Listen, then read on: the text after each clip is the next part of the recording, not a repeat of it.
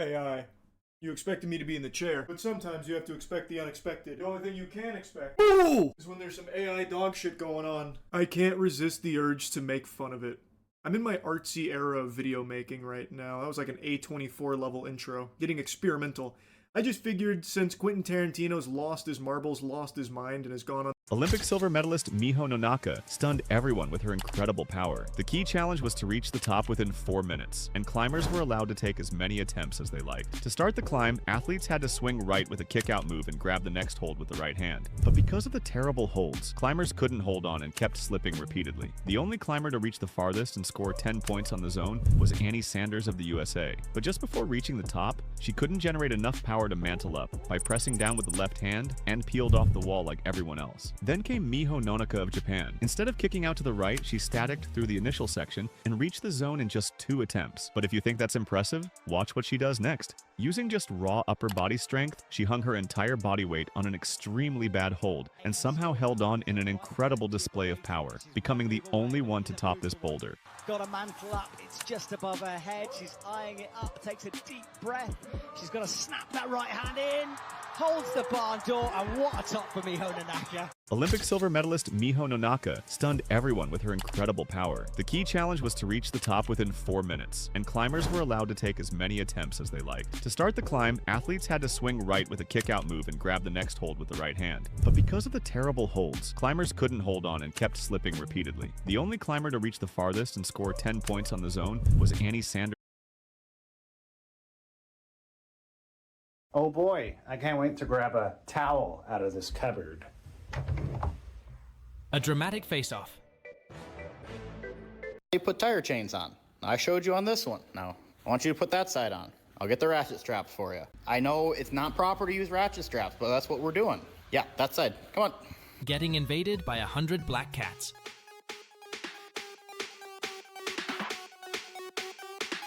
He tried his best. Milo, Milo, let go. Milo, Milo, Milo, let go. Milo, Milo. She recorded a meow 20 years ago.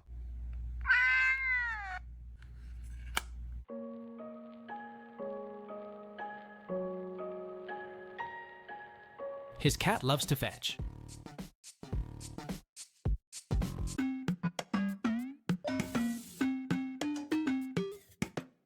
Oh boy, I can't wait to grab a towel out of this cupboard. A dramatic face-off. You put tire chains on. I showed you on this one. Now, I want you to put that side on. I'll get the ratchet straps for you. I know it's not proper to use ratchet straps, but that's what we're doing. Yeah, that side. Come on. Getting invaded by 100 black cats.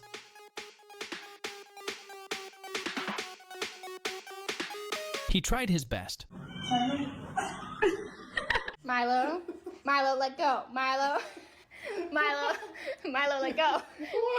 Milo, Milo. She recorded a meow 20 years. Why are restaurant French fries always better? Wow.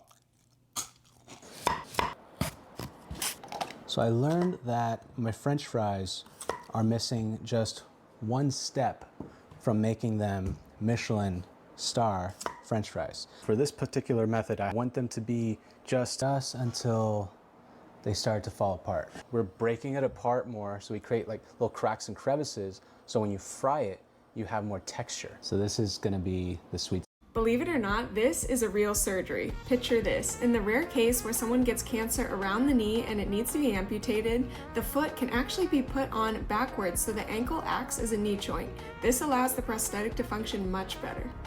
Believe it or not, this is a real surgery. Picture this. In the rare case where someone gets cancer around the knee and it needs to be amputated, the foot can actually be put on backwards so the ankle acts as a knee joint.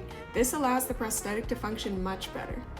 Believe it or not, this is a real surgery. Picture this. In the rare case where someone gets cancer around the knee and it needs to be amputated, the foot can actually be put on backwards so the ankle acts as a knee joint. This allows the prosthetic to function much better. Believe it or not, this is a real surgery. Picture this. In the rare case where someone gets cancer around the knee and it needs to be amputated, the foot can actually be put on backwards so the ankle acts as a knee joint. This allows the prosthetic to function much better. Believe it or not, this is a real surgery. Picture this. In the rare case where someone gets cancer around the knee and it needs to be amputated, the foot can actually be put on backwards so the ankle acts as a knee joint. This allows the prosthetic to function much better. Believe it or not, this is a real surgery. Picture this. In the rare case where someone gets cancer around the knee and it needs to be amputated, the foot can actually be put on backwards so the ankle acts as a knee joint. This allows the prosthetic to function much better. Believe it or not, this is a real surgery. Picture this. In the rare case where someone gets cancer around the knee and it needs to be amputated, the foot can actually be put on backwards so the ankle acts as a knee joint. This allows the prosthetic to function much better. Believe it or not, this is a real surgery. Picture this. In the rare case where someone gets cancer around the knee and it needs to be amputated, the foot can actually be put on backwards so the ankle acts as a knee joint. This allows the prosthetic to function much better. Believe it or not, this is a real surgery. Picture this. In the rare case where someone gets cancer around the knee and it needs to be amputated. How many free refills can you actually get at a restaurant? So I went to Buffalo Wild Wings with the goal of ordering as many drinks as possible.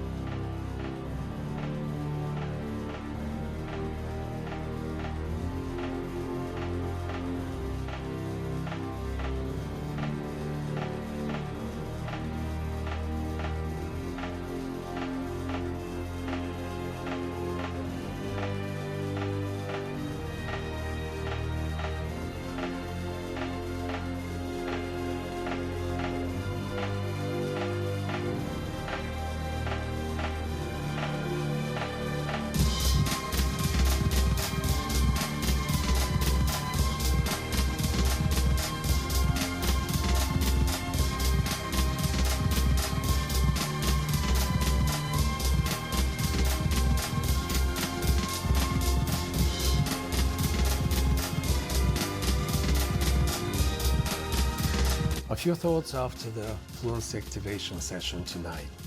It was really interesting, and one of the things that most of my students see and experience is the real contact with.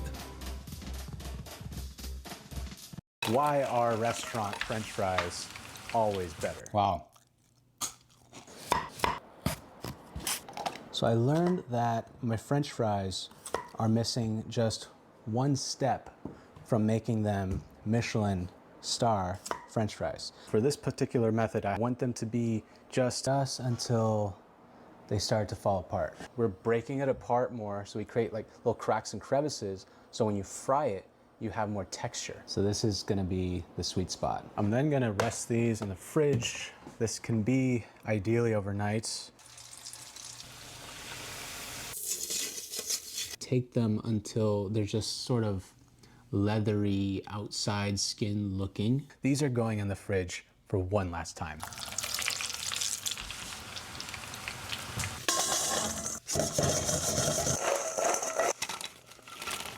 Why are restaurant French fries always better? Wow.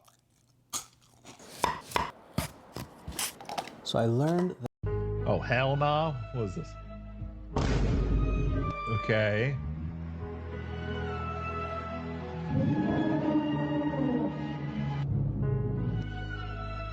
Oh no. He's like, oh, whoa. Oh, hell no. What is this? Okay.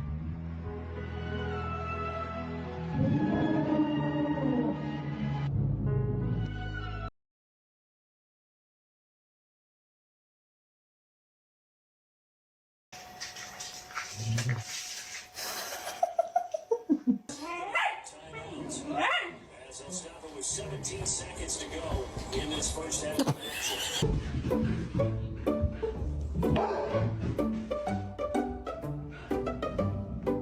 Sit. Sit.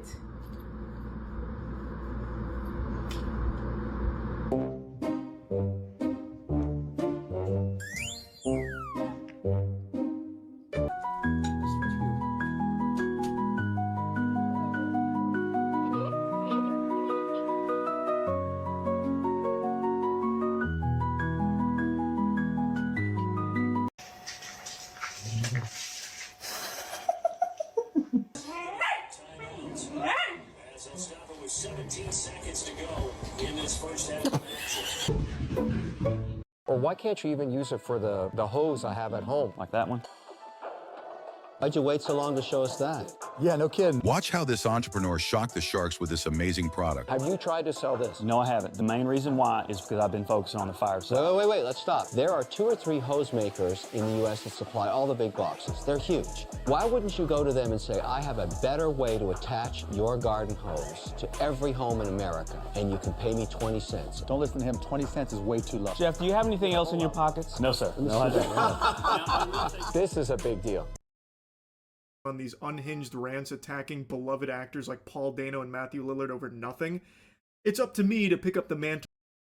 This is the worst video idea I've ever had. I've decided to become a woman. What did you do to me? What the fuck? Why are you laughing? What? Oh my god! Let's check my Tinder.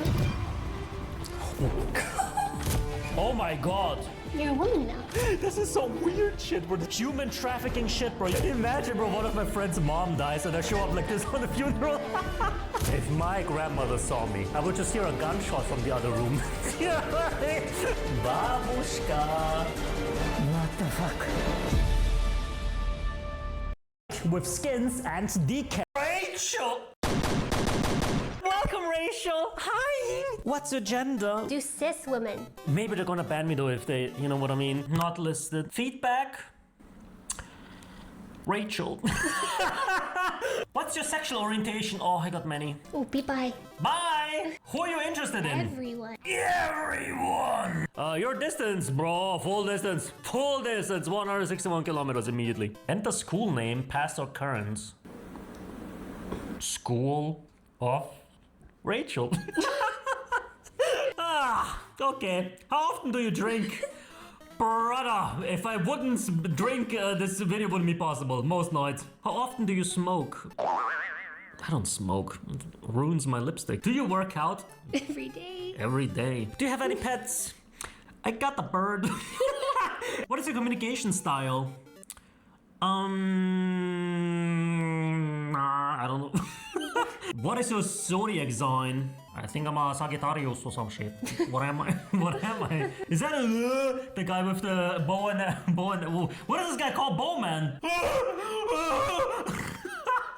You know what the worst part is? Sometimes my screen goes black and you just see my reflection and it's just so sad. What?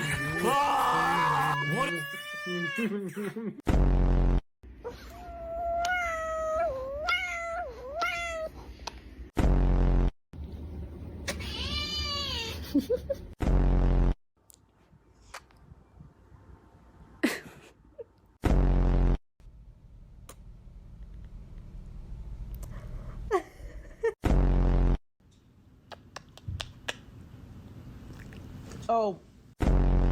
It's not that serious.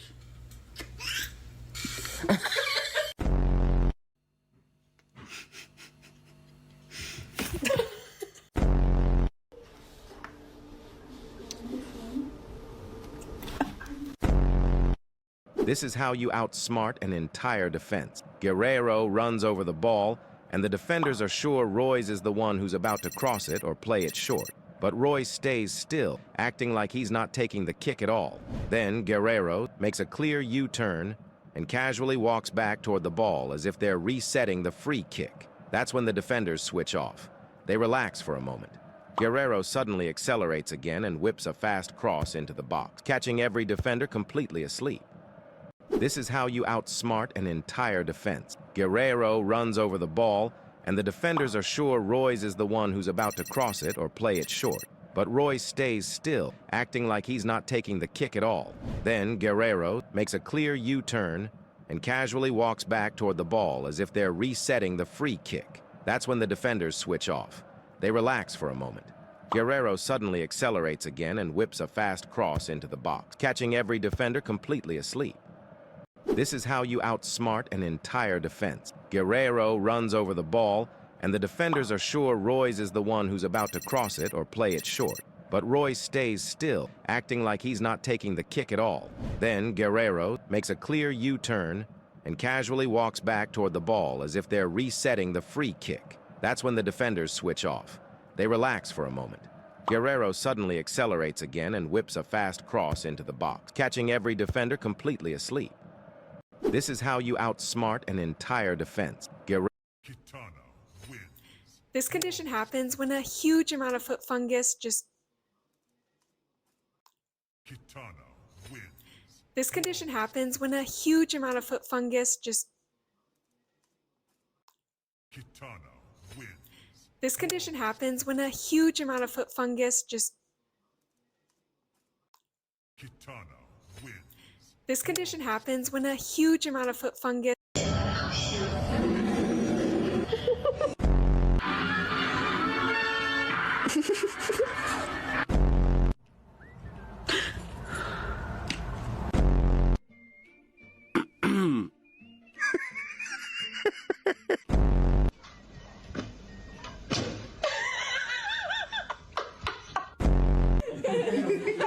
Go, let it go.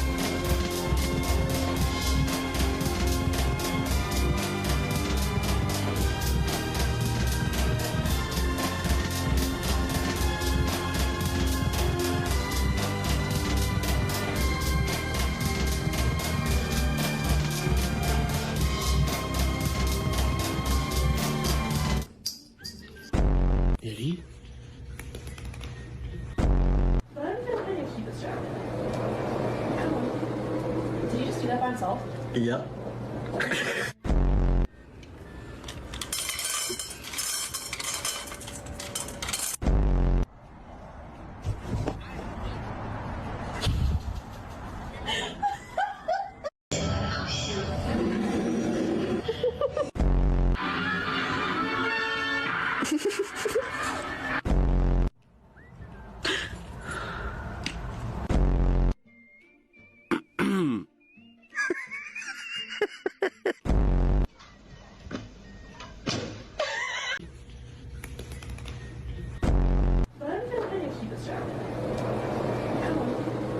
Did you just do that by himself?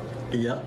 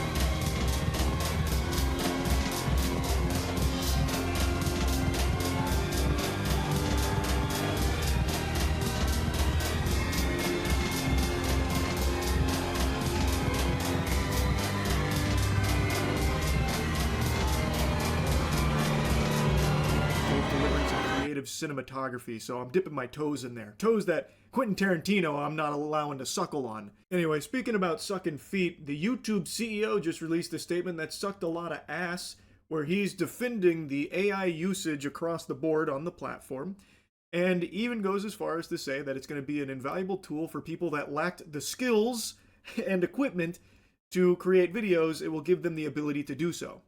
Basically, go to YouTube Shorts and look at all of the incredible stuff that the skillless have been able to do with AI.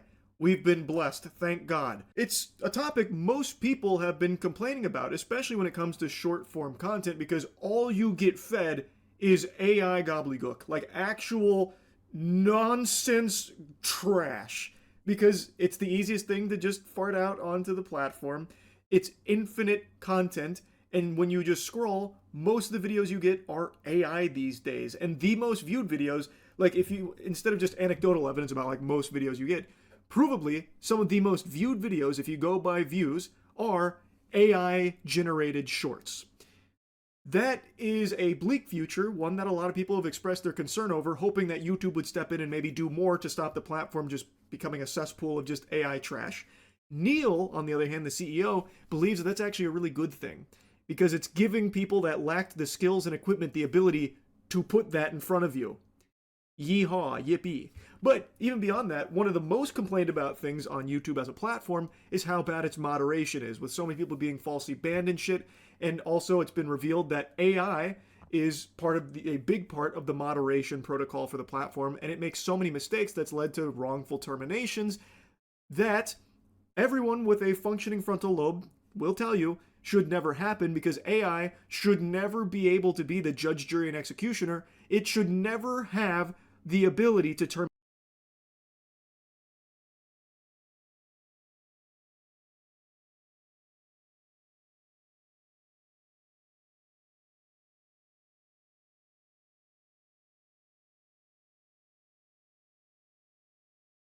terminate a channel.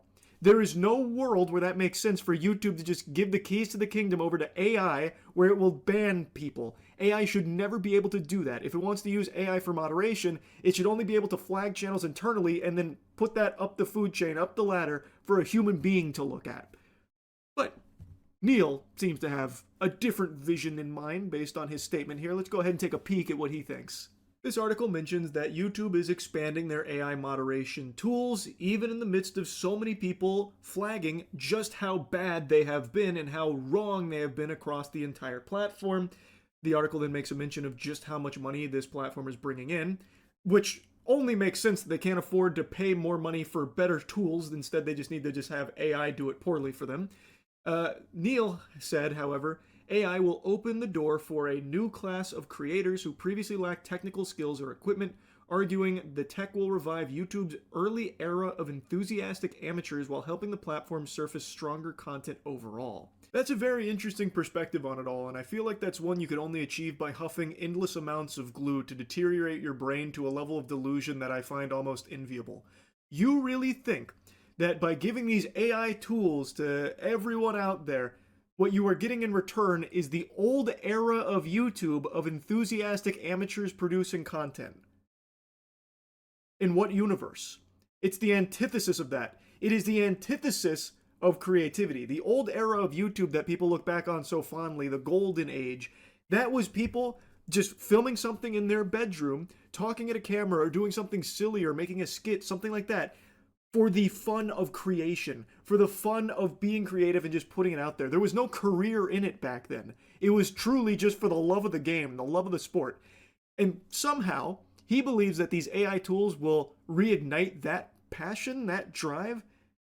Based on what data? What we have is endless amounts of data to suggest the opposite, where when you have these tools and make it so easily accessible for people to just squeak out 30 seconds worth of AI drivel on shorts and do that 40 times a day, that's what you will get.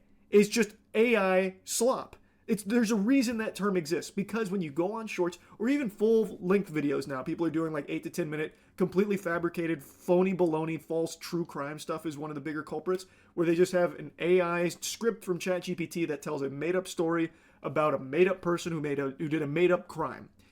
When you have that content, what there, Neil, is reminiscent of the old era of YouTube with enthusiastic amateurs creating shit. We haven't seen anything positive on YouTube as a result of these AI tools Neil speaks so highly of. They're a fucking scourge right now. Half the time, you don't even know if what you're watching is real or fake because there is so much of this content on there.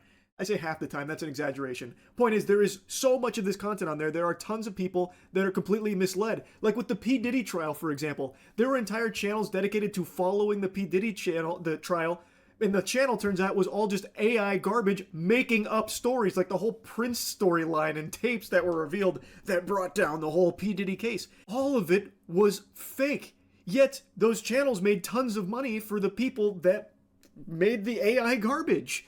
And tons of people took it as the truth. A lot of people believed it. It became a big story that needed to be, like, formally debunked.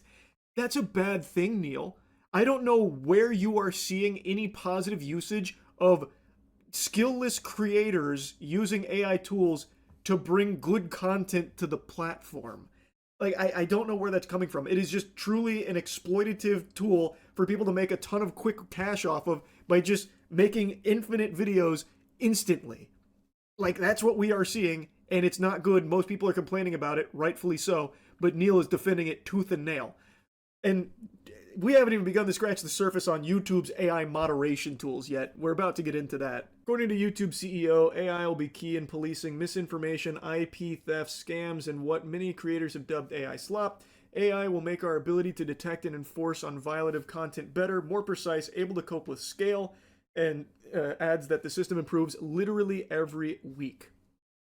Is that so, Neil? It improves every week? Because I just read a story today about a channel that got terminated because another channel re-uploaded their video, and YouTube's AI moderation tools took down the original creator's channel, thinking that he had re-uploaded that other channel's video, even though he was the creator of it, and you let the re-uploader walk away. You punish the real person, not the imposter. The AI tools are getting better every week, huh? There is stories daily about the fuck-ups from AI moderation tools.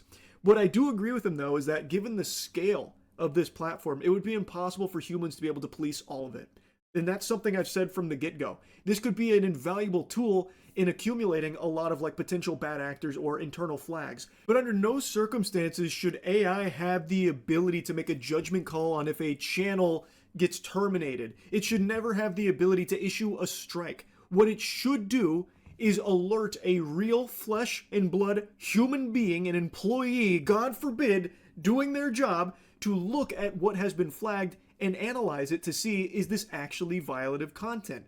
Because right now we have so many examples of AI. Our favorite inter. New strat. New. Den måste. The indie of the lowest base armor in the game. This map is so big. I could be wrong. How can you not click on that thing? Low key, their new setup, their little boot camp before the LEC is looking clean, by the way. I'm face checking. Fuck it. Only cowards fear death. I don't mind Sion mid.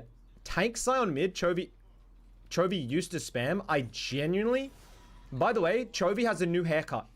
And I know I said I would never support Chovy again after choking. I got a Queen support in my team. For 5 years in a row, but this new haircut...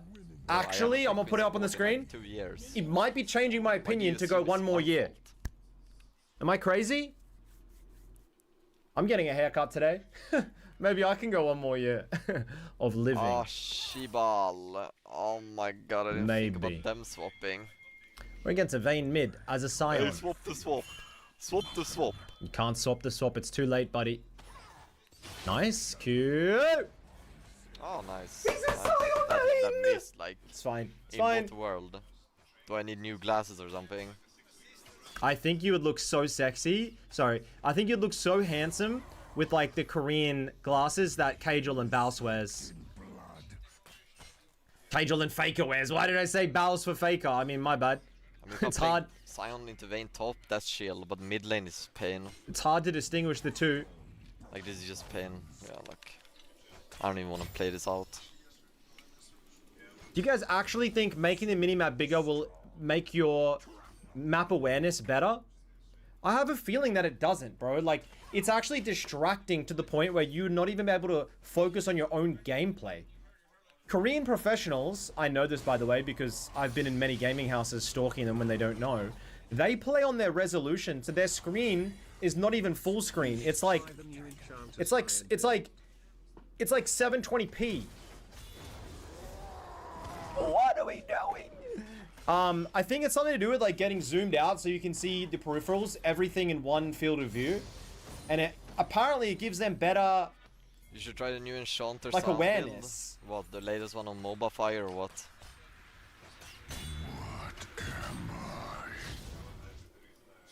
Bounce Wednesdays, by the way. Congratulations.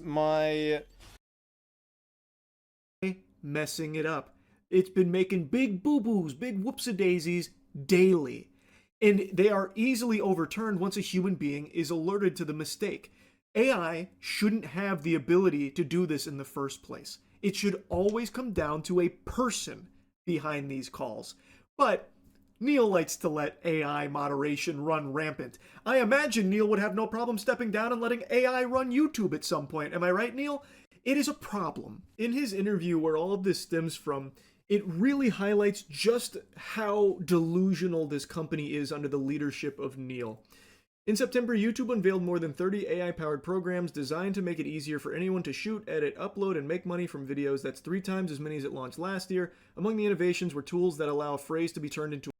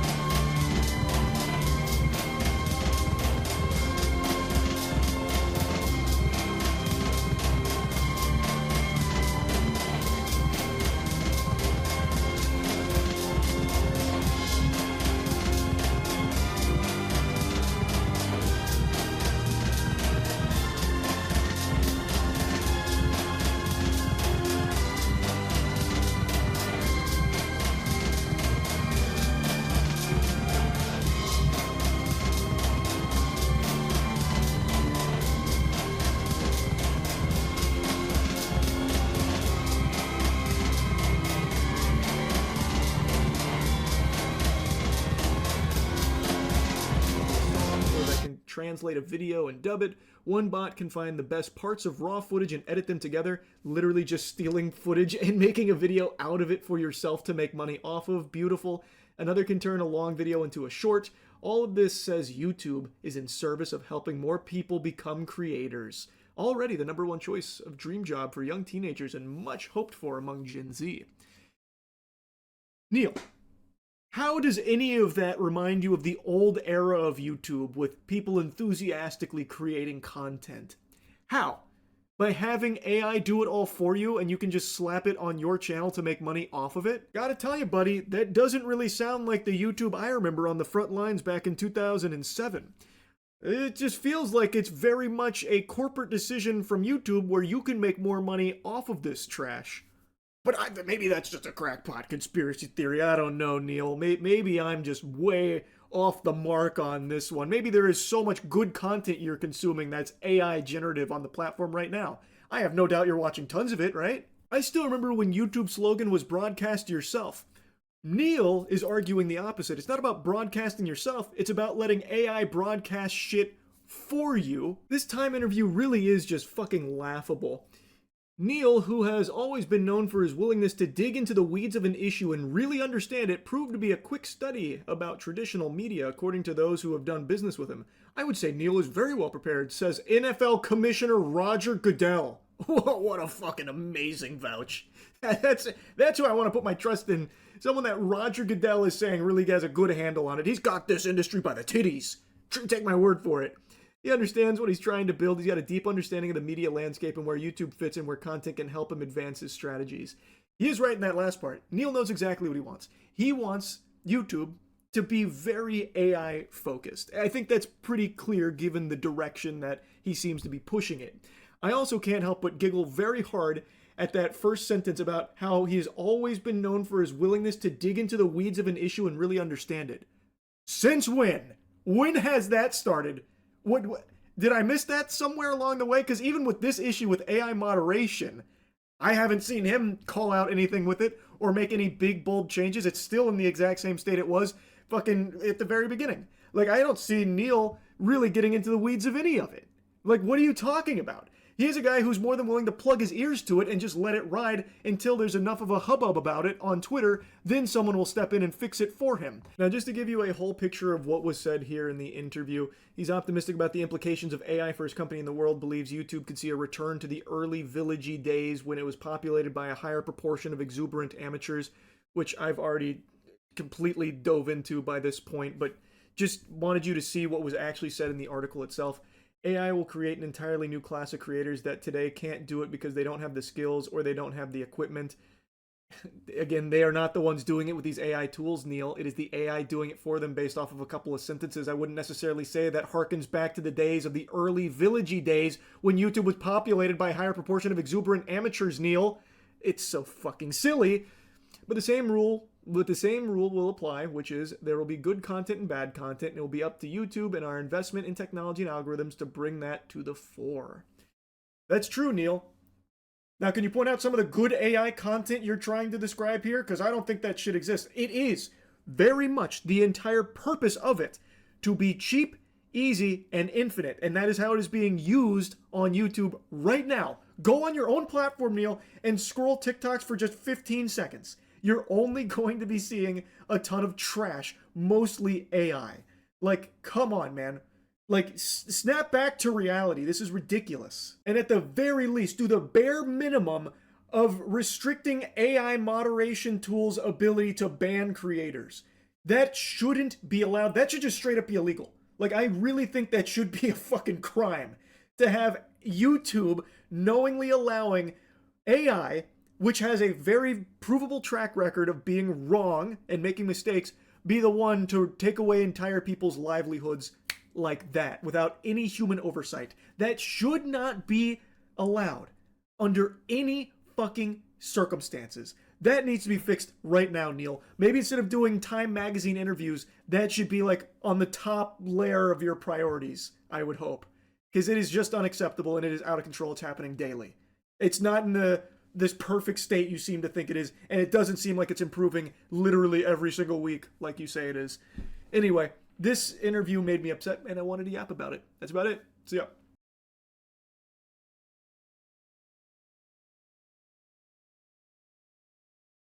Remember Master Oogway? His life is ruined now. Let's lock in, bro.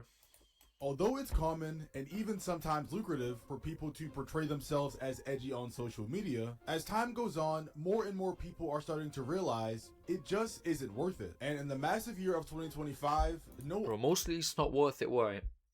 Because of the sponsors. Most YouTubers make their money off of sponsors. Most content creators make their money off of sponsors. Like, for example, a company comes up to you and pays you a certain amount of money to support their brand or have it in the video or have it, like, placed somewhere during the... You get what I'm saying?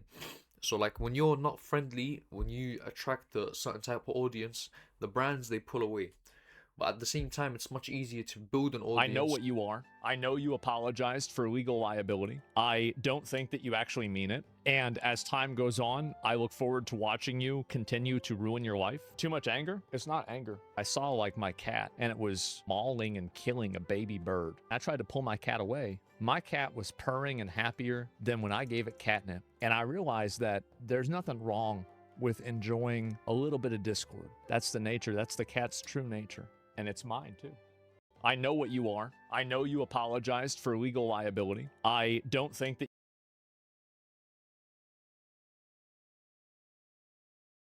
Twitch streamer arrested after forgetting to feed her son for a week. Jesus. Good God. She's been a just... These were the exact reactions of officers who just encountered one of the most horrific scenes of their lives. A 2-year-old boy was found lifeless in his crib, a scene that still sits heavy on everyone who saw it. Nothing's gonna bring him back. It was already hard enough to want to live. They were my only motivation to get us out of here. What a crazy bitch!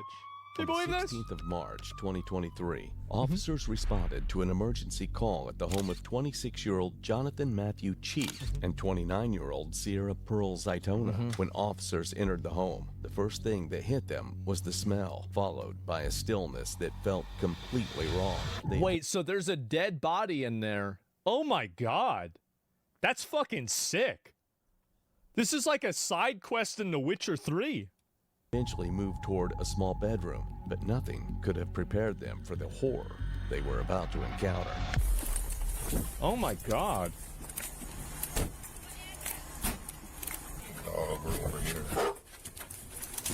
Fire department, get down. Oh. Hey, come on. Sierra. Let's go. Bring the baby out here. Back up. Bring it out here. Bring it out here. Bring it out here. Let's go. Let's go. Come on. Yeah, it's always a great sign. It's the moment that you go in the house, she's already screeching, crying, and yelling. It's like, you know, all right, this is gonna be fucked. They're living with the dead baby corpse. That's right. The Twitch streamers, of course. Go. Get down here. Hey. Naturally.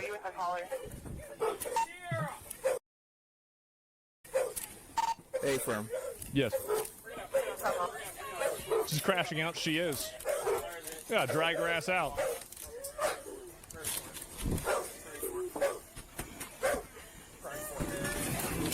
Jesus. They're getting her out? Oh, that's one guy right there. Did my audio go out? Oh, never mind. Okay, we're good. I didn't know if it was my computer. She's been a just... So they're already pissed.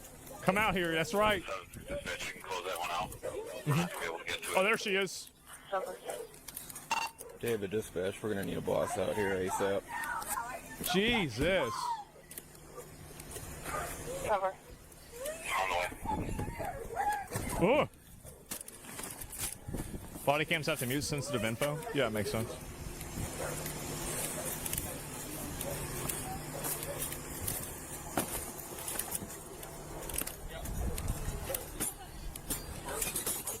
Jesus.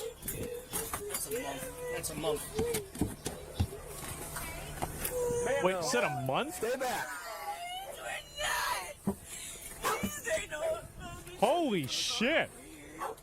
They know we're not okay. It's a crackhead cat girl. The baby's... Wait, bro, look at the highlight. Baby's been dead for a month. Oh my god.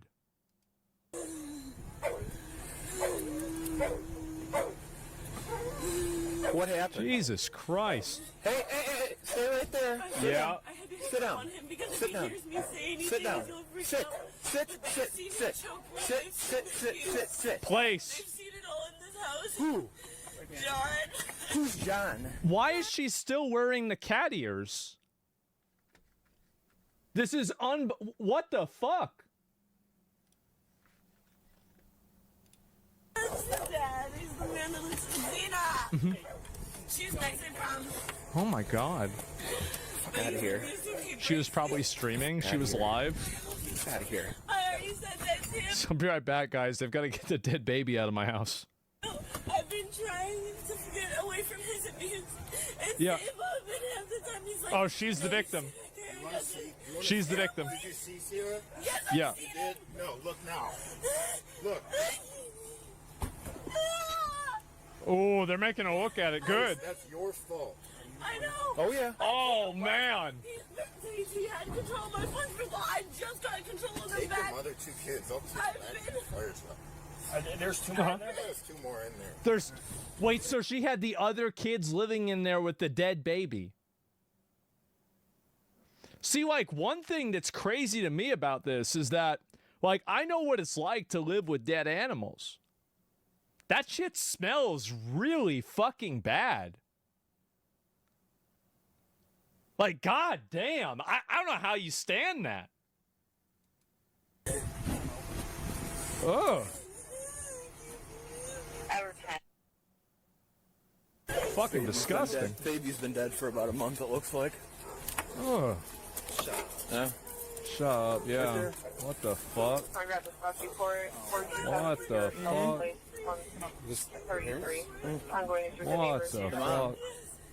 Go down there right now.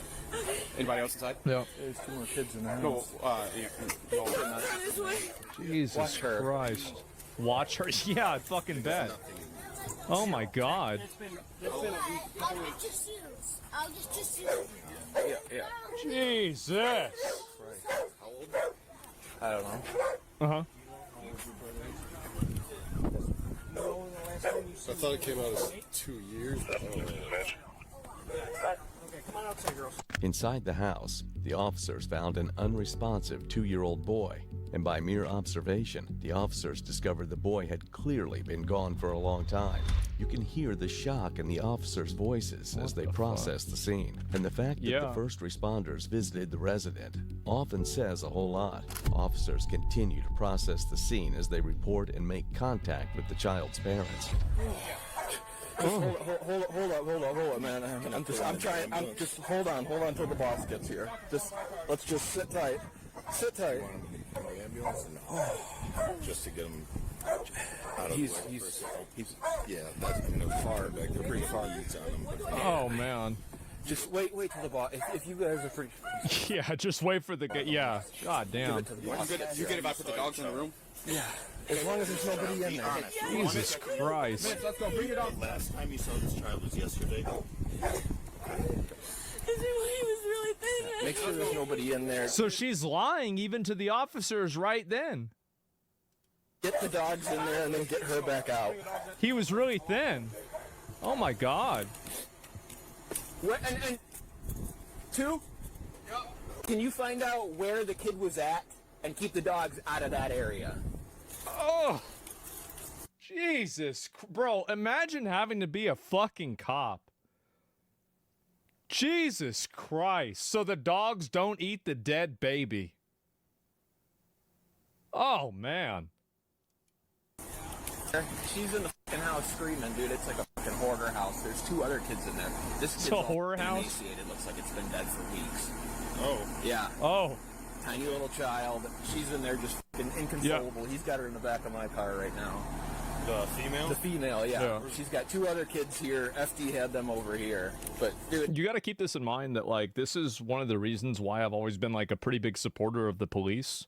Is that, yeah, I mean, obviously there's bad police officers and things like that happen. But, like, if you've got a deal, like, I mean, they're basically used as a Swiss Army knife for every single problem. You know, so whether it's, like, child abuse, a robber, or a drug dealer, these guys have to go in and deal with it. Like, they see the worst of the worst. Like, this is nuts, man. This is crazy. This is the way most police officers are. Like, I feel like I've talked to some police officers. All of them have had like really bad stories like this. It's crazy. That's why I find it to be especially disgusting whenever you have like all this negativity and hostility leveraged at police officers, like it's some kind of supremacy or something like that. No, this is what a lot of them have to deal with on a regular basis. it's terrible. Chang went back with her to take the 2 dogs that are running loose out here back in. There's nobody else in the house. She's out here. We got nobody there. The kids, FD had them somewhere over here. The 2 kids. Are they transported? The kids still on the porch here. Yeah, at least there's 2 left, right? This kid has been gone at least a week. Okay. God damn. So I told them they wanted to move it. You know, we brought the other kids out. They wanted to move it. I told them leave everything as it is. All right. So Jesus Christ. They brought the kid out from one of these back bedrooms here. I'm going to assume the one. So she actually, I mean, because look at her. She's all dressed up. So she could have been live at this very moment whenever the police showed up. Oh, my God. Could have been it. They brought her out. And with the cat ears? Yeah. How in the world would you keep a deceased child in the house with other children for a week? You're just mentally ill. You're fucking psycho. Like, it's pretty fucking simple, honestly. Like, they're just... Once you take away people like this as humanity and you think about what would an animal do, a lot of these things make sense.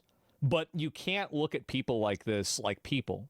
You can't apply a normal human being's rational decision-making skills to a person like this. You'll be totally fucking confused, and you'll always get it wrong. What level of disregard to human life is this? It's quite saddening. Yes. The officer proceeded to the parents, and they had different things to say as to the last time they saw the child. No, I think that really a person like this that does it, like... this person is not really, like, all there in the head. Like, I'm sorry to say, but, like, if you have a dead, decomposing baby in your house with your 2 other kids, you're fucking nuts. You're nuts. There's something wrong with your brain. And so, really, I'm just saying, right? I mean, people say, oh, you're dehumanizing people like this. Absolutely, I am. 100%. Yeah. What do you think? We've been feeding him since, and then I went back to work, and I said, we're leaving here. And I've been grinding and grinding. I finally got us a car, which he's controlling it. He's using it right now. Uh-huh. Where's the child? Where's the dad? Where's Dad at? He's avoiding coming back, and I think he What's his name? He knew? I think he knew this morning when he left that Zayden was gone. And What? When's the last time that you knew of that Zayden was alive? Yesterday. Yesterday when? She lying, this lying ass fucking site. Oh my God. How do you know? Before I went to stream, Yeah. I made sure he was eating a pot. Jesus. Bad, but my God. Yeah. Sometimes you feel bad, but Not damn. anymore. Not anymore, guys. Yeah, true. Not anymore. I gotta assume this is gonna be the end of this one. Hopefully. Either lying or totally disconnected from reality. Probably both. Right now is this mommy. Mm-hmm. What's his name? Jonathan G. Mm-hmm. Sit with her. I'm gonna Yeah. do some stuff here.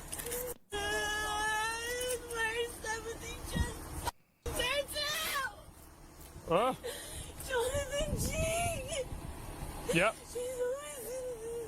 Can I just grab the phone where it has the proof, please? We'll grab it for in a little bit, okay? He's gonna Okay, it's not like we don't believe you, okay? You just gotta give us some time, okay? Yeah. Nothing's gonna bring him back. No shit. It's already hard enough to want to live but they were my only motivation to get us out of here. And now What do you my mean? baby's What do you mean? What do you mean? There's nothing that's gonna bring him back? What do you mean by that? my baby. I tried. Jesus. Now it's breathing. He's one of those black. Is it a cyberpunk character? Yeah. Why is it like that? Why is it?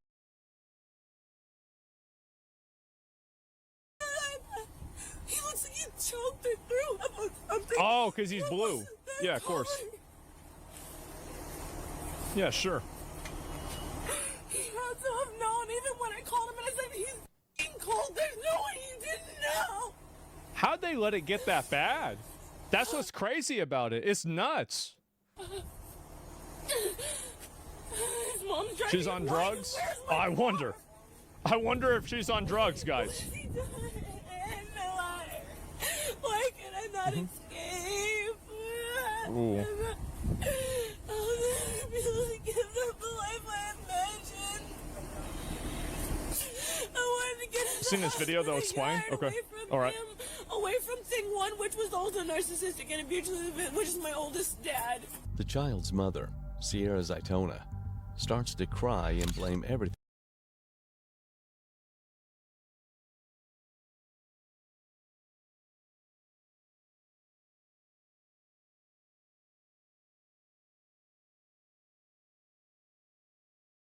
on Jonathan. Her emotion is loud, but her explanations don't line up. But So it's probably not all Jonathan. Okay. Here comes Jonathan, the father of the child, who is lacking in both emotions and explanation. Hey, hold on. Who are you? Oh, jeez. Okay, the father? Okay. Okay, do you live here too? Yes, I do. Okay. I wouldn't say You have your that. ID on you? Yeah, I'd be like, bro, I live somewhere else. Did she call you or something? Yeah. What? When's the last?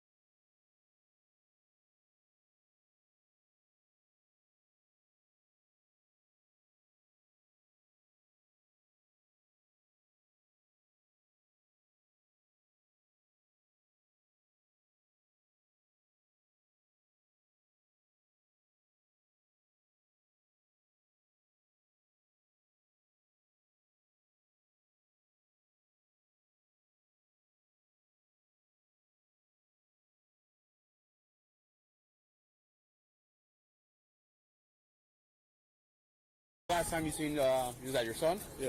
When's the last time you seen him? This morning? Okay. How was he this morning? So they're both lying. Fine? Okay. What time did you see him this morning, roughly? About 12 a.m.? p.m.? p.m.?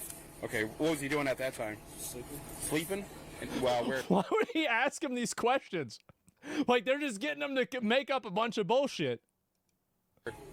What room specifically was he sleeping in?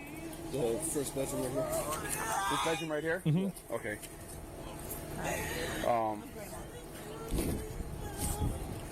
Did you pick up the baby at all, or what? What was your interactions with the baby? I rubbed his back. He moved a little. Got readjusted. Nothing out of the ordinary for you, though. Okay.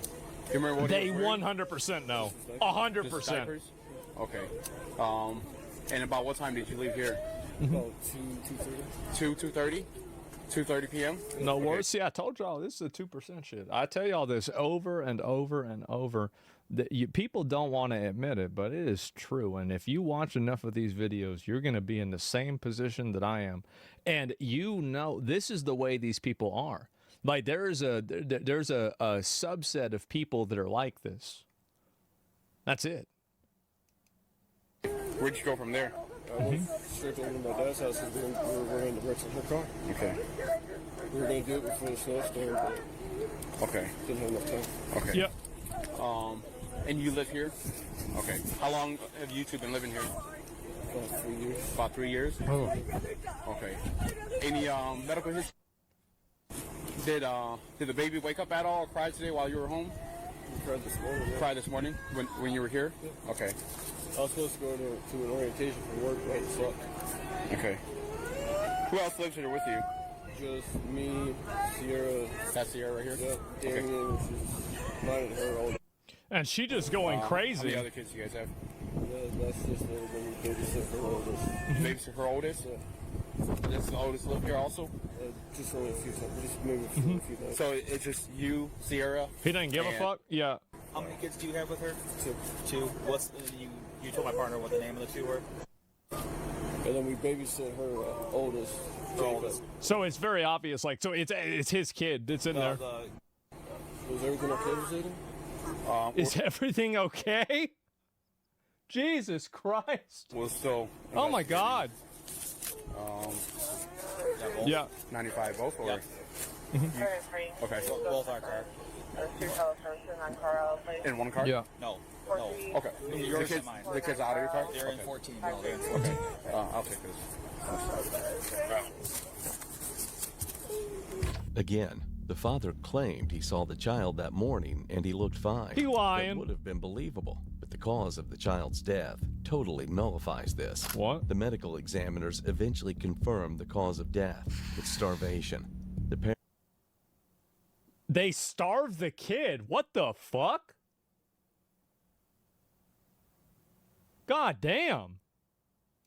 parents starved their own child to death. Prosecutors said it was one of the worst cases of neglect they'd ever seen. And back to the question, how can a starved child look just fine in the morning, only to die just a few hours later? Maybe they were lying. Apparently, there is more to their story. Yeah, probably and eventually, the inevitable came. Can I just have you put your hands behind your back, okay? Here we go. Interlace your fingers. Yep. Anything in your pockets that you know about? Nothing that's gonna cut us, poke us? Yeah. Okay. No drugs You're or anything done. in your pockets? He said no? Okay. I got it.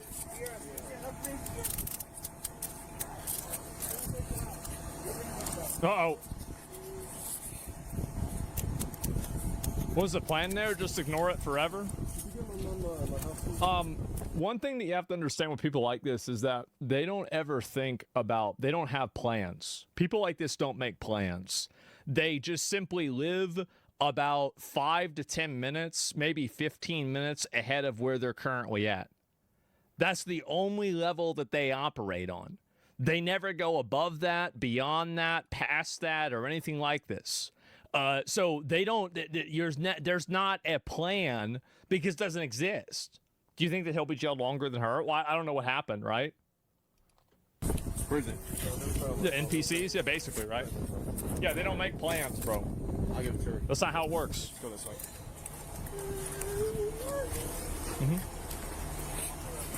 Yep. She was sentenced to 24 to 50 years in prison. Sounds about right. Yep. There you go. Getting your chest against the car. Got him. What's wrong with me now? I should have killed you a long time. Real quick. Oh, God. Right. Okay, so now it begins to make sense. Of course.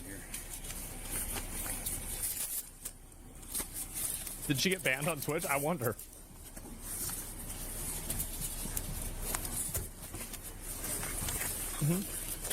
You're done? Yeah. Have a seat.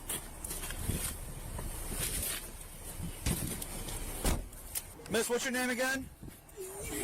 Zero. Jesus. Jesus. Turn and face your house. Put your hands behind your back. Gotta catch them all. Does she still have the cat ears on? Yeah, she does. I'm pretty sure. Of course. Yep. Naturally. It's a 2-week ban. Mine, Chang. At least. Maybe a month.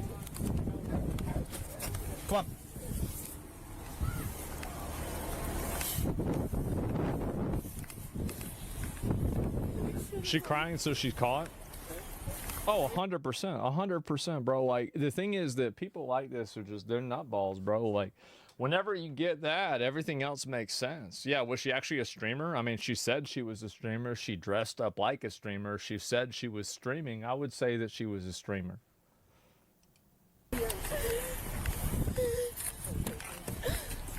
It's wrong to admit now. I should have killed you a long time ago when you first beat me. We're done. We're done. We're done. Shut the fuck up. Yep. My son, I wish Okay. he was the one dead. You got a bra on, I see? Okay, I'm gonna search my body cameras now, okay? He was dead. He deserves to be dead. Deserves to be dead? What the fuck? Still trying to blame the man? Of course. Have a seat.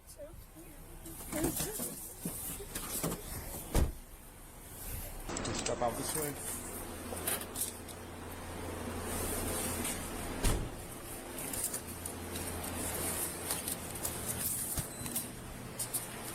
Uh-oh. Uh-oh, now they gotta talk to him. Here we go. Stand right here. That's what she said, yeah. Both are at fault? Yeah, I mean, 100%. You think they didn't know? Like, you think he didn't know there's a dead baby in the house? What do you mean? Of course. Okay. Okay.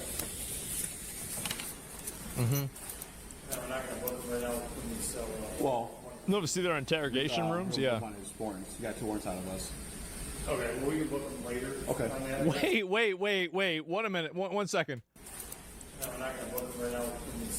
Well, we're gonna book one as warrants. You got 2 warrants out of us. He's got 2 warrants already. See, this is what I'm telling you guys.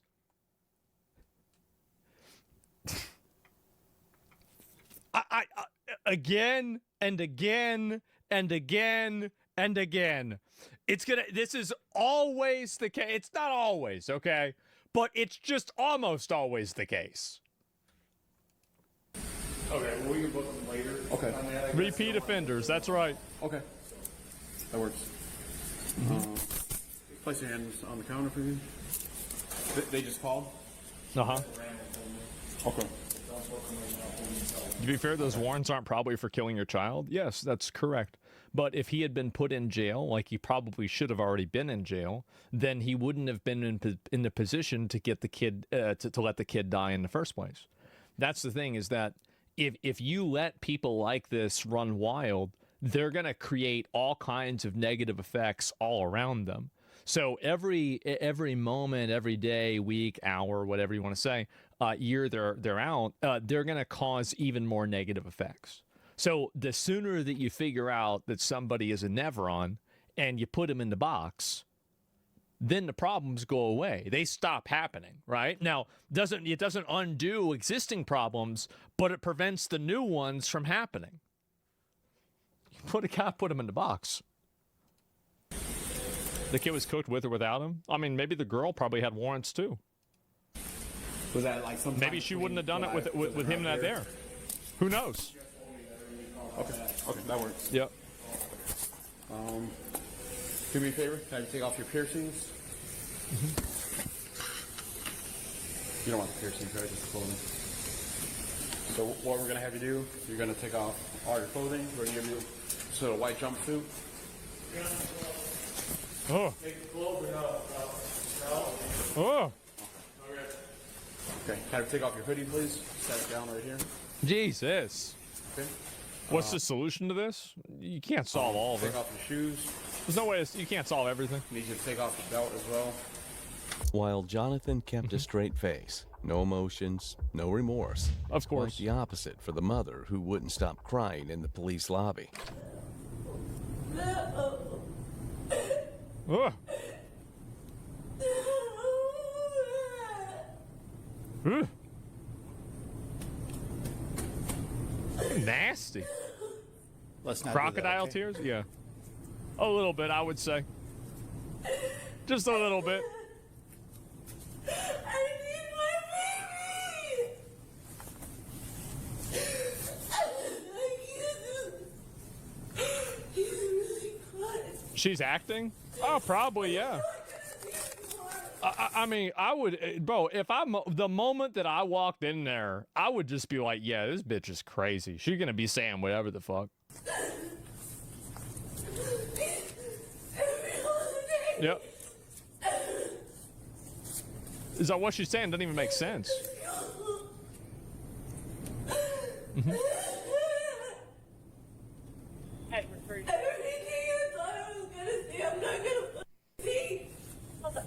I bet not. Is she crying because she knows she's going to prison? That's a fact. Yep.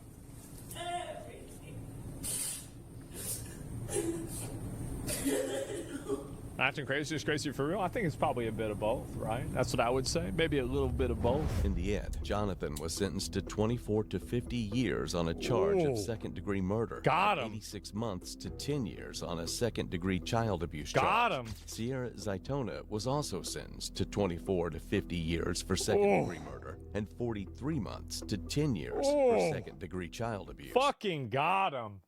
That's what you get. How was life? Yeah, so I'm gonna be real, like, this kind of crazy shit that happens, all this, like, I'm really not that surprised. Like, people, the thing is, you can be shocked by this, but you really shouldn't be. The people and the people that act like this and are like this is just always the way it is. This is always the way these people are. They're fucking animals, bro. They are animals. And it's crazy to see, like, so, like, can you imagine that? Somebody's going and streaming. They're streaming. And they're like, yeah, guys, give me a minute. I've got to go get arrested by the police for having a dead baby in my house. Like, holy fuck. Yeah, it's nuts. Justice served? Absolutely. Police officers now have to deal with the death of that child. Yeah, they got to, like, get the body out of there. Holy fuck. It's just kill their ass. I mean, I think you can put people like this on, like, mandatory work, right? That'd be it. Do you think that's long enough? Because they said the guys deciding about the mugshot should be jailed forever. I mean, I don't really. The thing is that, like, I mean, you maybe let somebody out after like 50 years, right? I mean, at that point, does it really fucking matter? So, yeah, I don't think it's really a big deal. They said one or two of the kids died. Only one kid died. There's only one kid that died. And, yeah, we need to cause them.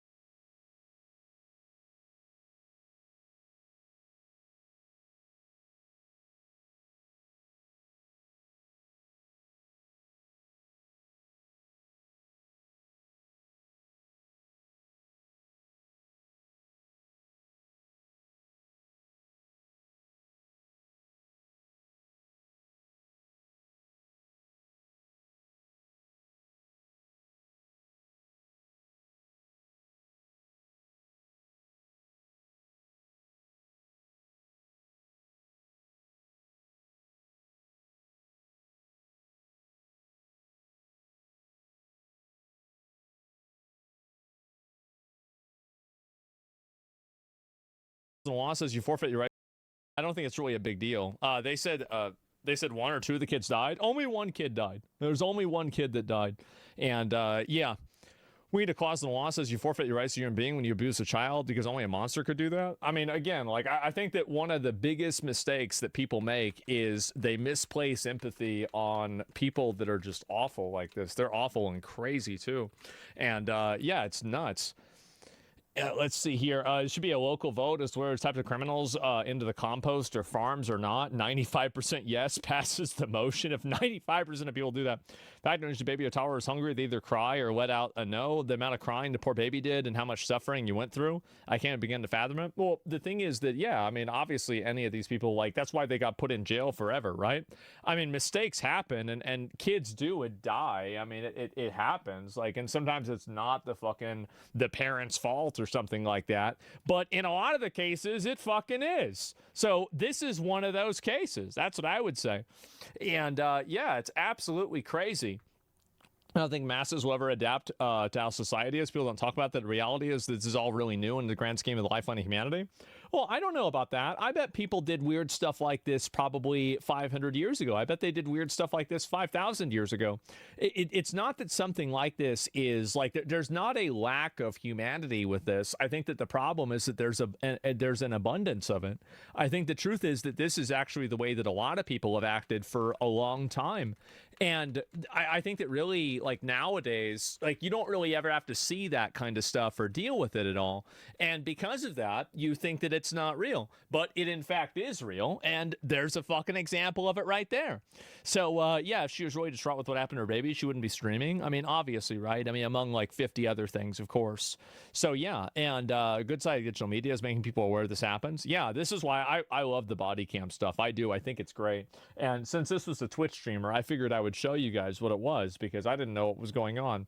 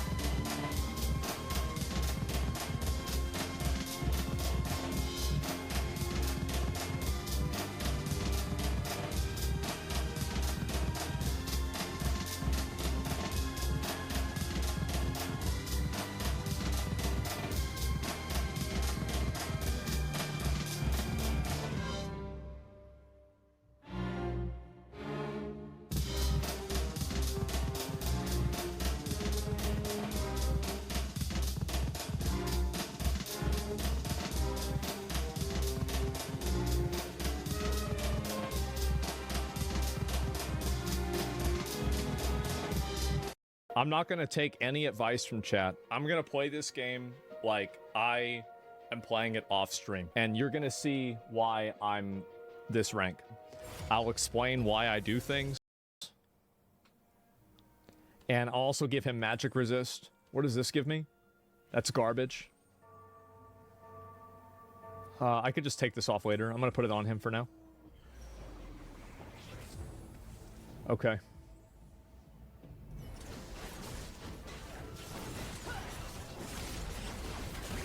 Oh, he's getting mega dicked. Oh my god.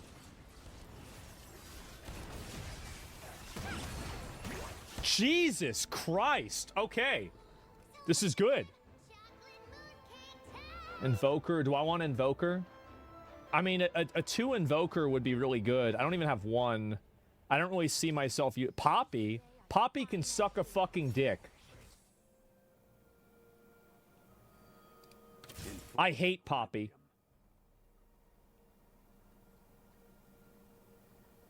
I hope the hero likes me. I'm just gonna vendor. I don't want her. I don't want her.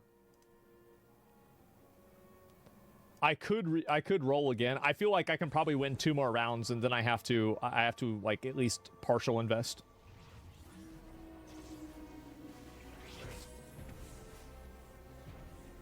Ooh.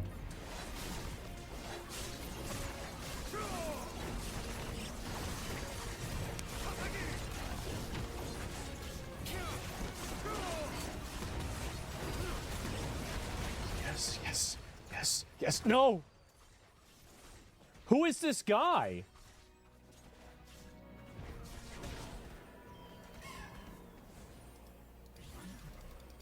Fuck!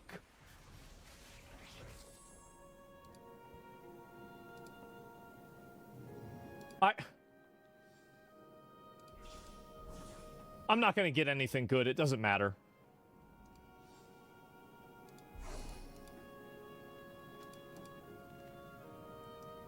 I'm gonna get the purple guy if I can.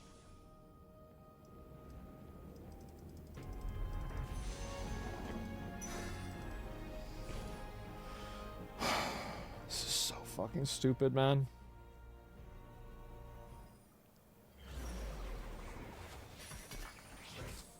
Okay, this is gonna help me. That'll help me. I don't know if I want to combine those. I don't think I do. I'm gonna I don't know really what else I should do here.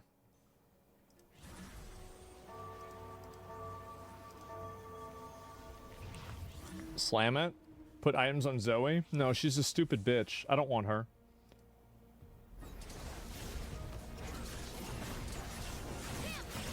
Okay, I've only lost like 2 rounds, right? And the first one didn't even really matter, so like we should be fine.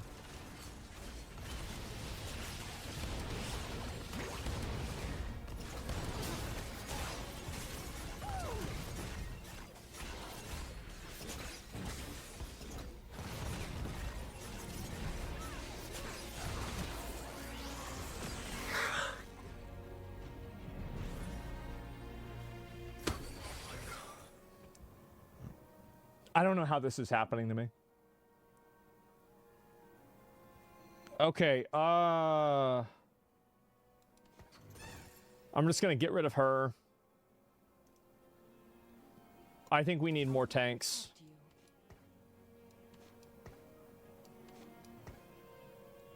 I don't know if this is the right decision or not. I really don't. I don't know what the fuck I'm doing. Hopefully I don't lose again. Okay, this guy's only level 5, so like I've got more guys than he does.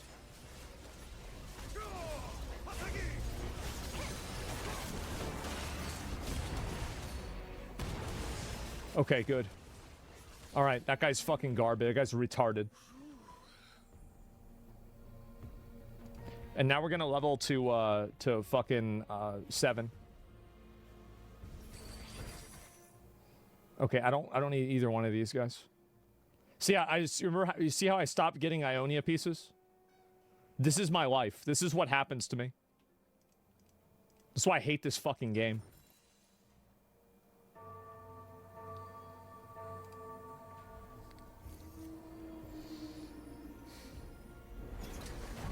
I don't even know what to do now. Look at that fat piece of shit that they gave me. I don't need him. Get the fuck off my screen.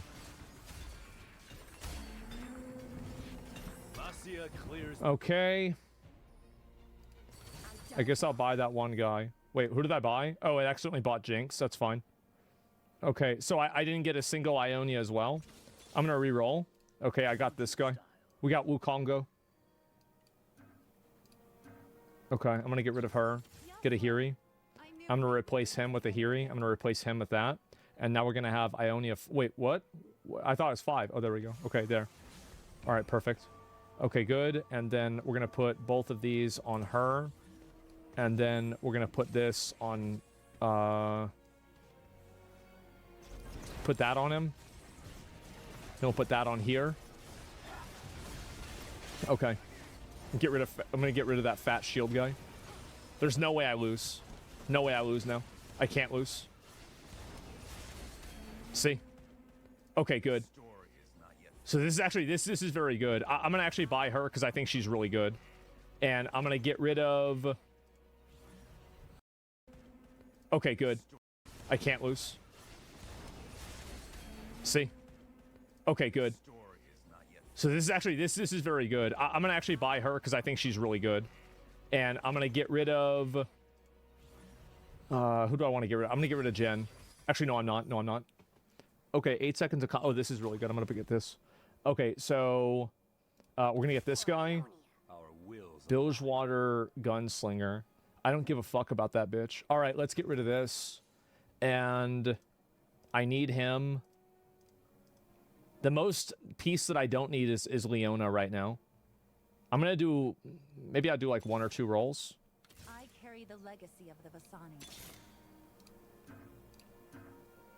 Oh, wait. Who do I need to get rid of? I'm just gonna get rid of him. Just looking for a road home. Fuck! Okay, I've got to sell them. Okay, who else am I gonna get rid of?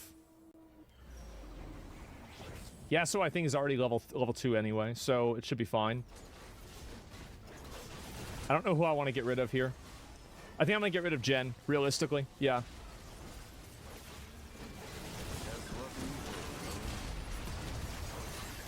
I think I'll still win.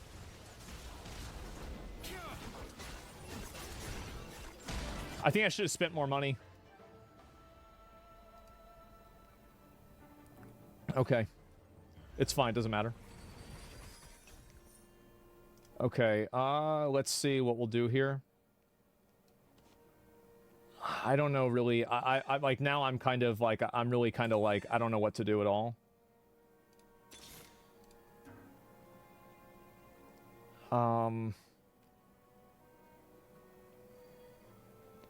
I guess we could get rid of her.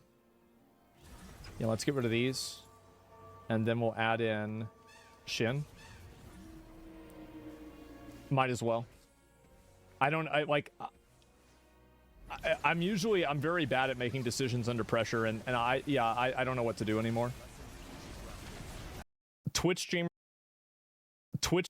streamer arrest. I guess we could get rid of her.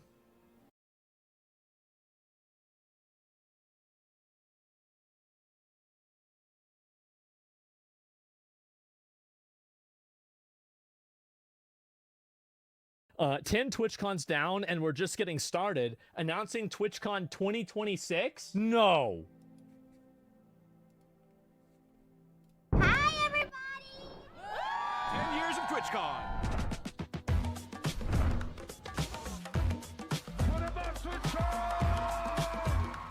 TwitchCon San Diego 2025. What you know about it, bro? TwitchCon 2025. Man. You're at TwitchCon. That's crazy. At TwitchCon, we got panels. We got gaming. You can buy merch from your favorite. So should we do a Polymarket bet right now on whether, like, what's gonna happen at TwitchCon? We could do, like, you know, like a different listing. Like, if somebody gets shot, is somebody gonna get assaulted? Is something big gonna get stolen? Is a VTuber gonna get doxxed again? Yeah, like, I mean, I wonder. Artist? I love Artist Alley! Broken bones? Yeah. Is somebody gonna be disabled? Uh-huh. Jesus. This one is meeting everyone in the crowd, all the fans. Man. Your Twitch rivals this year was crazy. Man.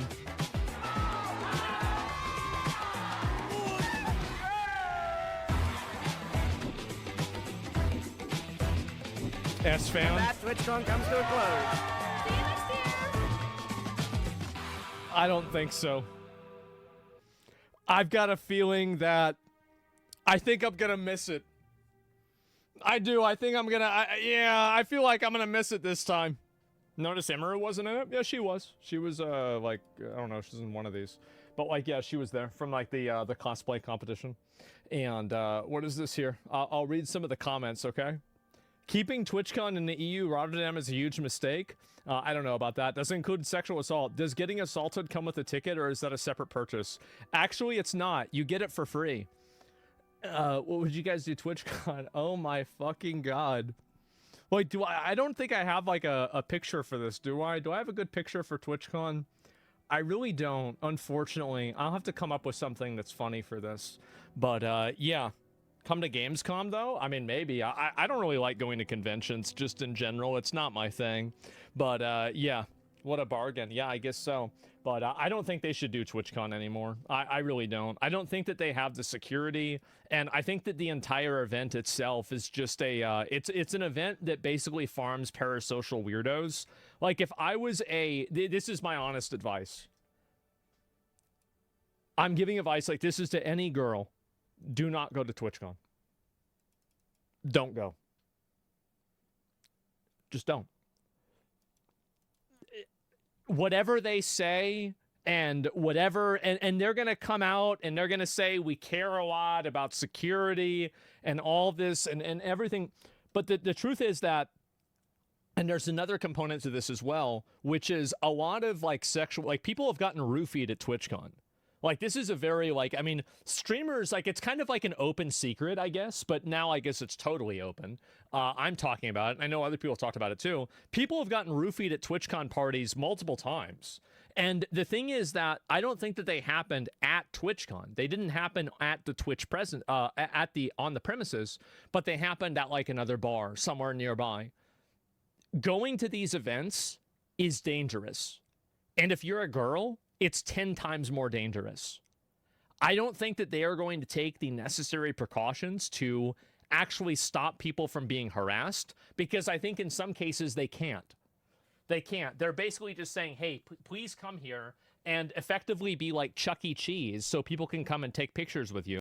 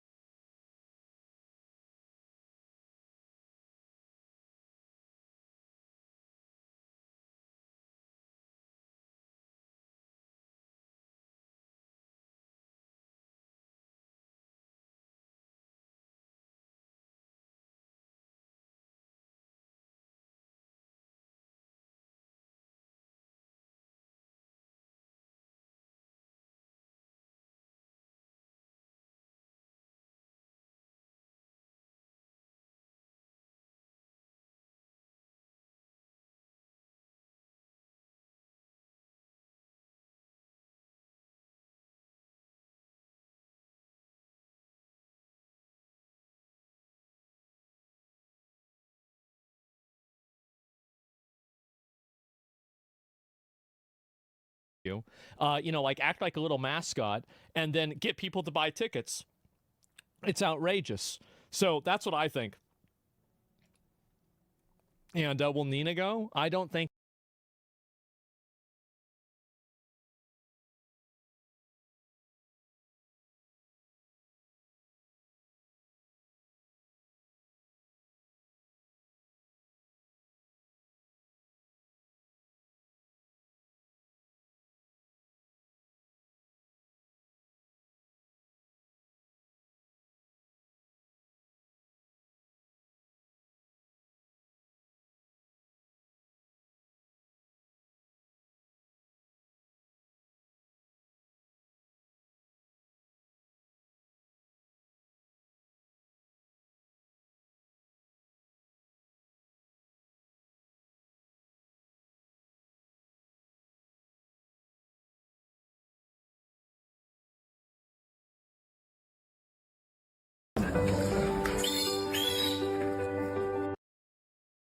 Where is your accent from? It's so annoying. Well, what do you think? Don't worry, I'll tell you at the end. English is not my native language, but as a chronic introvert, I grew up on the internet ever since it started to become available for everybody after 5 p.m. If you know, you know. Where I'm from, it started in like late 2000s. So I started learning English pretty early just by watching YouTube and playing video games. That's why I don't think I have a very distinctive accent. But you tell me. Fun story. I once convinced a Polish woman to allow her son play video games because I told her that's how I started learning English. It was completely unintentional. But as a Lithuanian, it was a proud moment. Where is your accent from? It's so annoying. Well, what do you think? Don't worry, I'll tell you at the end. English is not my native language, but as a chronic introvert, I grew up on the internet ever since it started to become available for everybody after 5 p.m. If you know, you know. Where I'm from, it started in like late 2000s. So I started learning English pretty early just by watching YouTube and playing video games. That's why I don't think I have a very distinct... This is the best pasta I've ever made. We're gonna use apple juice. Now this is where you gotta trust the process. Sausage. The prep is done. Ow, blamba. This is not gonna fit. Should I break it? You can try pressing it. That's not gonna work though. Take a becher, tomato paste. I'm gonna add a bunch of tomato paste. Wait, again? Pour some boiling water in this. Don't do it in plastic like I do. Just don't do that. Apple juice to pasta? What? Are you insane? Yes. The reason why we're adding apple juice, the sauce in currywurst has orange or apple juice usually. This is very important. Honestly, in stainless steel, it's a little bit tricky and annoying. In this particular case, a non-stick really works. Oh yeah! sauce? I'm adding garlic right now because the longer you expose the garlic to the heat, the less flavor it retains. And I am aware of the fact that I'm probably using a lot more tomatoes than the traditional recipe, but this is not traditional. So leave me out of your drama. Sausage, pepper, you add curry, and paprika. What do you say, al-assassina? Al-assassina. How does this guy know everything? It's so good. Oh my god. Oh my god. I'm so sorry. I don't know what I'm sorry about. I have nothing else to say. This is currywurst al-assassina. Holy Spice is not the only way to bring flavor. My quick and easy dinner cheat code is gathering all kinds of fridge and pantry ingredients that I need to use up and just blending it into a paste. It's such an easy way to bring a lot of flavor into pan-seared veggies, pasta, soups, or in this case these German Schupfnudeln, which is kind of like German gnocchi. And you can easily store it in the fridge to use for later. This also works with all kinds of veggies. By blending them into a paste, you get a lot more surface for browning and caramelization, which equals flavor. So spice is not the only way to bring flavor. My quick and easy dinner cheat. Trigger warning for mushroom haters, which usually turns out it's just men. Mushroom soup incoming. You'll notice that in recipes, I usually say use a large onion, but in reality, I'm using because in Germany, they're always just small. In this economy, I buy large onions only when I feel like I want to treat myself. You Americans, you don't know how good you have it. But wait, no matter how much I don't like some things in Germany, everything is immediately forgiven the second I walk into the bread section. This pretzel baguette with garlic butter, it goes so well with the soup, oh my god. And by the way, all of my soups are gonna have beans of some sort because fiber and protein, importante. And if you want the soup to be more creamy, blend a third of the beans with coconut milk. Bye! Trigger warning for mushroom haters, which usually turns out it's just men. Mushroom soup incoming. You'll notice that in recipes, I usually... So I made these Austrian bowls, right? Why did Austria come up with a better dish using an ingredient that my country eats all the time? Are we just that uncreative? I don't understand. We could have been famous by now. Actually, fun story. The first time I tried these bowls, it was made with potatoes, which is like, again, Lithuanians, what are we doing? This is embarrassing. Anyway, I was brought to an Austrian countryside by my friend, not like kidnapped. They put me to sleep in this like old office that belongs to my friend's mom. It was pretty late, so I couldn't even see it. I wanted to come here today. Italians, you need to calm down. I wanted to address this comment. One might say it's a bit out of touch. Please. Today is the day we are opening up the Mother, a beef that was dry aged for over 2 years.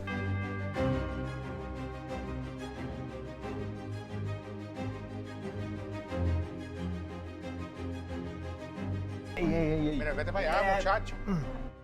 Chef, how are you? What's up, Guga? How are you? Thanks for having me, Chef. Absolutely. You promised. I'm here for one reason only. What's the reason? The Mother. Today? Yes. Oh. Today is the day. Are we opening the Mother? Let them know. Are we opening the Mother?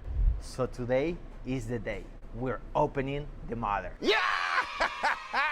In the beginning of 2025, I went to his restaurant. We had some incredible dishes, one better than the other. But there was one thing that stood out the most, and that was this, the Mother, a beef that has been dry-aged for a long time. Now this is extremely valuable, and that's because it passes the good bacteria to the fresh beef, making it more flavorful, tender, and it is one of the reasons most people love his steaks. And today, he's willing to put an end to that, as we're gonna open it up and try it. But I was not prepared what he was about to do to me next. Listen, Guga, the busy season, it's already here, and I'm doing a lot of work, a lot of prep. You wanna chill out and relax, or you wanna come help me out to cook? I think Chef just trying to get free labor, everybody, but I'm down.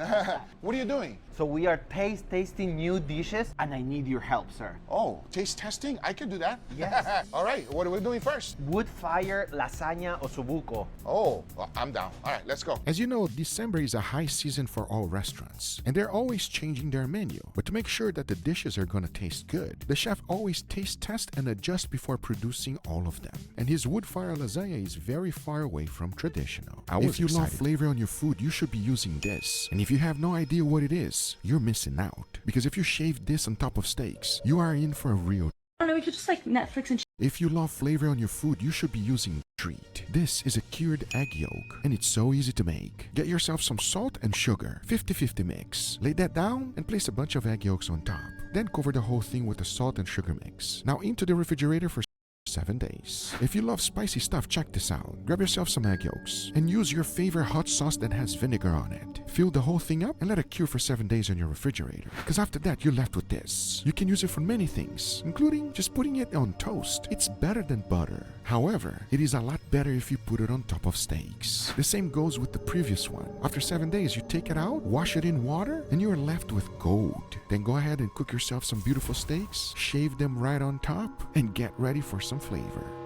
Oh my god. I need to try this again. If you love flavor in your food, you should be using this. And if you have no idea what it is, you're missing out. Because if you shave this on top of steaks, you are in for a real treat.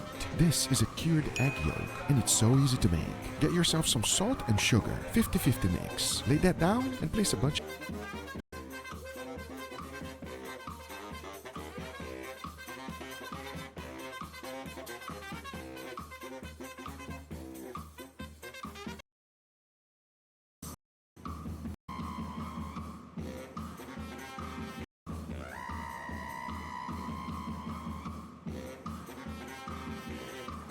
Fork.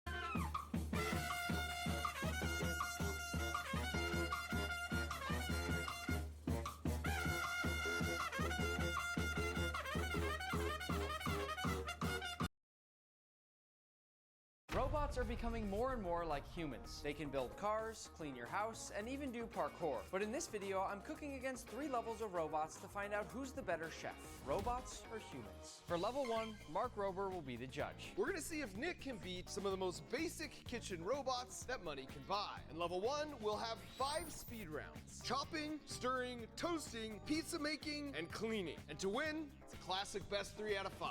Are you team robot or team Nick? I mean, of course I am team robot. For this first mini round, we'll be testing chopping skills. And in the robot corner, we've got the Roboku. It's basically an extremely powerful food processor with a couple of googly eyes to boot. I like putting googly eyes on my robots. Are you ready, Nick? Let's do this. Start. Now? Let's start, yeah. I'm taking my time, I'm not worried. Oh. How many do you want me to put in, Nick? I mean, you're team robot. That's true. That feels like a good start. Oh no! Ah! So fast! Oh my God. I didn't even have the time to put it under. This seems so unfair. Look at that. They're like perfect cubes. Before you actually judge, let's look at our cuts. Yours aren't even real cubes. Those are like rectangular prisms. I mean, this is like laser precision. As a chef, do you want smaller cubes like that or bigger? I mean, it takes more skill to make smaller cubes. I rule in favor of our robot overlord. For speed round number 2, we're gonna be testing your stirring skills. You will be facing off against an army of 5 stirring robots, once again with googly eyes. They are very cute. Thank you. Because stirring just one pan wouldn't be much of a challenge, we each have 5 pans, but there's just one of me and there are 5 robots. We're gonna be stirring pine nuts, which are expensive and burn really easily. So the first person to burn their nuts loses. That doesn't sound great. Okay, here we go. Time to turn on the robot army, and as soon as I start smelling and especially seeing burnt pine nuts, somebody's losing. This seems a little unfair again. I don't know. So we're getting good spinning, but the problem is just spinning in place and not going to every edge of the pan. Also, I think like 2 googly eyes have dropped into the pan. That feels like a definite points off situation. I have seen you spill a few nuts, and I don't love that, Nick. Yeah, but your robots aren't even touching the nuts. I actually think I might win this challenge. I'm actually going to do something the robots can't do and switch my pans around to kind of keep things even as well. And the robots, they just don't have arms. Ah!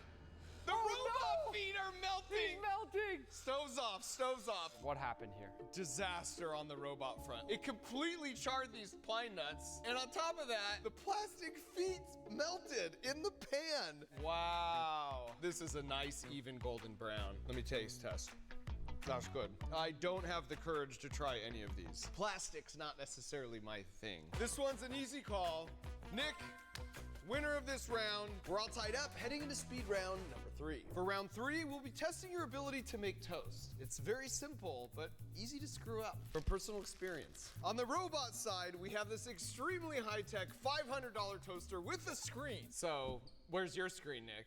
On the human side, I have a good old pan with some fire. Is that how you actually make toast at home? Yeah. You're so fancy. At the end of this round, I will judge the winner based on looks and taste. Here we go. Oh, wow. Bread, English muffin, waffle, bagel. Hey, do your thing. Don't look over here. And start. Oh, there it goes. So the key to making a nice slice of toast, Mark, while your toaster just slowly takes its sweet time over there, I like to quickly hit both sides of the toast right away. And you have to be very gentle. You don't want to press into the toast. Wait, why tweezers? I'm cooking against a $500 robot. It's all about precision. Okay, how are we doing here? Oh, it's browning. Oh, I feel like I smell and see smoke, though. Oh, it's a countdown now. 7, 6, what? 5. Yeah, where's your countdown? Come to Papa. Oh, wow, okay. Actually, that is pretty exact. The key with toast is to make sure that the outside is nice and crispy while the inside stays nice and light and fluffy. This is a butter knife, right? No. Oh my gosh, look at that. Oh, wow, that looks like grilled cheese. I'm even gonna get the sides. Why don't you do that, toaster? I'm nervous about this one. You're putting a lot of chef's kiss in that. So that I can be a very impartial judge, I'm gonna close my eyes, and it's just the 1-bite challenge. You know the rules. Mark, I'm gonna shuffle them around. Okay. So number 1. Can you do like an airplane sound? That makes me want to cry, it's so good. Can we just do one more bite of number 1 before we move on? Sure. And with the airplane sounds.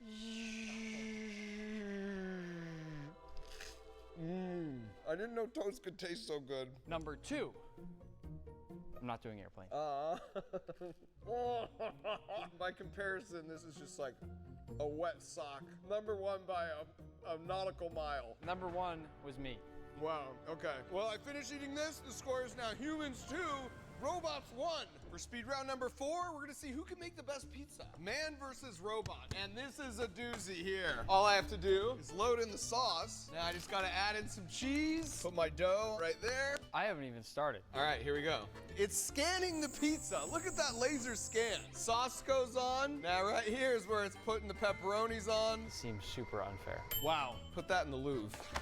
I want to see how many pizzas I can make in the time it takes you to make one, Nick. I'm still just rolling out my dough. Well, I'm over here laser scanning pizzas. Not only are you taking forever, but you're also making a mess. Luckily, round 5 deals with cleaning up messes. Do you need any help? Do you know how to make a pizza? I do not.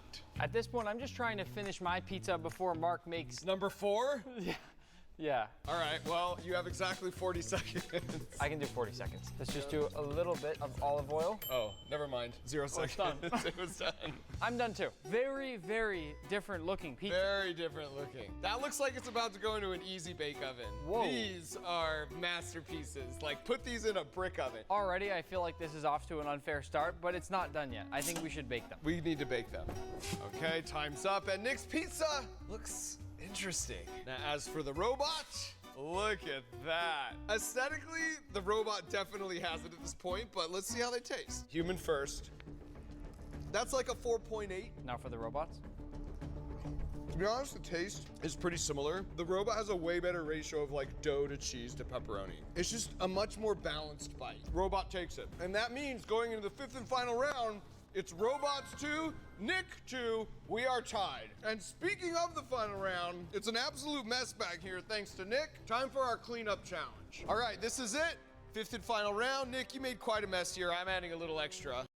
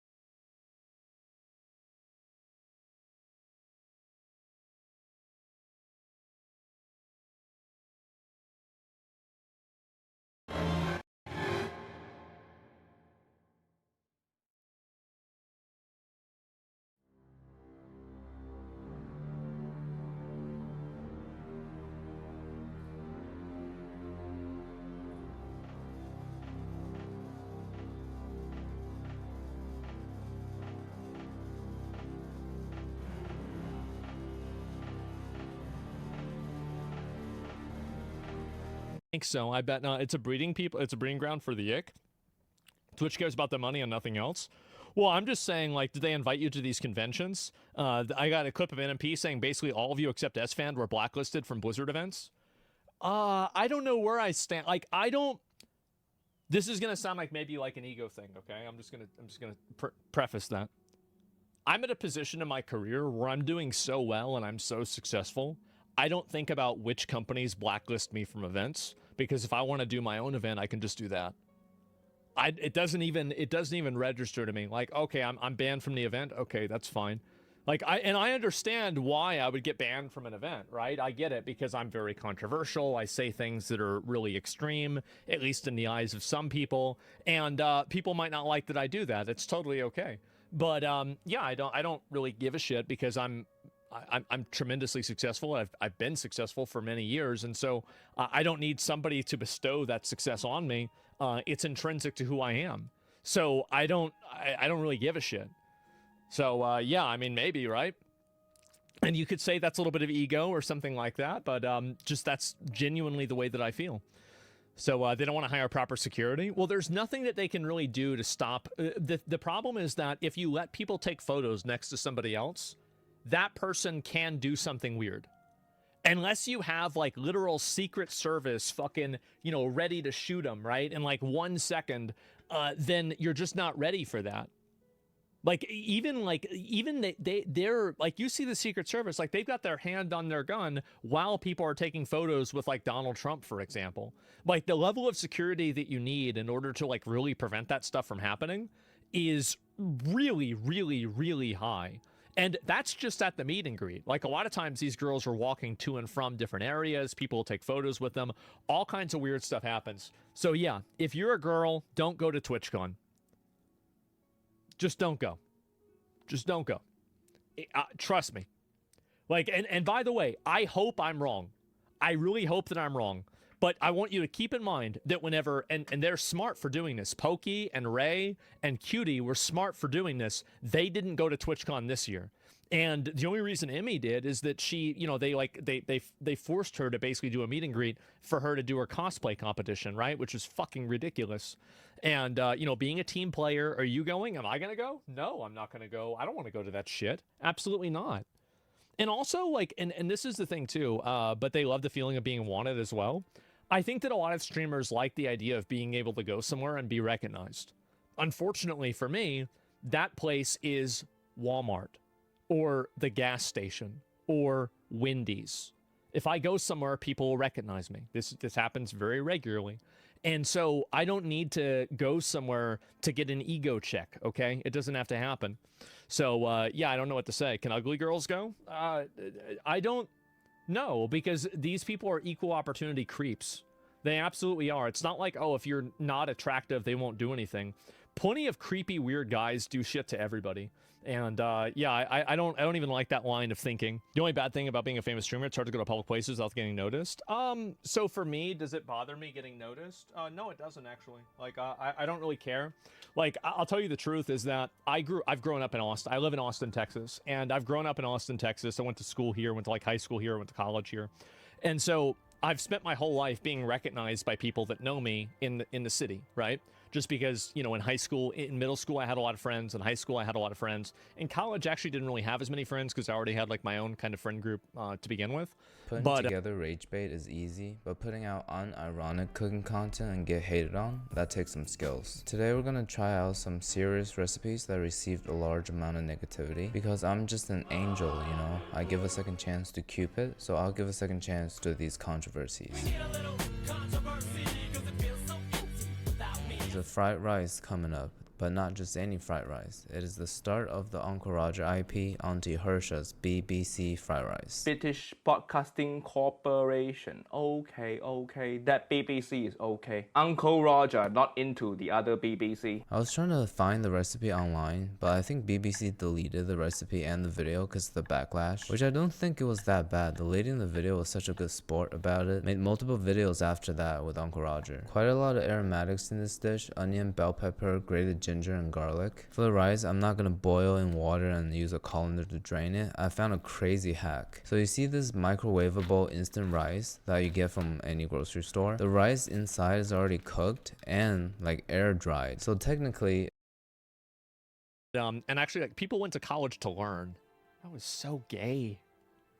What do you mean you're taking notes, bro? Like, what? What are you doing this gay shit for? I thought we were supposed to be having fun. And so, yeah, no, I was upset about that. People ask for pictures? Yeah, sometimes. Do you ever get free shit IRL because people recognize you?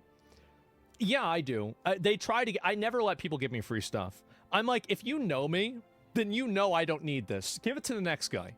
You know, that's how I see things. I just don't like doing that. I don't like people giving me free stuff, especially like, I mean, I'm in such a good position myself personally. Like, do I really need to have people giving me free stuff, right?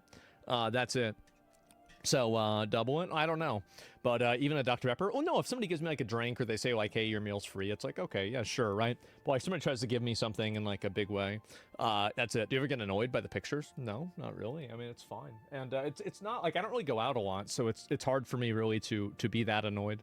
And, but, yeah, anyway, I do think streamers go to TwitchCon to, like, get noticed and, like, have people know who they are. I think that's, like, super cringe.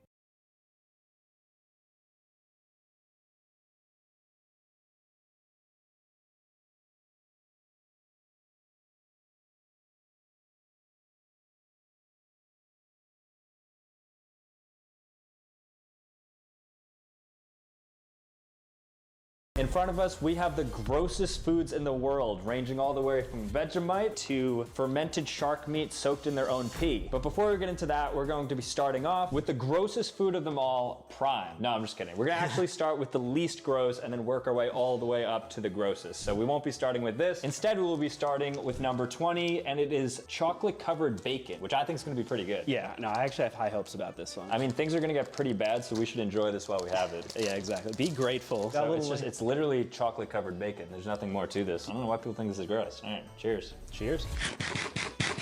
It's not bad. No, I like that. Yeah. No, it's really not bad. I don't know why this is included on the list. Delectable. I'm just choked on the chocolate. Imagine this how I went out. I'd give it, relative to what we're gonna be experiencing, I'll give it an 8 out of 10. Yeah, I'll give it like a 7.5 out of 10. Fun. Number 19, and we have Australia's finest Vegemite. So, I mean, I know this is a controversial food. In America, nobody eats this. We know it's garbage. It's yeast extract. I think I had Vegemite a long time ago. I don't know the last time you had Vegemite. No, same here. Had it a while ago. Willing to give it another chance. I think my palate's refined over time. I'm gonna go in with an open mind. It doesn't smell terrible. I mean, I don't know what, like, why are they eating that? Do they not have access to peanut butter? Yeah, jelly, peanut butter, yeah. Like another spread that Nutella, with that? have they tried that? And so you're supposed to put this on bread, which we don't have. So I'm gonna get tortilla chips and we'll just dip it in. Yeah, it'll probably be a good dip. I could see that. Number 19th on the world's grossest foods. This shows up, so let's see if it's actually disgusting. Bon appetit.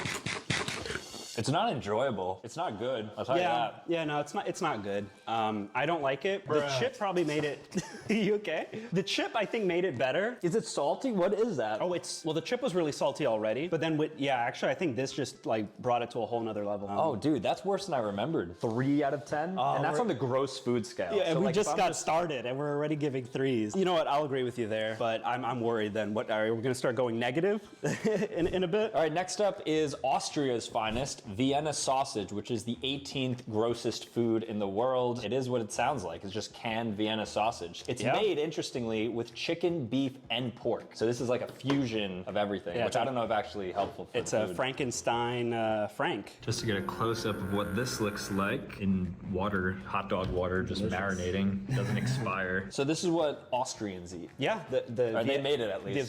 The Viennese. The Vietnamese sausage. Same thing, right? Austrians. Close enough. Yeah, they're neighbors. We fought a war against them, I think, right? Yeah. All right, so let's try the Vietnamese sausage here. All right, good Looks luck. like bologna. You know what's weird about this? You expect when you bite into it to have a chew. It's kind of soft. It's like dissolving in my mouth. It's very mushy in a good way. It's kind of like bologna. Yep. This is the bologna of Austria. And it's actually not too salty. I think this is something that I could be eating again in my life. Not like voluntarily, but it's like if somebody was offering me that, I wouldn't be like, oh no, God no, that's gross. I just kind of have one, move on with my life. So on that basis, I'd give it like a 5 out of 10 on the gross food scale. Yeah, well, I gave an 8 out of 10 for the bacon, and this was also pretty good. So I'm gonna give it a 7.5 out of 10. Wow, you love Vietnamese sausage. I love the Vietnamese. What can I say? Their sausages are delicious. Number 17, and we have salt and vinegar crickets, which I mean, this is self-explanatory as to why this is on the list. It's an insect. Yeah, good source of protein, I hear. So there's puppies. This is what lizards eat. Okay. I've actually had crickets like many times in my life. Oh, really? I don't know why. This has been my first time, but I'm still not, I'm not too afraid of it. But here we go.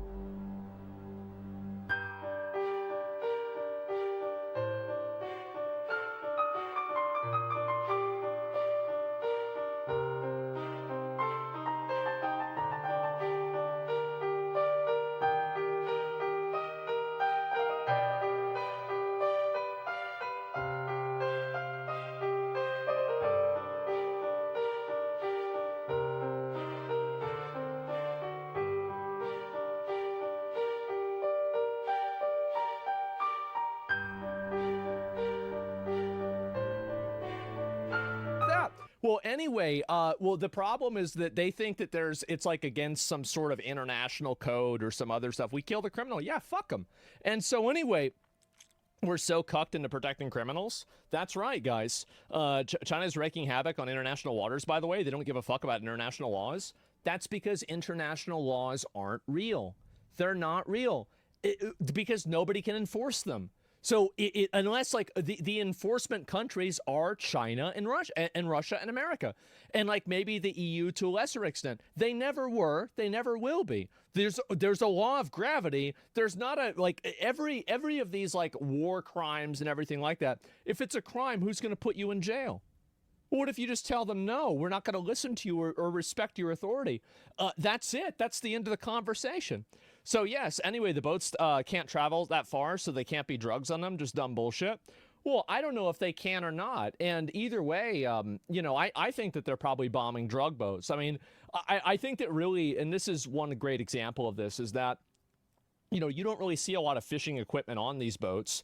And on top of that, I mean, do you really think that the stuff that they have that's showing this stuff is the exact equivalent of what they have? Like, basically, whenever they show, like, one of these boats getting blown up, right? They're showing the very last steps of a long, basically, endeavor. Because, like, you think about how many boats there probably are outside of Venezuela, right? There's probably dozens, hundreds of boats of people that were in Venezuela that sailed their boat out and they wanted to do something. How'd they really know they're drug boats? Well, probably because they saw where the people were coming from. They saw what boat it was. They can look inside of the boat through like whatever imaging they have.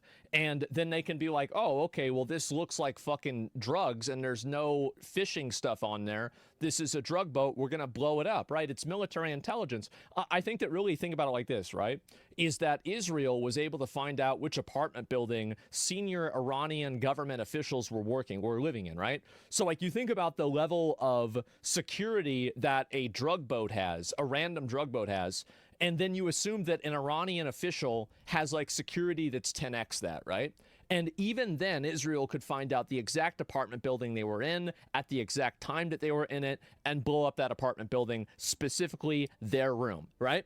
And so very clearly, the level, I think that really, like that, I think that was a surprise to me. I mean, not really a surprise, but it was like a confirmation to me that the level of technology that, you know, we have is insanely fucking good. It is ridiculously advanced. It's incredibly powerful, and nothing that I think a lot of the other countries have is even remotely close. And so if they have that, then, I mean, really, imagine what we have. So the government should just release all the evidence. The cartels will surely not reverse engineer that to avoid that in the future. Yeah. Well, and this is really what happens, right? And they also mess with the resolution of video to not show what they're capable of. So that's why we get such a grainy video. Exactly. Like, you never want to reveal your hand. Like, anybody that's played, like, I don't know, like, I remember this in Magic the Gathering, is that it's always better to have a card in your hand than to have no hand at all, right? Because, like, even though it's probably a land, if it's not in play, it could also be a counterspell. And so, or a lightning bolt, or fucking, you know, whatever. Oh, hey there! Ladies and gentlemen, I'm just in front of a fridge! You guys want to know something cool about this fridge, though? I've got spices, I've got scissors. You know what I don't have? A big-ass screen. Because why would you ever need a screen on a fridge to begin with? Like, I would have to ask what you're actually doing with the fridge. What are you, writing something down? Writing a novel? Keeping a shopping list? No, ladies and gentlemen, what about an advertisement right in your face on your fridge? You know, fridges should be simple. You should just store your slop, some juices, an orange, and that's about it. What if one night you came down and you saw like the spookiest ad on your fridge? Would it send you into a schizo nightmare? Well, that's today's story. Hello guys and gals, me Mutahar, and yeah, I figured I might as well just do the actual intro there, because we're gonna have a common sense approach on this channel. We're gonna bring back common sense in society.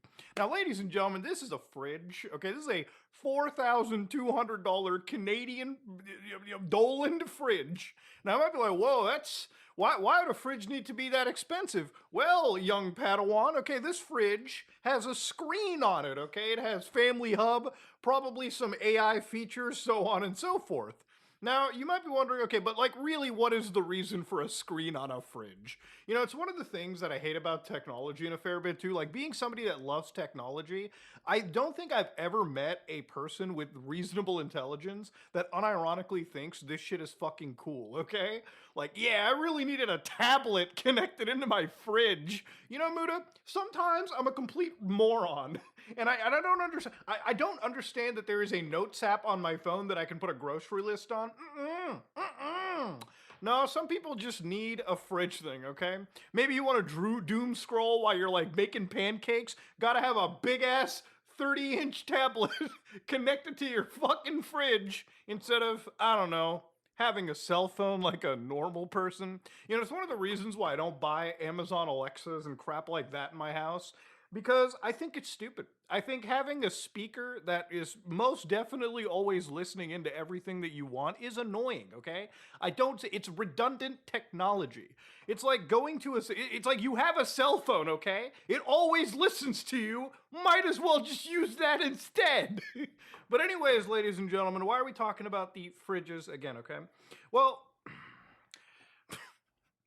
you know, in September, I talked about these fridges getting advertisements placed inside them, okay? They were getting ads in the fridges. Samsung has decided to effectively force advertisements into our fridges. Now, there's ways for you to turn off these ads in your fridges. You can go to the settings menu in your fucking fridge.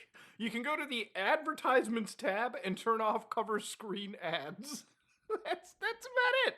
You know, the fact that we have to do that with a kitchen appliance is so goddamn brain dead that I just, there's no way to effectively relay to an audience what a wild dystopia we live in where that's a thing, okay? You know, we're gonna need ad blockers on our fridges next. Thankfully, I have a little pie hole connected into my home network, so anytime an ad tries to sneak into it, it's just like, no, haram, leave the area.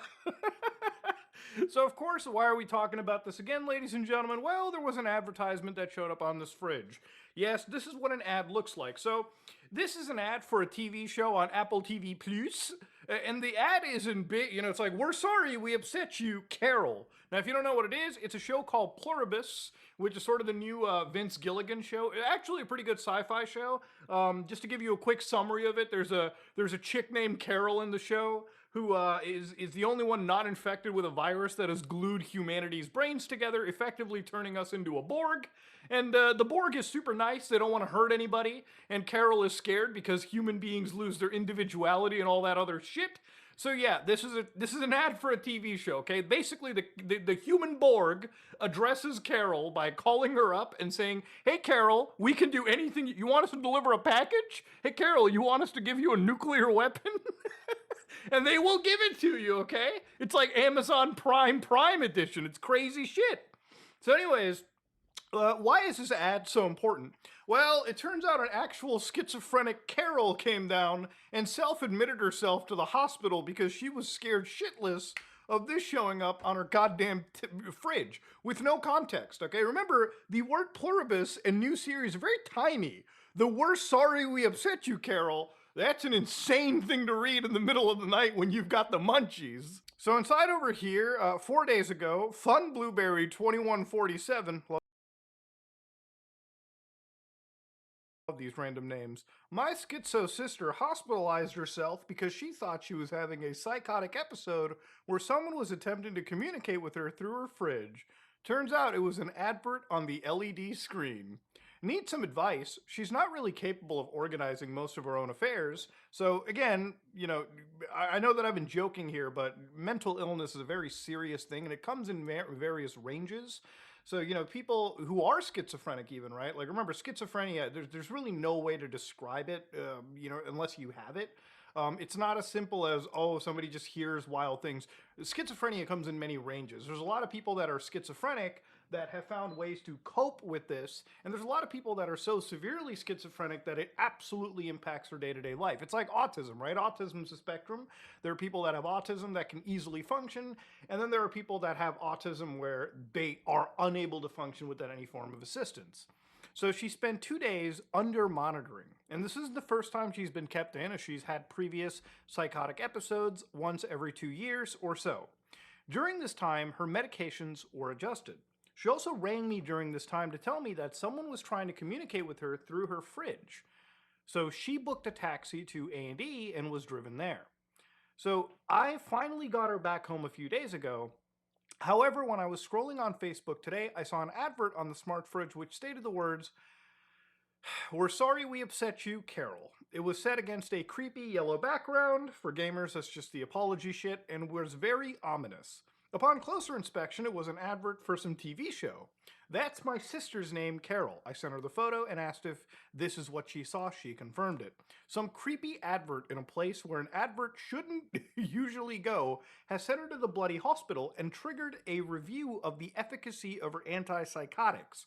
Is this even legal in the United Kingdom, running creepy adverts like that on a smart fridge with absolutely no way of knowing you could have seen them? You know, it reminds me of like, we as humans have known about this dystopia. Like, we talk about it in shows like Futurama where jokingly we say, in the future, you can use gamma radiation to infiltrate the minds of human beings in their dreams.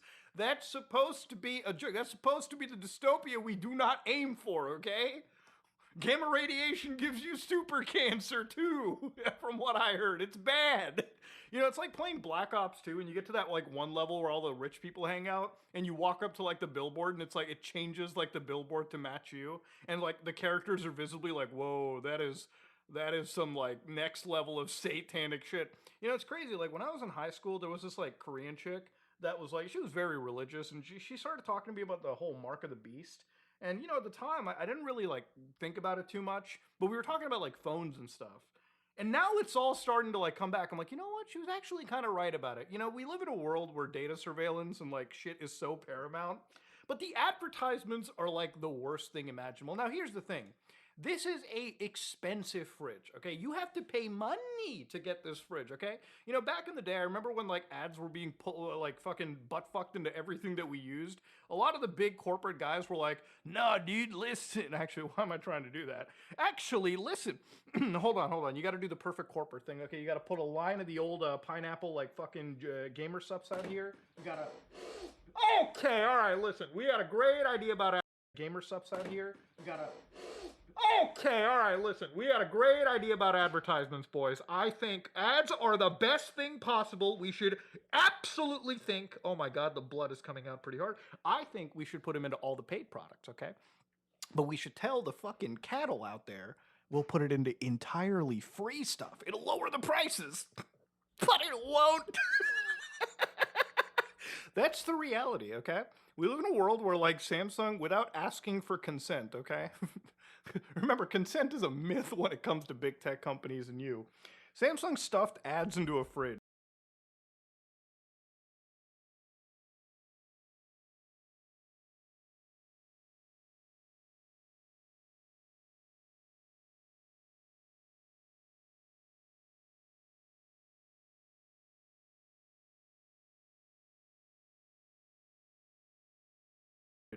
Ads that, you know, you don't have to be like a Harvard business expert to kind of look at this shit and think to yourself, maybe I shouldn't have this creepy looking ad because Carol's not exactly a unknown name, right? It's not exactly the name Mudahar, right? Like how many fucking Mudahars are there in the world? Like 4? Okay, Carol, you probably know a Carol. And that's what the advertisement is for. You're telling me no one at Apple TV Plus thought about this? Oh, that's kind of fucking weird. Nobody at Samsung was like, oh, this is kind of weird. Nobody in the chain thought it was weird a little bit. No, they just threw that shit out there. Now, granted, the Reddit post that I showed you could entirely be bullshit. And, you know, even if it is, like, haha, you can laugh about it. But this is something that I'm sure a real mentally ill person might have actually faced at some point. Just like law of numbers kind of stuff, you know? You know, the end of all this, ladies and gentlemen, I'll tell you right now, anytime I look at stuff like this, you know, with AI stuffed fridges, or even like, you know, washing machines and dryers that are connected to the internet, I think to myself, what type of technology do we just not need? You know, like what type of technology is just pointless to buy?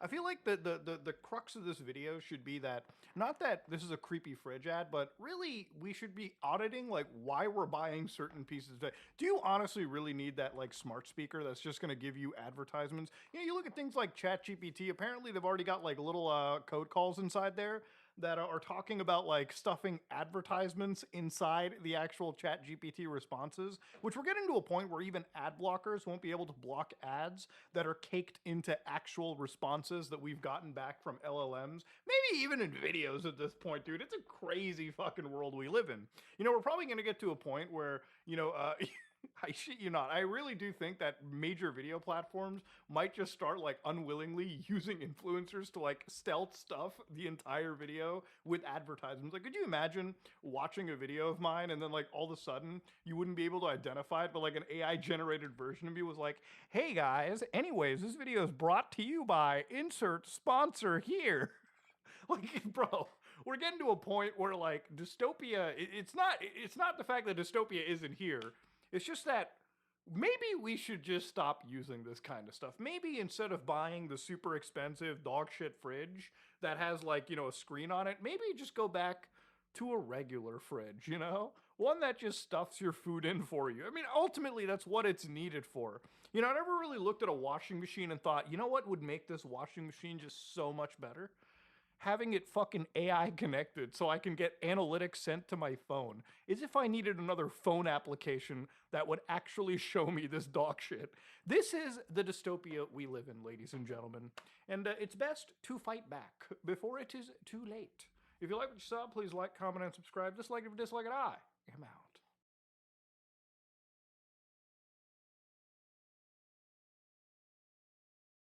Give us feedback on our new city plans. We're installing the world's biggest pride flag. Hell no. Are you joking? Do you guys disagree with that? I can guarantee you no one will ever vote for that. Who wants to see a society where parents stay together longer? Well, we have a solution. A 50% rent increase for single mothers. What? I'll need something to throw at you. We'll take that as a yes. We'll take it as a yes. No. Solution. Agree with that?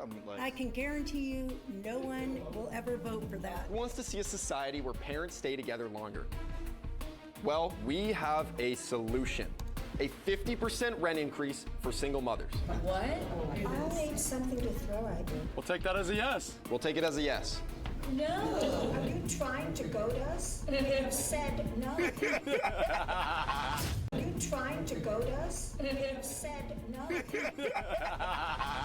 Disclaimer, everything said in this video is for entertainment purposes only. This does not represent us, do not replicate or act upon any content shown. We invited local residents to attend what looks like a real city meeting where we are posing as officials presenting new plans that will affect them. But the catch is, we are given extremely offensive ideas that we have to present no matter what. After the presentation, strangers will raise their hands if we convince them to support our new plans. And just like the Impractical Jokers, whichever team gets the fewest hands raised will face the terrible mystery punishment at the end. It's actually, I'm telling you.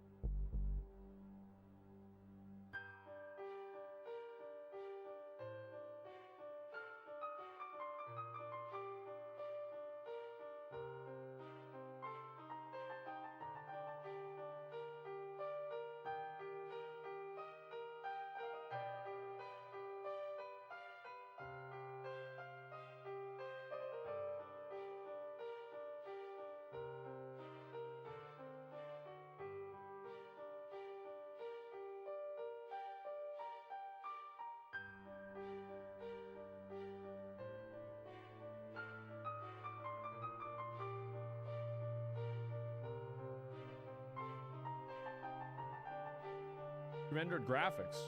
When I look back at the PC games of the late 90s and early 2000s, there's a distinct visual style that I believe truly stands the test of time. Sure. It's when the game employs pre-rendered graphics paired with an isometric perspective.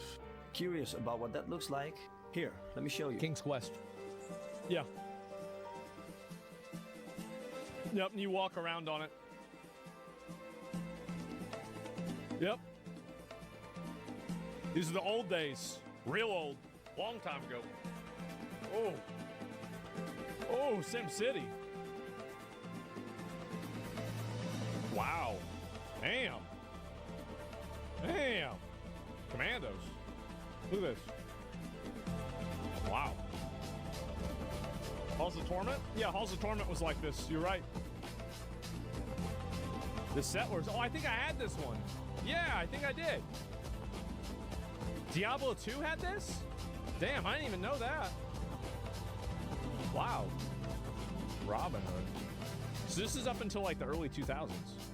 Is it just me, or do these games look just as beautiful as they did over 20 years ago? Well, yeah, they the do rich look great. details, the handcrafted feel, and level of cohesion all culminate into one of my favorite aesthetics of that era. I think that the big problem is the lack, like, optimization and like game optimization used to be a skill inside of itself, but now it's not. It's not really a skill anymore, and it's just kind of, you know, oh, we'll just buy the new graphics card and it'll be okay. But back then, it was much more of a focus. Where did this style come from, you might ask? Look at this. Well, allow me to explain. Back in the late 90s, real-time 3D graphics were still in its infancy. Yeah, look at These early games were usually pixelated, lacked details, and suffered low frame rates. My personal opinion is that the very early 3D games, like that Tomb Raider game, are the games that have aged the worst. Like, I can go back and play Super Mario, and it's great. I can go back and play GameCube, and it's great. But, like, those early 3D graphics games are so terrible. Rendering complex scenes in real time requires a lot of processing power and memory, which many computers at the time simply didn't have. To achieve a higher level of fidelity, developers Like, do y'all remember, like, back in the day, how hard it was to run Half-Life 2? Like, I remember, like, being able to run Half-Life 2 was, like, that was the, at the time, like, the, you know, can your game run, you know, like, X or Y game at, like, the highest graphics? Like, that was the benchmark, was Half-Life 2. Solution. They'd create highly detailed environments, characters and objects, then render them on powerful PCs as static images or sequences of images. All assets were created with a fixed isometric perspective. This means they are viewed diagonally from above. Despite their static nature, isometric pre-rendered graphics can create the illusion of depth and three-dimensionality through clever use of shading, lighting and perspective techniques. I mean, that's like Art 1. Since these games didn't require rendering most or any of their assets in real time, developers could pack them with far more detail than the true 3D counterparts. This particular art style was most prominently seen in role-playing, strategy and management games. Yeah, I mean, this looks really, really good. I'd say the golden age started with the first Baldur's Diablo in Gate 2. 1997 and ended around the start of 2003 with SimCity 4. It was a long time ago. Occasionally, you'd still stumble upon a game using this art style. By the end of 2004, it had largely Beyond become Divinity. obsolete. What's Which this? leads me to the question, why was this technique mostly abandoned by the mid-2000s?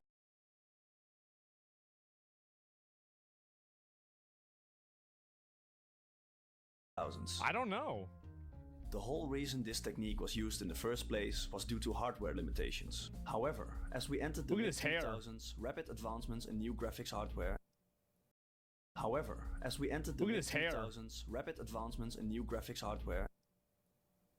I think I had this one. Maybe I didn't, but I had one that looked just like this. Just like this. And rendering techniques emerged. These advancements made it possible to render 3D graphics in real time that didn't look like a slideshow. I'm telling you. It's pretty clean, smooth-looking animation, considering, I mean, compared to the Doom type stuff. Oh, how the times have changed. Yeah. Another reason for the switch to 3D is the limitation of pre-rendered graphics in terms of interactivity and adaptability. As games evolved to become more complex, the use of pre-rendered graphics became increasingly impractical. The same applies to the development of pre-rendered graphics. If you wanted to change an asset, you couldn't simply tweak it, you had to fully re-render it. Being able to tweak a model within a couple of clicks meant developers could work a lot faster. So it was done to save time? I'm actually surprised. Right? Well, I'm happy to report it's made a bit of a comeback, especially in the indie scene. It seems I think that's really what happens is that a lot of games are probably using this now again. So like you have games that really go for a retro aesthetic. And I think that the Super Nintendo aesthetic is kind of like, it's very overused at this point. So you're probably not seeing as many people using it now, like, because every single Metroidvania game used it, and there's like a handful of other ones that use it too. But like now you're starting to see games that use the style of like a 1998 PC game or a PlayStation 1 game or something like that instead. Not the only SNES is peak? Yeah, I know it's peak. That's the reason why it's overused. Who still adores that pre-rendered look. Obsidian Entertainment released a game called Pillars of Eternity in 2015, developed by CRPG Isn't that in the veterans like Avowed Josh universe? Sawyer, Tim Kaine, and Chris Avallone. Tim Obsidian, Kaine? who dropped 2 more games. That's in the this guy that graphical makes style, videos. Tyranny and Pillars of Eternity: Deadfire. Oh. Another relatively recent game with an amazing pre-rendered art style is Disco Elysium. I was gonna play in this game, they went for a more painting-like aesthetic. Yeah. Next up are the Brotherhood's games. They What's are an indie this? studio that made 4 adventure games in this style, called Kane, Stasis, Beautiful Desolation, looks and good. Stasis Bone Totem. Then there are also games that keep the isometric perspective but don't use pre-rendered graphics and go for hand-drawn sprites instead, like all of Super Giants' games. Yeah. Alongside all of these new releases, a lot of classic games have Age of received Empires. Oh my god. This was the game that I played as a kid. This is my main game. Treatment. This allows people to I enjoy love these this game. timeless games on modern machines. And man, do they look beautiful on there. Yep. It's a testament of why hardware and budget limitations can produce some incredible art. In a world where AAA studios relentlessly pursue photorealism, nothing inherently wrong with that, of course, I'm happy to see the preservation of these older games and the passing of the torch to create new ones. Yeah, I've I think compiled so. a list of my Absolutely. favorite games in this style that I think deserve your attention. Feel free to pause the video if you need to. Command and Conquer Generals, did they have that? I don't know if they did or not. Of course, there are plenty more games that use this art Stronghold. Oh, I style, never but played this this is a one. nice place to start. I want to thank you for taking the time out of your day to listen to me ramble on about video game art. If you want to see more this looks retrospective really nice. content like this, I'd Looks really way better. appreciate it if you like the video, leave a comment and subscribe to the channel. Now, if you'll excuse me, This is a I'm really off good to play video. some Desperados. Peace. Hey, who are you? Damn. Get on the cover. It's now or never. He just popped them off. Okay. Yeah. All right. Yeah, I didn't even know about this. I mean, I'll link you guys the video. I didn't even know about this at all. And so yeah. And as an RPG veteran, you love Baldur's Gate 1 and 2. Maybe. I never really went and played any of those games. Like, for whatever reason, I just never got into it. And so we'll see what happens, right? But maybe one day I will. Stronghold has great animations on resource farming. Are you done with where winds meet? No, I'm not, bro. Like, I've been playing the fuck out of it. But anyway, yeah, this looks amazing. And I think the style of these old games, like, I think Final Fantasy VII is another one of the games that had that. Like, isn't the overworld like that, where you would walk around? And I think that there's a style to that people really like a lot, because it feels like it has a nostalgic vibe to it, but it also makes sense inside of the world, right? Some of it was. That's what I thought. I mean, I never played it myself. I've just seen images. You gotta get more serious with gaming recently, and wish you dedicated a big part of your stream to just gaming. Well, that's never gonna happen. So I wouldn't really get get excited for that. Maybe one day in the future I'll probably play more games, but right now, like, I generally. This is just the way that my brain works. I like playing video games more off stream 9 times out of 10 because I don't have distractions. Like, I can actually focus on the game and just enjoy the game. Now, it doesn't mean I don't play games on stream. Sometimes I do, but you know, like, basically, this is gonna sound like even weirder, right? Maybe. I don't like playing video games with a camera on me. I feel like at that point, like, I'm kind of like I'm splitting my my focus, because, you know, whenever I have a camera on me, my brain is like thinking about, like, okay, I'm on camera. But because, like, usually this is the way I play video games without a camera. Like this, bro. Like, I'm like zombified out. I am totally out of it. So yeah, it's just not really for me. You turned off chat? No, I just don't like doing it. Like, I mean, at a certain point, like, it's just something I don't really like doing. I mean, I'm not gonna try to contort myself into 50 different like weird permutations in order to do something I don't even really like in the first place. Why the fuck would I do that? Doesn't make any sense. So yeah, fuck no. And fair and no biggie. Yeah, exactly. And you played there's pressure to be entertaining. Yeah, I get put under pressure really easily, right? Like, it's a weakness for me, and so that's really the reason why I don't do it a whole lot. Tried to stream a while ago. It's weird without face cam. It's a different mindset, hard to explain. Yeah, I mean, and I kind of like the way it was without the face cam, because, like, it offers a different dynamic. But yeah, either way, let me go back. I'll talk about this again. Is that, but yeah, anybody who wants me to, like, go and, like, play these, like, super long RPGs on stream, like, that's just not never gonna happen, right? I'm just being honest, right? It's just never gonna happen. So, like, I like playing maybe short games and simple games on stream. I don't like playing complex games on stream, because it's like my brain power is going too much into streaming, and I can't focus on the game and be able to play it in a way that's fulfilling. So yeah, that's just the way I am. And did you ever play the Grandpa DLC? No, I never did. I beat the game, but I never went back and played it again. And so yeah, it's that simple. Play Disco Elysium, please, maybe. But either way, yeah, I feel like having styles like this and having games like this does look a lot better, because it looks really nice, and I think also it's easier for a game to run. And that's the big problem that I think a lot of video games have now, is that they just don't run very well. And what's crazy is that this is something that a lot of people don't really talk about, but there is one game that did it so well, which is Kingdom Come Deliverance.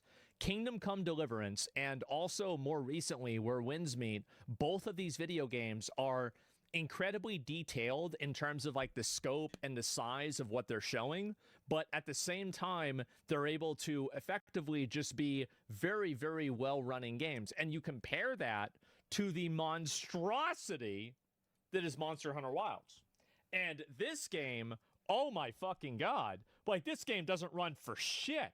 And so anyway, you've got big problems with this. Let's see. I think Ninja Gaiden 2 was the same thing as well. Like, that game could not run at all. I mean, is it too late to start playing Where Winds Meet? Yeah, unless you started playing on the first day, you probably should just quit, honestly. Like, I mean, unless you start playing a live service game on the first day, you should quit the game. And if you're not playing it every single day constantly, you also should quit the game. That's just the way it is. Everybody knows this about live service games. Devs are failing customers by not producing games that are run. Yeah, Borderlands 4. Yeah, I think my cousin plays that, but that's about it. And people used to add fog to not render to the background unless one's close to it. Nowadays, they want to render the entire world. Well, if you knew, like, there are engines that are dynamic rendering. They do dynamic rendering, like Unreal does dynamic rendering, and like asset and resource culling, right, in real time. But things like Lost Ark, yeah, that's a good example, right? Definitely. Oh, let me link you guys the video too. This game, apparently this came out 2 years or a year ago, right? But I'll link it to you guys. Make sure to give the guy a sub, right? Game Tales HQ. Is he still making videos nowadays? Oh, wow, he is. Well, good for him. Yeah, I'll have to watch some of these. These are really good. And yeah, I'll link you guys the video. What a good guy.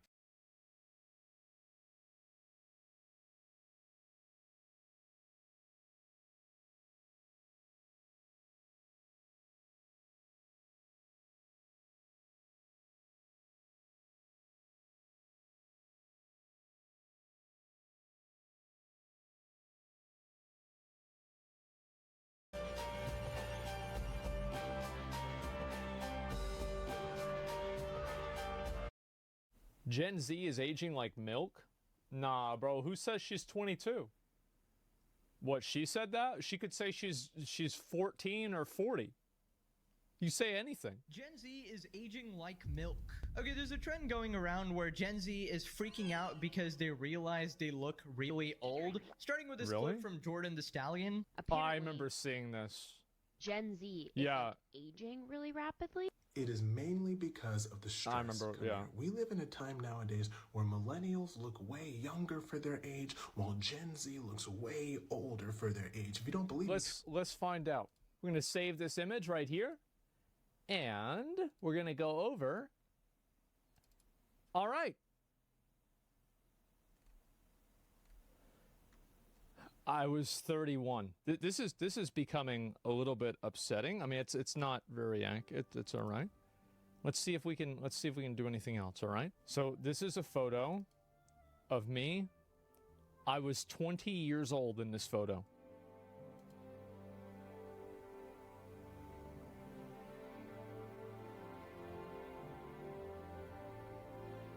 There's something wrong with it. Yeah. Uh-huh. Yeah. Okay, let's try it. We'll try it one more time. 25. Okay. That's not awful, right? Okay. How about this one here? I was 21 or 22. 27. That's actually pretty good. Okay, what about a really recent one? Can you guys get off the site? What do you mean there's something wrong with it? What do you mean? What's wrong with me? Crop out the boat? Oh, they're trying to age the boat. Oh, that makes sense. How old am I? 36? Are you fucking kidding me? Basically, yeah, if you round that up, it's 40. Which is basically the end. You know?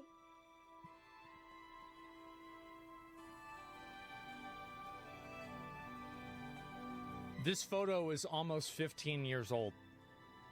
So you're 46? Okay, all right. So, is this true for me? I don't know. I mean, I was like 21, I think, in this photo. Okay, I know I went off on like a massive tangent with this, right? But I see a lot of my friends, and they're all old as fuck. Like, I'm gonna be honest. They've all got gray hair. They're fat. Like, it's just they're getting old. Absolutely. What's your excuse? I feel like I'm doing great. Okay, I do. Yeah. So I don't feel bad. I'm Gen Z. Okay. get closer. I am Gen Z and nobody ever believes me. When my mom and I walk out in public, people think that my mom is my younger sister. That's interesting. Right. When I tell people, oh, I'm going to go hang out with my family, they think I'm talking about my children. I don't have kids. Right? I'm talking about my parents. I'm still the child. Does that make sense? I'll put it to you like this. Zendaya is older than me. Tom Holland is older than me. That's, you know what I'm saying right now? There was one time I wanted an autograph from Dwayne "The Rock" Johnson, right? I was standing for hours for this autograph, and when he walked up to me, I said, can you please sign this poster? It's for Jordan, right? He then took it and put, "Dear Jordan, your dad is a great guy. He stood out here for hours," and then gave it back to me. And before I could correct him, he looked at me and said, "Times were way more difficult back when we were kids, am I right?" And Isn't The Rock like 60 or 50 years old? he tapped my shoulder and left. Dwayne is 52. There it is. I'm 26. What I'm saying is, so 26, Gen Z Jesus. definitely looks older. I'm not gonna lie to you. Okay, so that guy's name is Jordan. He is 26 years old, and he's borderline Gen Z. Now, if you didn't know, the age range Gen Z is from 12 to 27, so he does actually qualify there. I think in his case, I think it's just a look he's gone for. Like, if you shave, you'll probably drop another 10 years. I'm pretty much the same. Like, with a beard, I look 55, but then if you shave it off, I look about 12. So it's not too bad. I mean, he still looks good and everything. I think he's one of those guys who ages gracefully, meaning at like 45, he'll probably look the exact same as he does now. The way I screamed no when he said I'm Gen Z, I screamed you said Zendaya is older than me. I would have never guessed you're only 26. My condolences, Gen Z. 26? What stress are y'all going through? Now, the real problem comes when we start looking into these other posts. This is like, I feel like that, I mean, because that's bad, right? Drone was 4. Yeah, bro, like 26, 22 years old. I mean, that's bad, though, right? I mean, like, let's be honest. That is, like, the girl asked the audience what age she looked. Most gets 30s and 40s. Like, I don't even know what to say about this. This is scary. I'll be 33 tomorrow. Well, it's been over for 3 years. What's another one? This girl asked her audience what age she looked. Most guessed one. This is scary. I'll be 33 tomorrow. Well, it's been over for 3 years. What's another one? This girl asked her audience what age she looked. Most guessed 30s and 40s. She's 22. Respectfully, you look like you're pushing 45. Stop getting filler. Or Botox, whatever you have. It looks so bad. 45? I get like, okay, maybe like late 20s, 30s. 45. Yeah. Shocker. When I first started TikTok and started making filler videos, like come get filler with me or Botox, I used to get... I see where the problem is. Oh, now it makes sense. Yeah, okay, well, mystery solved. Get these hate comments all the time. There's just people on TikTok that absolutely There are girls that get plastic surgery and it does make them look hotter. But there are also a lot of girls that get plastic surgery and it makes them look like a lizard.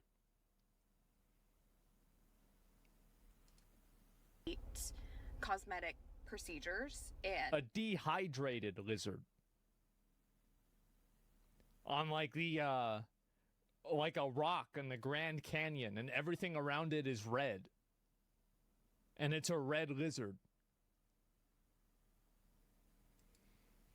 believe that you shouldn't get them. And again, I think it's a personal preference. Like if I want to get filler, do whatever the like fuck you want. Who no cares? one should stop you from getting filler because it's your own face. Do But whatever you people want. always told me that I look older, and I get it. I look older. I might act older. But 45? And before I used to cry over these comments and used to delete them and block the account, but now I'm just like, I just laugh at it because I know it's not true. But You know that wasn't a real laugh. You know, bro, like that was a dude, that laugh hurt. Like that shit is bad. God damn, bro. Like, oh my god. Jesus, that sucks, bro. I do respect your opinion. Okay, I just gotta say. Yeah, so like what happens with girls is like they here's like the other thing, right? Is that there are plenty of girls that get plastic surgery and you don't know it because the person that did it wasn't fucking who was that guy in Cyberpunk, right? With the bald head wearing the tutu. It wasn't that guy. So like there's a lot of girls that get plastic surgery and it's totally fine, right? Yeah, fingers, exactly. Yeah, there it is.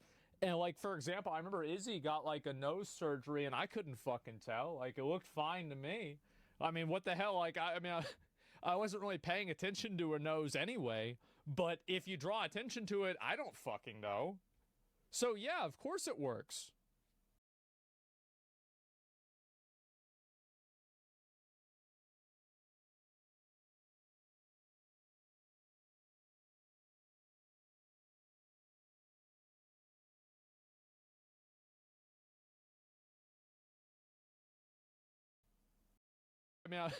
I wasn't really paying attention to her nose anyway, but if you draw attention to it, I don't fucking know. So yeah, of course it works. Men don't really look at noses? No, not really. And so yeah, this has happened with a lot of cases, and there are girls that get it, but like, I think that really, imagine being a 22-year-old girl and growing up on social media whenever it's like, like you're old enough for it to have ruined your life, but you're still too young to have any of the support that people should have on social media. So it's like the worst of both worlds. The completely neutral party over here, not trying to say anything, but yeah, she does actually look 45. I'd venture maybe even 55. And that's not an insult. I can't talk. I look like a freaking Goomba that got stomped on by Mario. I'm just being honest, like these TikTok comments, and this is probably a result of all these fillers or procedures that she's having done at such a young age. Yeah, I exactly. feel like literally nobody should be getting Botox or fillers or any kind of work done on your face at the young age of 22. I feel like at least grow into yourself a little bit, right? I think that if you want it, like if there's something that's fucked up on your face, right? Like there's a girl with a big nose or, like whatever else, right? And you want to fix it, then I think you should fix it. Like if you're not happy with the way that I look and or the way that you look, excuse me, I know nobody's happy with the way I look. If you're not happy with it, then just go fix it. But the problem with like some people is that they actually don't have a real problem with the way that they look. They have a problem with looking at themselves. And so as soon as they fix one problem, now it's another problem. Now it's something else, right? And it's like this ever extending goalpost that you can never really get to because it's like, oh yeah, well I fixed my nose, but then my eyebrows or my eyes or my jawline or something like that. There's all kinds of shit like that. And I'll say, like, as a guy, I think that most guys can look good. I've said this before. I think that, and I'm not gay. It's not gay to say this, but I think on average, in a lot of cases, guys look more attractive than women. That's just how it is. I know it might sound gay, but I think that really if you're a dude and you work out and you take care of yourself, you're going to be in a good position. It's actually true. Yeah. It's a fact, bro. It's a fact. Yeah. And so, yeah, you get a nice fitted suit, work out, and that's it. It's not gay at all, bro. Like, that's the straightest thing that you can ever say. At least, spend a couple years working on yourself through, the natural means of diet and exercise, and maybe you look up some of these goddamn looks fixing tutorials, start viewing 60 hours a day. I don't know, okay? Anything's better than flipping injecting shit into your face, okay? This is the thing, bro. Like, you should, if you're a guy, never even think about doing this. Like, spend 6 months at the gym before you even consider plastic surgery. Don't even think about it. Mega companies kind of guilt trip you into thinking you should be applying all these products every single day. If you don't apply them, you're gonna die or something. Yeah. You're gonna look ugly. But then kind of the opposite happens. The people who end up staying very natural just naturally have good looks because, you know, that's the way our ancestors kind of did. No, I don't agree with that because obviously you're going to have a survivorship bias with that because the people that naturally look good are going to age better because they started better. But the people that are fucked up to begin with and then they change their face are going to get more fucked up because they were fucked up to begin with, right? And so, like, I think that's kind of, you know, selection bias, in general. However, yeah, like, I'll tell you this, like, I've learned, like, as a guy, it doesn't matter what you do. Like, just make sure that, well, this is the way that, like, I clean myself, is that I have a knife, and I just take a knife and I scrape all of the skin and everything off of my face. And if you do that, you're going to be okay. That's the solution. You don't need to worry about, like, moisturizing cream, anything like that. You just do that with a knife. Dead skin? No, it's why the hell normal. are you all getting fillers at 22? Because there's something wrong with her. She got a mental disorder. What do you mean? It's obvious, right? I mean, holy fuck, it's obvious. Look 45. No one should stop her from getting fillers. Yes, I hope she's happy. Okay, this I thing hope about she's happy. okay, Yeah. you should be allowed to do what you want. But if this is the result, is that really what you want to do? Exactly. I mean, sure, go ahead if you want to. Well, you got to keep this in mind. She's gonna hate the way that she looks no matter what. She probably hated the way she looked whenever she was a kid. She probably hated how she looked now. It's always going to be because it's something in your head. 45 at age 22, go ahead and do all this shit. Nobody's stopping you. Yeah. But come on, we should be allowed to speak out against this. Believe it or not, even stuff like makeup is probably bad for you because Yeah, that's what I was saying, right? Girls wearing makeup, guys don't have to wear makeup. It's just the way it is. You don't have to do that.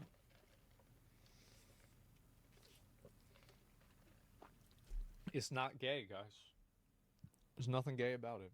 ton of chemicals that you should not be putting in your face, but it's just so normalized and that everybody's doing it, and you feel like, hey, if this person's doing it, if I don't use it, I'm just gonna look uglier than them. So that's why you kind of get in this rat race over here. But yeah, I just, you know, I'd stay away personally, okay? But I'm a guy. So what do I know, right? Oh my God, saying she looks 45 is an insult to women who are 45. Jesus, what a bitch! What a fucking bitch! Everyone thought Raising Cane's was a stupid idea. In college, the founder Todd Graves pitched a restaurant that sold only chicken fingers, and his professor gave him the lowest grade in the class, saying it would never work. But instead of quitting, Todd worked grueling shifts in construction and oil refineries, saving every dollar until he could finally open a tiny restaurant. He named it after his dog Kane and served just one thing: crispy chicken fingers with their now famous sauce. People laughed at the menu until they tasted it. Word spread fast, and that bad idea turned into one of the fastest growing chains in America, with hundreds of locations, all built on one simple recipe that actually worked. Everyone thought Raising Cane's was a stupid idea. In college, the founder Todd Graves pitched a restaurant that sold only chicken fingers, and his professor gave him the lowest grade in the class, saying it would never work. But instead of quitting, Todd worked grueling shifts in construction and oil refineries, saving every dollar until he could finally open a tiny restaurant. He named it after his dog Kane and served just one thing: crispy chicken fingers with their now famous sauce. People laughed at the menu until they tasted it. Word spread fast, and that bad idea turned into one of the fastest growing chains in America, with hundreds of locations, all built on one simple recipe that actually worked. Everyone thought Raising... She came home crying, didn't say a word.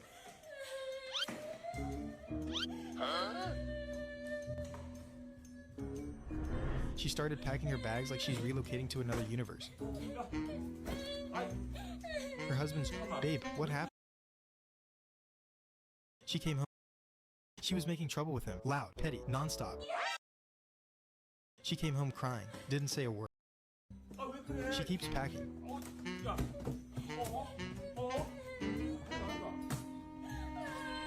He keeps stopping her from leaving.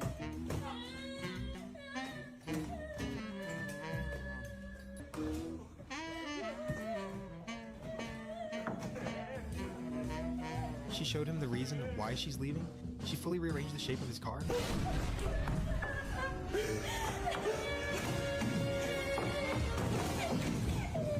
What would you do in this situation? She came home crying, didn't say a word.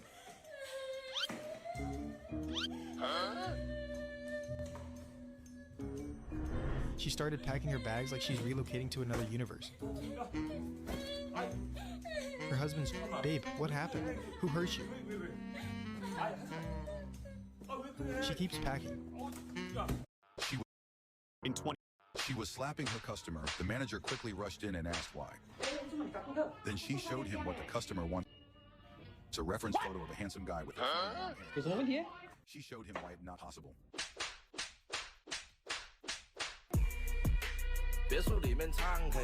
She was slapping her customer. The manager quickly rushed in and asked why. Then she showed him what the customer wanted. In 2021, 2 women sued Subway for $5 million, claiming their tuna sandwiches were completely fake. But when scientists tested it, they were shocked because the women alleged that Subway's tuna contained a mixture of various ingredients instead of 100% real tuna as advertised. And Subway fought back hard, strongly denying the allegations and submitting their own lab test showing the tuna was real. They also launched a $600,000 advertising campaign defending their product, including a massive billboard that simply said it's real tuna. But then the New York Times decided to run their own independent lab tests out of curiosity, and surprisingly, they couldn't find any tuna DNA in the samples. In 2021, 2 women sued Subway for $5 million, claiming their tuna sandwiches were completely fake. But when scientists tested it, they were shocked because the women alleged that Subway's tuna contained a mixture. Wow. I would look way better than this. She thinks looking 45-22 is bad. Wait till she hits 45. She will look. Bro, look at God, doctor? What's that, a doctor's? Because it's like, no, it's a mid-50s. Oh my God. 100. She's lucky no one said mid-50s. Yeah, Twitter is even more ruthless than TikTok. Here's a quote tweet. What does 22-year-old and so many others fail to realize that when they go for these trends, laminated brows, lash extensions, fake tan, Botox, filler, bleach blonde hair, etc., is that they look like the old women that are trying to look That's young. a good point. Exactly. You get this sort of artificial look. Not saying that. There's a Bill Burr quote that I really liked a lot. And he said he'd rather look like a 55-year-old person than a 25-year-old lizard with plastic surgery. And that's a fucking fact. I've tried it. Okay, obviously I haven't tried it. I don't have personal experience, but I don't think you need personal experience. You can kind of see the results of this on social media. For and, sure. You know, applying products on your face is one thing, but then, you know, some people take it too far with the plastic surgery. You know, we saw example 1, example 2. You don't ever want to put put things on your face. Example 3, you really want to turn out like these people? No, stay away. Okay, don't get influenced by South Korean doll look or like whatever these people are brainwashing you through social media. Watch Pegasus and stay sane. Okay, this super blonde hair ages a lot of women too. Work with your coloring. Yeah, I'm sure the hair is the problem. I'm sure that's she needs really to do even more work on herself. That is great advice right there. Come on, just I know plenty of girls that get into this shit. It's really kind of sad. Like I honestly like, and that's really what it is. Like, I don't know how many girls, I probably, like, if I had to say, probably like 4 or 5 girls that I've talked to that are, like, in my opinion, like a 9 out of 10 at least, right? And, like, these girls fucking hate the way that they look.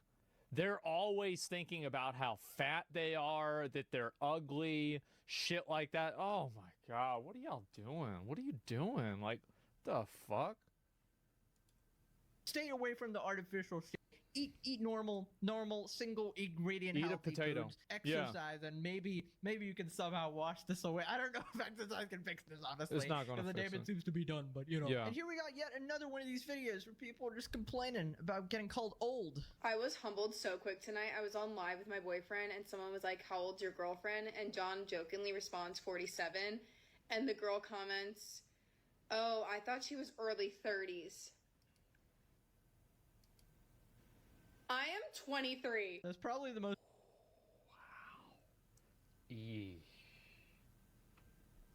Ooh. Ouch. That's bad. Most offended voice I've ever heard. Damn. Yeah, she doesn't have it as bad as the other person, obviously. She just kind of looks like a mom. Definitely, yeah, I'd say, yeah, more 30s than 20s, but I feel like that's kind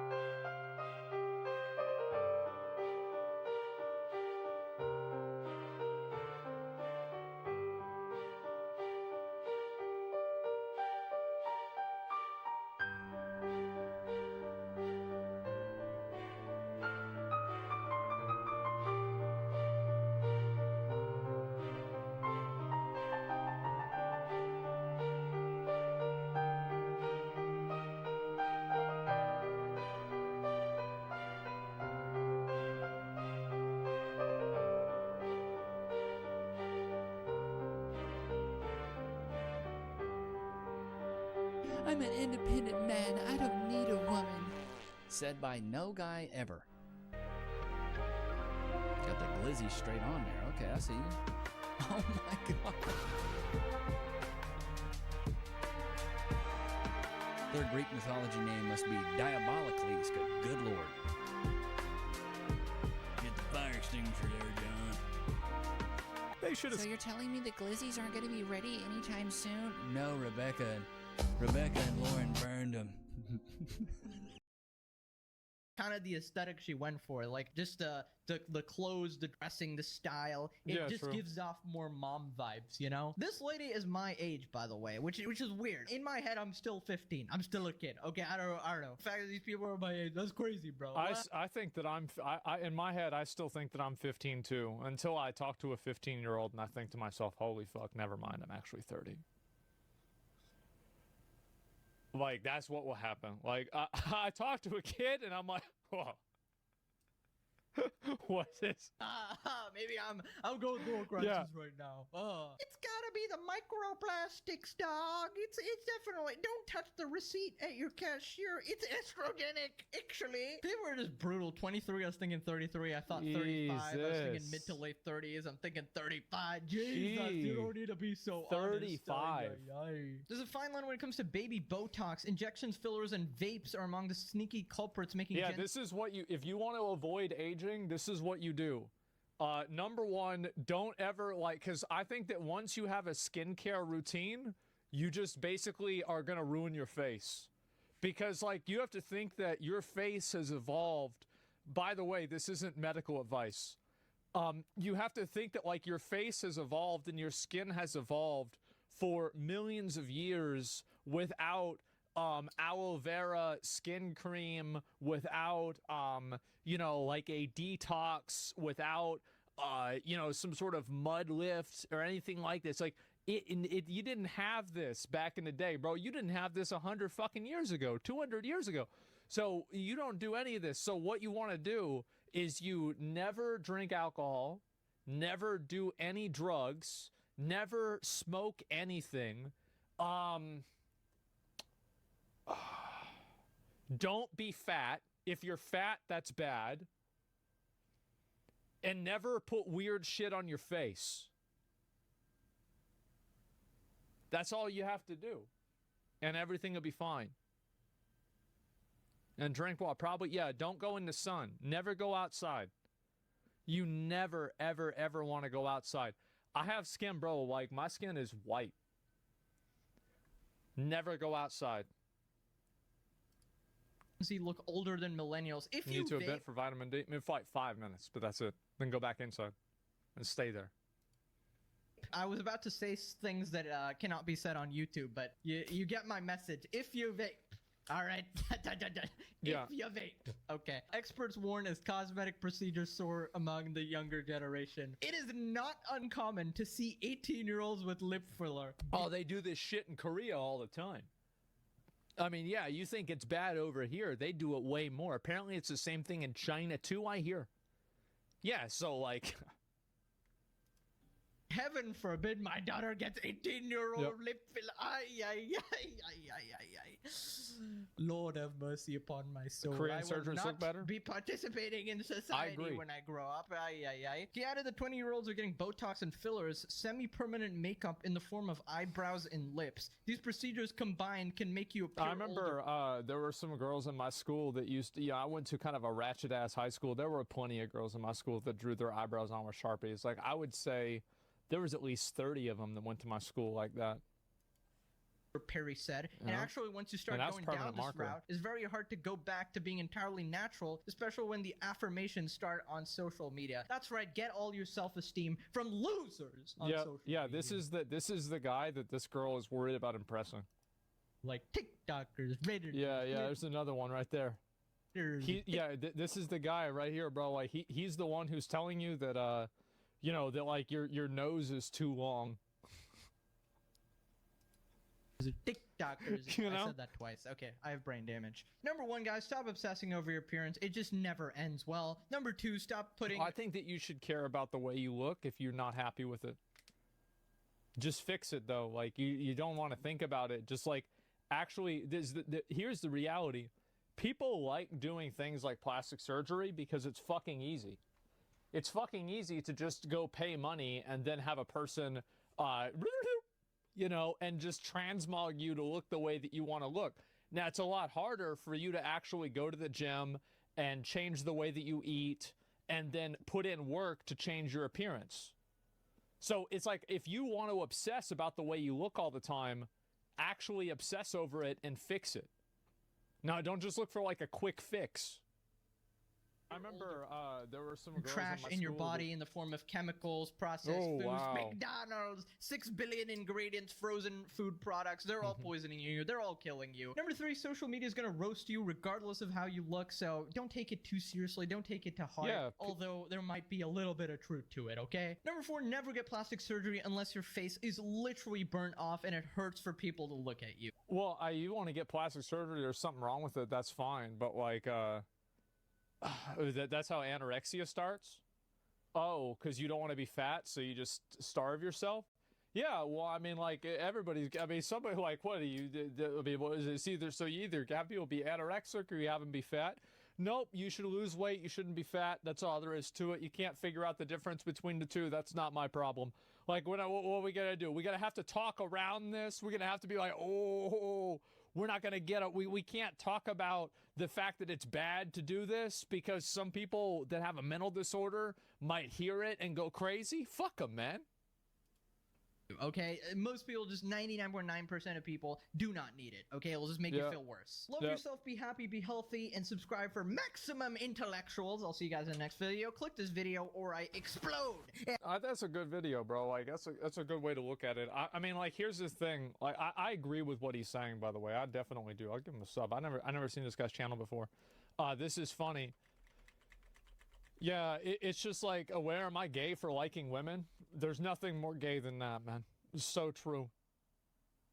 Do what Socrates said, the handsome shall work to match on the inside, and the ugly compensate their ugliness with education.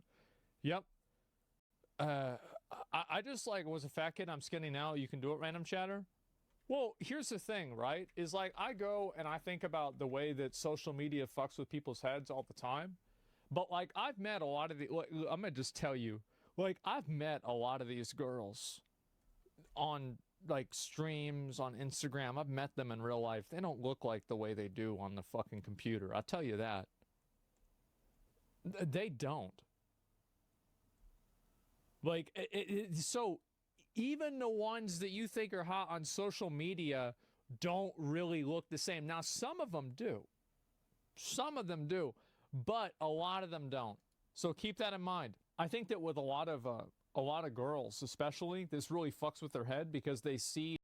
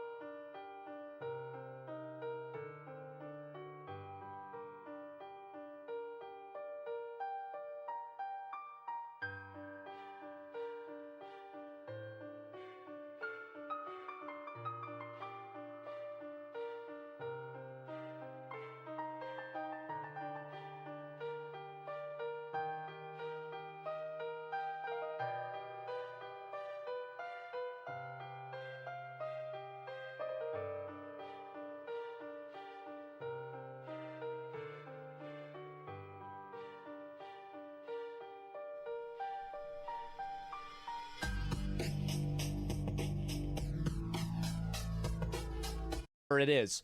And so an ace in the hole, right? So you've always got something that you basically you never want to reveal what your power level is, right? You never want to reveal your power level. Always want to, like, you know, play things pretty close to the belt. That's what I would say, right?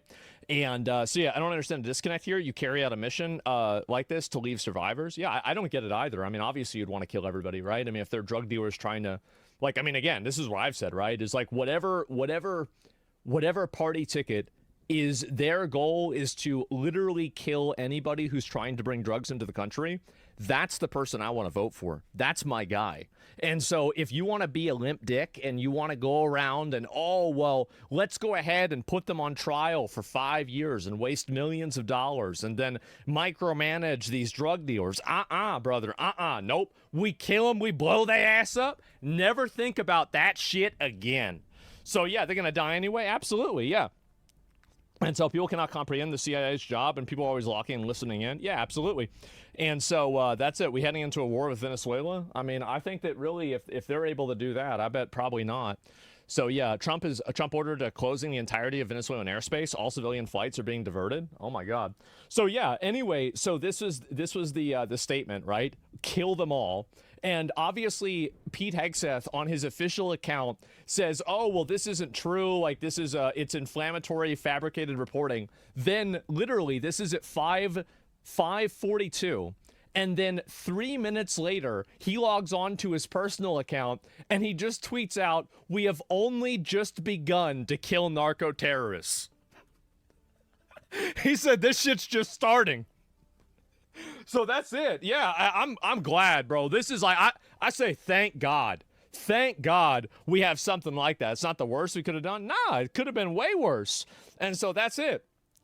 And yeah, should have trafficked those drugs. Exactly. I don't know what they thought. Like, you really thought that you were going to put a guy in charge of the military with Crusades tattoos and he was going to leave survivors? Like, you really thought that's what was going to happen? No, bro, like, it's over. Like, yeah, they're just going to blow him the fuck up. And Peter Templar, yeah, I'm happy. I'm very, very happy about that. Hopefully it keeps happening. And in my opinion, more people should want them to not to be fishermen. Yeah, I think so. Drugs, sure, Bunny? Yep, I think they were. I think they were drugs. And what would they say about people that do crime in a country? Oh, I don't know. Maybe that's probably not too long from now, but we'll see what happens. Do you feel the same for drug mules or being pressed or blackmailed, maybe holding their family? Do they need a bullet? Yeah, sure. I mean, like, absolutely I do that. And it might sound bad or like a heartless thing to do, but I do it without even a second of hesitation. At the end of the day, if somebody is being blackmailed to hurt you, they're still trying to hurt you. And you're really not acting, you're not acting in their best interest. You're acting in the best interest of the people that you're protecting. So yeah, just instantly, yeah, absolutely. Like without even a second of hesitation. Absolutely. And yeah, in the cycle. And I don't like, that's emotional blackmail, right? Is what you're really doing, is you're using emotional blackmail. That doesn't really work with me because I don't think that way, right? And I don't think like I have like a tier list of people that I care about, and I basically operate off of that tier list and how I behave. And I'm sorry to say, but a drug mule from another country is lower on the tier list than the citizen from mine. That's just the way it is. So yeah, absolutely. It's the easiest decision I can make. Yeah, one family being blackmailed as opposed to hundreds or thousands of families being destroyed by drugs. Yeah, exactly. And so, yeah, where's the tier list? And it's a fucking 0 on that list, bro. Yeah, exactly. And I'd sacrifice family, including kids. That meant keeping a few hundred, 1,000 people or less getting addicted to drugs. Yeah, I mean, getting people addicted to drugs is awful. And so, yeah, that's it. Moral and emotional blackmail. And it only works with people that don't know how to make the correct moral and ethical decisions. I do. I do know how to make the right decisions. And it's good that we also have, apparently, Pete Hegseth, who I think does too. This is the right decision. This is 100% the right decision. And I hope they do it more. But a lot of people are crying about it. But I think it's great. I'll tell you that. I think it's amazing.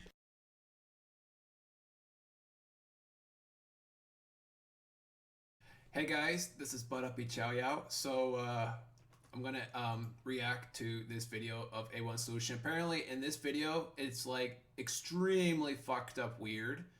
And like he overused the editing, sound effects, and all that shit. Like this guy commented here, the sound effects, zooming effects, etc. are enough to drive people away from this video. Please consider this. This bad-tempered big guy is a caracal. In fact, when they are young, they meow like ordinary cats. But as they grow and their vocal cords fully develop, they can only make a ha sound. As a result, ha becomes their everyday vocalization. Whether they are happy or angry, even if their owner brings them food, they still have to ha first. Although they look fierce, they generally don't bite. If you put your hand near their mouth, they will just ha without biting. Even if you press your whole face up to them, they still won't really do anything to you. However, caracals have an extremely strong sense of territory. If a stranger passes through their domain, it will slap them. They are medium-sized predators with astonishing jumping ability, and their dagger-like canine teeth can pierce a palm in an instant. Especially in the wild, an untrained caracal may even go straight for a prey. This bad-tempered big guy is a caracal. It's fine. He's dead. It's fine. And I get this. Guys, this time. Yep. Okay, guys. And there we go here. Go, go, go. Push, push, push, push, push. Say goodbye to your turret, mate.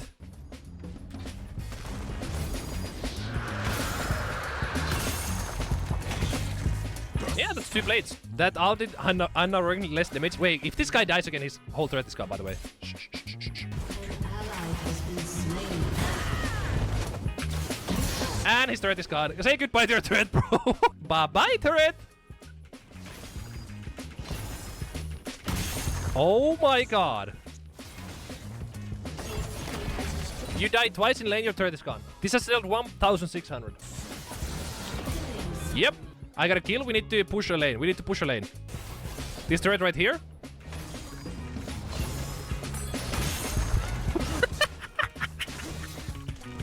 Oh my god. Yeah, guys, this is cool. Cool and all. Oh, I hate that though. Hey. Okay, I have it now.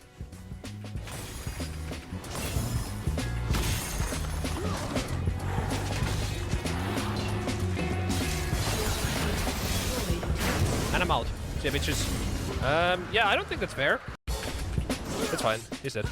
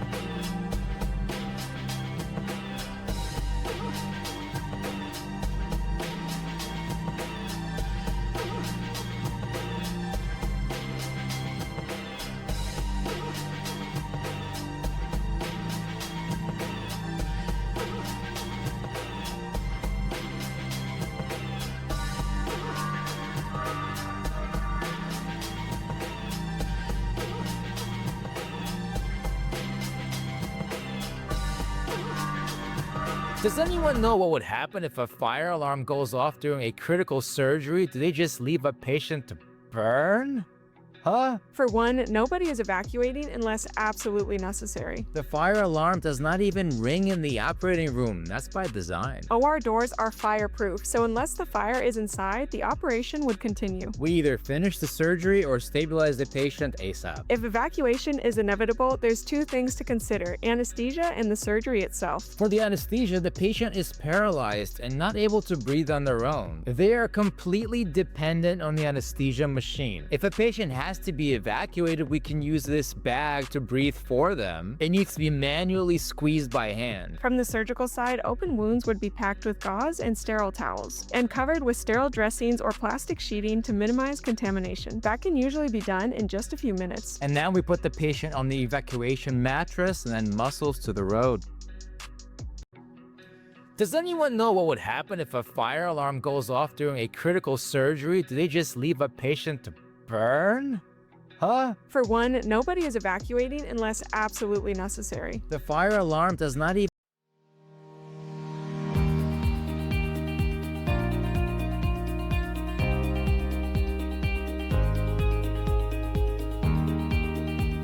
I wish you wanted me. Why? Because I want you. For what? No, like I want you in my life. Are you not fine on your own? I am, but it's just nice to have someone else. So I'm just someone else? No, I want you specifically. What about me? Well, you're pretty, charming, and understanding. Plenty of people are pretty charming and understanding. Well, yes, but plenty of people aren't you. But I don't want you. I bet I could change that. What are you talking about? Well, would you want me if I was better? What do you mean by better? Well, if I worked harder, took better care of you, and gave you more? I don't know. That's not something that I want to talk about. Because you know it's true. Because I don't want you, and I don't want to force myself to want you. But am I not helping you? You are, and I appreciate it, but that alone isn't going to make me want something. And that's fine, but please just let me know what else I have to do. Wait a minute. What are you making? Sweet potato fries and lemonade. Nice. For you, right? No, this is for her. She already has a steak and a salad. I know, but maybe she wants something else. That's why I'm making sweet potato fries. And what if she doesn't? What are you doing? Making something else? Dude. What? If someone doesn't want the food, do you really think giving them more is going to change their mind? I wish you wanted me. Why? Because I want you. For what? No, like I want you in my life. Are you not fine on your own? I am, but it's just nice to have someone else. So I'm just someone else? No, I want you specifically. What about me? Well, you're pretty, charming, and understanding. Plenty of people are pretty charming.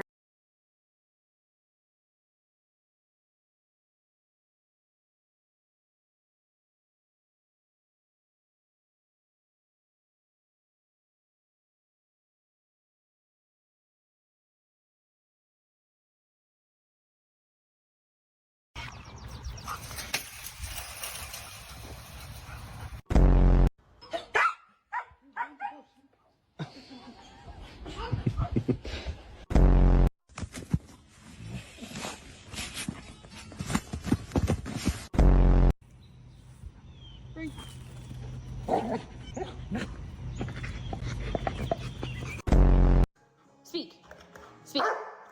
Okay, shh. That's quiet. Shh. Speak.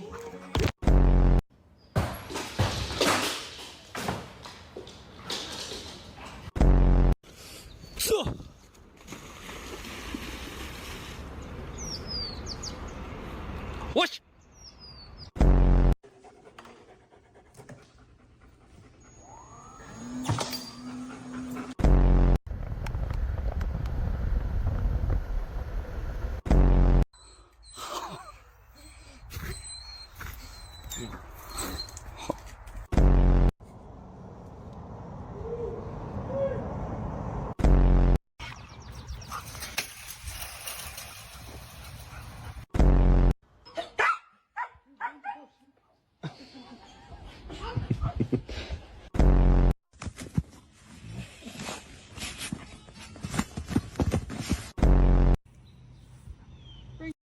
I'll make you a matcha latte. If only this could be fairy dust.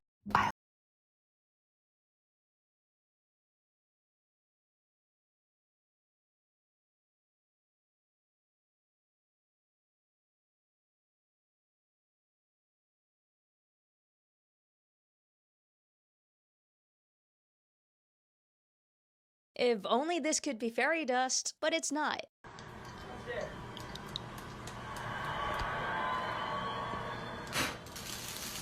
Whoa. You see, a lighter has a tiny cylinder called a flint, except it's not really a rock. It's a metal alloy called ferrocerium. Each time you spin the wheel, you're basically running a tiny metal file across the flint, shaving off bits of metal. Those shavings heat up almost instantly from friction, and that's the spark that ignites the fuel in the lighter. But here's the part that we don't normally see. Some of those metal fragments. I'll make you. If only this could be fairy dust, but it's not. I'll make you a matcha latte.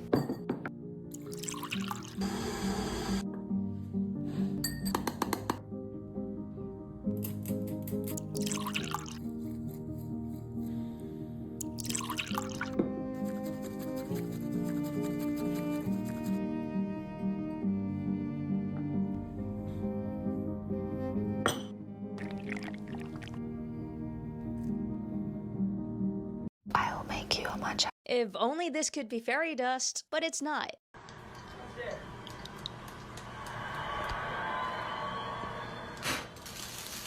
Whoa. You see, a lighter has a tiny cylinder called a flint, except it's not really a rock. It's a metal alloy called ferrocerium. Each time you spin the wheel, you're basically running a tiny metal file across the flint, shaving off bits of metal. Those shavings heat up almost instantly from friction, and that's the spark that ignites the fuel in the lighter. But here's the part that we don't normally see. Some of those metal fragments don't ignite right away. They fall into the small gap around the lighter, but he taps the lighter, so those unburned ferrocerium shavings drop into his hand. Then he blows them towards the hot stove, and now they ignite on impact, flashing into a burst of glowing dust. If only this could be fairy dust, but it's not.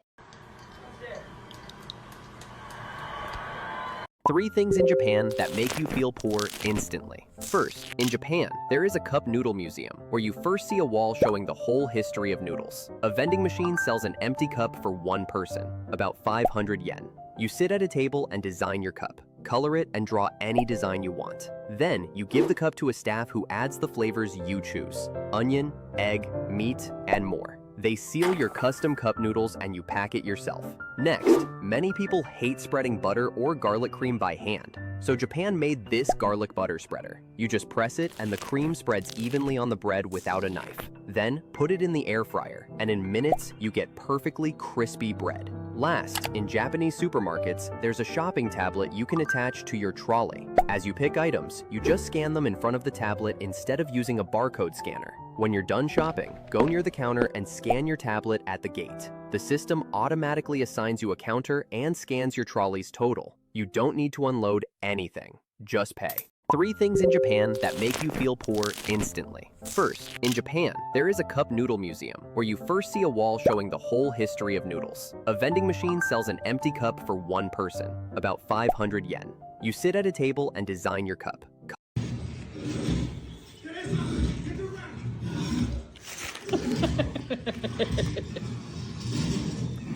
I haven't seen you do this in years, my love. Can you not, baby? Can you not? You can have pizza. Your mittens have pizza on them. You okay? No pizza for a baby.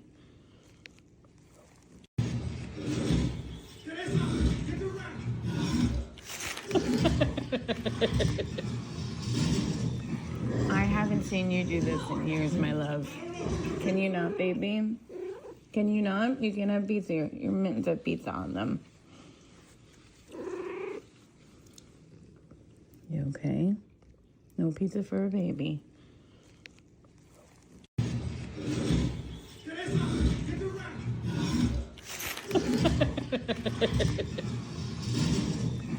I haven't seen you do this in years, my love.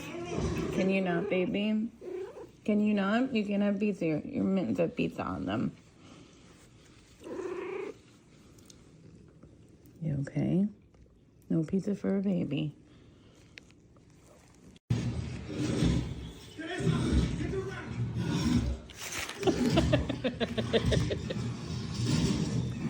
I haven't seen you do this in years, my love. Can you not, baby? Can you not? You can have pizza. Your mittens have pizza on them. You okay? No pizza for a baby.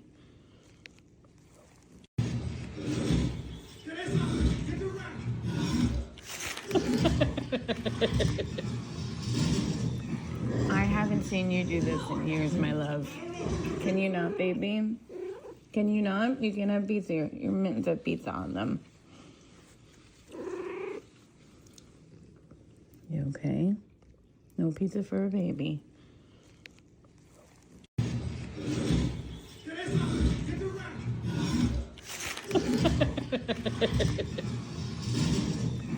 I haven't seen you do this in years, my love. Can you not, baby? Can you not? You can have pizza. Your mittens have pizza on them. You okay?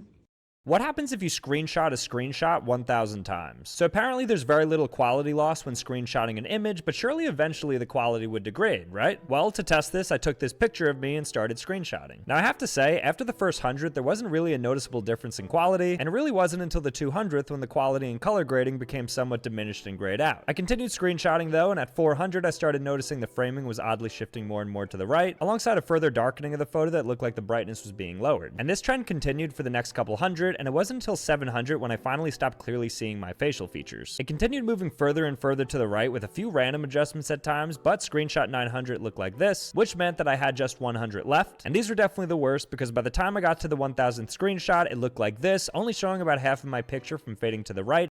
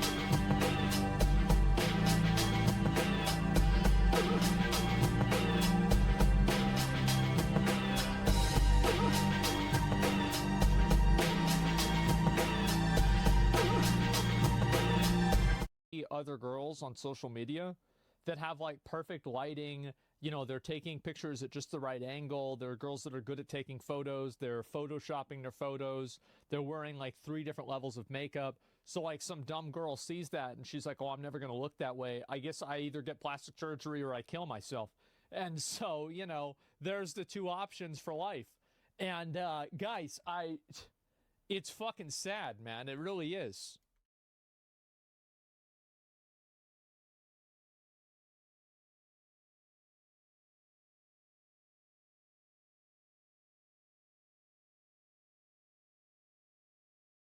I'm letting food companies control everything I eat for the next week. Only 99 waffles left. Today is day number 1. For the next 7 days, I'm not just gonna find out how many of the world's biggest food companies will reply to my DMs. Should my next meal be 200 or 300 Oreos? I'm gonna see for myself which ones will challenge a guy like me to eat insane meals. Reply with a pizza emoji and I'll eat every DiGiorno pizza my grocery store has in stock. I can tell you, these companies read these messages. Pick a number between 10 and 20. Whatever you choose will be how many bowls of your cereal I gotta eat. Because I did a challenge like this earlier this year with fast food companies. And while I got some pretty big meals, I once ate a 25,000 calorie bowl of Cheetos and it was the most marvelous experience of my life. Double tap this message and I'll do it again. Just based on how many calories were in the first meal of this week's challenge, I had a feeling that the next 7 days were gonna be even crazier. How many cans do you think I should eat? Hope you'll reply to this. I'm a huge fan of your Let's get cracking. To fully complete this challenge, I have to follow 3 important rules. Rule number 1, I can only eat what food companies tell me I can eat. Rule number 2 is where it's gonna get interesting. Because I have to finish each challenge I get. There's so many nuts. That's what she said. On the same day I get it. If I fail to finish each food challenge or food challenges before midnight,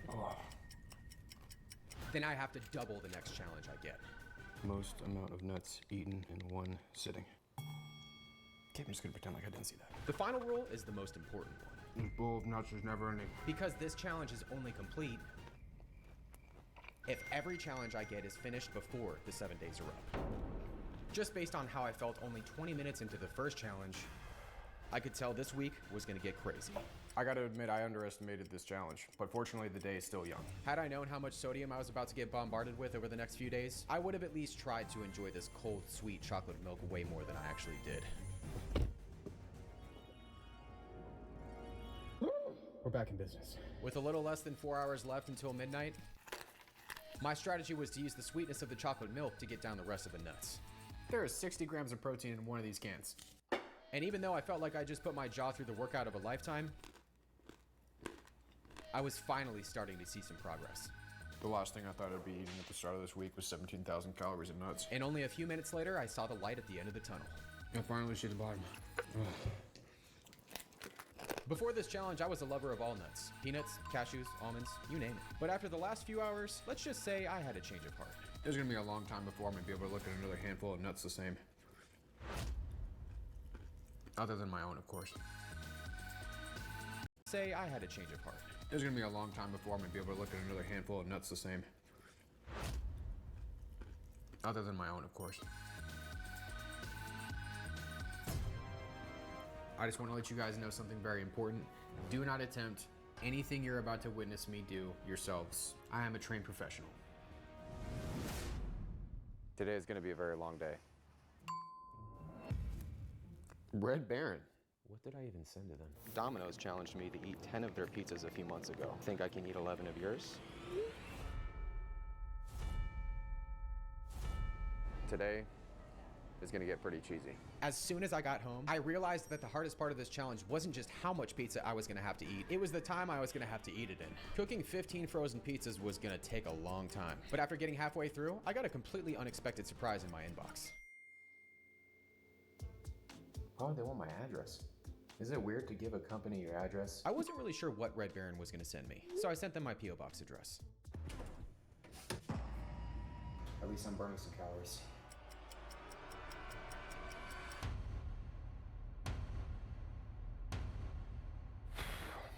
The good news is, I've been cooking pizza for so long that I'm actually hungry again. The bad news is, it's almost 5 p.m. and I have 15 pizzas to eat. Getting these pizzas down in a little under 7 hours was gonna be nearly impossible. But with how delicious the first pizza tasted, I began to think that maybe time wasn't gonna be an issue after all.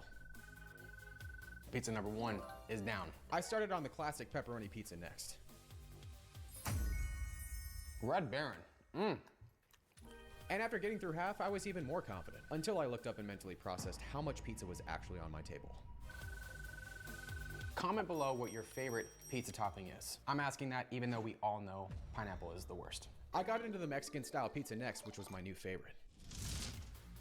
I made sure to enjoy it as much as I could because what I had to eat next, I wasn't looking forward to. Honestly, I can tolerate burnt pizza. Fitness? Fitting this piece of burnt pizza in my mouth. That's literally fire. But when you're trying to eat 15 pizzas in less than half a day, there's one thing the body isn't so good at tolerating. Lactose. All the cheese from these pizzas was hitting my stomach harder than a reality check after a midnight Taco Bell run.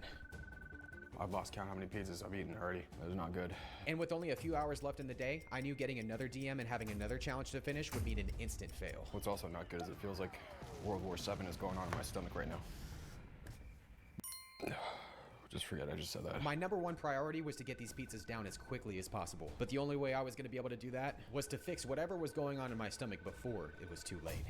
I got to admit, it'd be very foolish for me to continue on without doing something that I should have done before the start of this challenge. At first, this was the standard mid-food challenge grocery store trip, until I realized I was literally walking around in public with a shirt that said professional idiot on it. My only hope at finishing these pizzas was lying in the hands of this lactate. About to find out how fast acting this is. Back in business. Hopefully.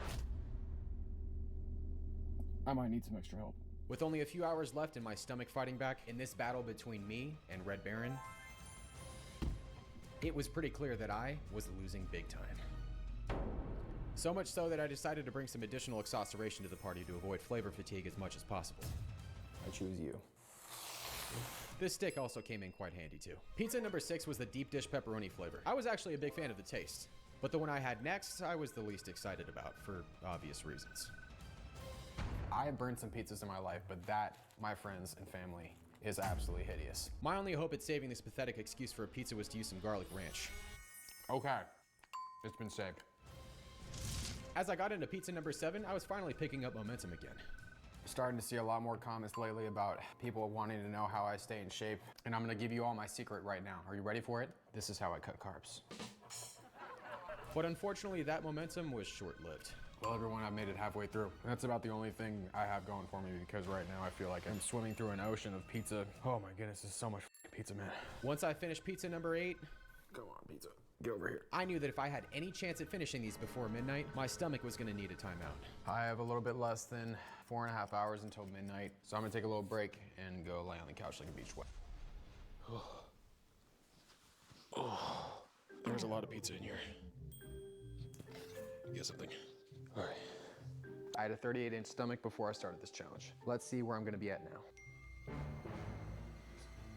There's no way. I think I should eat 150 or 200 of your donut holes. Thanks, Intenmans, but I don't really believe in serving sizes. With 6.5 pizzas left, the flavor fatigue was unbearable. I'm gonna need something stronger. But thanks to some wow sauce, my taste buds were once again reignited. Now it was gonna come down to stomach capacity, which I was quickly running out of. I feel like my blood type is mozzarella. Oh, I am absolutely disgusted with myself right now. Oh, excuse me. Oh. All right, what did I say? I was at 38 inches. Wish I could say the same for something else. Can't believe I just said that to the world. An extra 4 inches on my waist in just 2 days. Holy shit. Oh my goodness. This is typically where I'd go have some ice cream or do something to counteract all the salt I'd just eaten. But since one of the rules is I could only eat what companies tell me to eat, that was completely out of the question. So much salt. But there was one thing I could do. Don't knock it till you've tried it, ladies and gentlemen. After seeing honey on pizza a few times over the years, oh my goodness, I couldn't think of a better opportunity to try it. The honey woke my taste buds up like a double shot of espresso on a Monday morning. But as I finished pizza number 11, my body was clearly fighting back. And with less than an hour and a half until midnight, I knew this was going to be close. Oh man, I am not doing very well right now. Oh my goodness, I hate pizza so much right now. After an hour of digestion time, I was going to give these last 3 pizzas everything I had. It's time for one final push. Actually, this isn't the final push. The final push will be tomorrow morning. Midnight was a little over 10 minutes away, and no amount of honey or sweetness was going to fix the gastrointestinal nightmare that was going on in my stomach. I have a not so good headache right now. It's clearly your body trying to tell you to stop feeding it 17,000 pounds of pizza. Like, what are you thinking, Eric? I was able to slowly work my way through pizza number 11, but unfortunately the possibility of failure was now becoming a reality. When the one pizza I was in love with only a few hours ago tasted like sadness wrapped in melted cheese, I knew that this was officially over. Well, everyone, it is 12 o'clock midnight, and I failed to finish all of the pizzas, which means the next challenge I get, I have to double. At this point, it felt like I'd ingested about 20 days worth of salt. I have nothing else to say. I'm completely disgusted with myself. Which is why when I saw what challenge popped up next, Dear Skippy, huge fan. How many jars do you think I can eat? I wasn't very happy. But what showed up later took me by complete surprise. For the second time in a row, I was gonna be getting something from a company. Choose my next snack. Should I eat 50 or 100 Hot Pockets? Red Baron's message from the day before was a bit more vague, and I wasn't quite sure if they were gonna send me food or something else. The message I got from Hot Pockets, however, seemed a little bit different. Sounds good. Here's my address. Since it was pretty clear that Hot Pockets was gonna be sending me food, I gave them my home address. All I can say is I hope they don't send the pepperoni pizza flavor. I'm so over pizza right now. I sat down to try and finish as much of the leftover pizza as I possibly could, but after getting through only 2 slices, the salt was already destroying me. Ugh. You guys gotta comment down below, are you team cold pizza or are you team hot pizza? Right now, I'm team no pizza. My goal was to finish all the leftover pizza and then move on to the next challenge of the day. But with just 1 pizza left, I decided to save it and move on to the Skippy challenge anyway. I'm heading back to the store. I went back to the nearest grocery store, aka Walmart. And a few minutes after walking in, I was struck by a rather pleasant looking birthday cake. This birthday cake reminded me of something that every man over 30 hates being reminded of. My birthday was just 2 weeks away. I didn't really think much of it until my gaze fell upon this marvelous wall of Pop-Tarts. And when I saw the confetti cupcake flavor, I remembered what I spent an entire morning trying to get my hands on only a few weeks before this. It all started when I opened up IG and saw that Pop-Tarts had dropped a rare and extremely limited edition item big enough to feed 73 people. How rare? Well, Pop-Tarts only made a few of them, and you could only buy one if you lived in New York, Los Angeles, or Chicago. This item is called the party pastry. Now, as someone that's pretty experienced in eating oversized foods, when I saw that a bunch of people had gotten their hands on something this epic before me, I'm not gonna lie, I felt a little left out. So I went on Pop-Tart's website and tried to order one for myself, and I saw this. I hadn't felt FOMO this bad since I was 10 years old standing in line for hours at the midnight release of the 5th Harry Potter book. I was just a few feet from the register when I heard the 3 words no young Harry Potter superfan should ever hear. We're sold out. All of my friends talked about it for the next week. Me, I plugged my ears and pretended like I didn't care. But in reality, missing out on the novelty of something new and exciting while other people around me got to experience it was pretty devastating. Since my birthday's coming up and the Pop-Tart is literally called the party pastry, maybe I could get Pop-Tart to send me one. If I was gonna find out though, I was probably gonna need to fix my first message to them. Double tap this if you think I should eat 50 Pop-Tarts in 5 minutes. I promise I won't fail. I always finish on time. I'd like my birthday cake to be your giant Pop-Tart. I know it's sold out. Any chance I could buy a leftover one so I can eat it in my next video? Now all that was left for me to do was wait. Oh, and eat 2 jars of Skippy. Apparently I got a package. I plan on grabbing the package after I was done with the next meal. It was time to get to work on the peanut butter. Shout out to Skippy. As soon as I took my first bite, I got some pretty crazy flashbacks of me eating that giant bowl of nuts from day one. Man, this is rich. Whoa. Which is why I decided to take a little detour a few minutes later. First jar is down.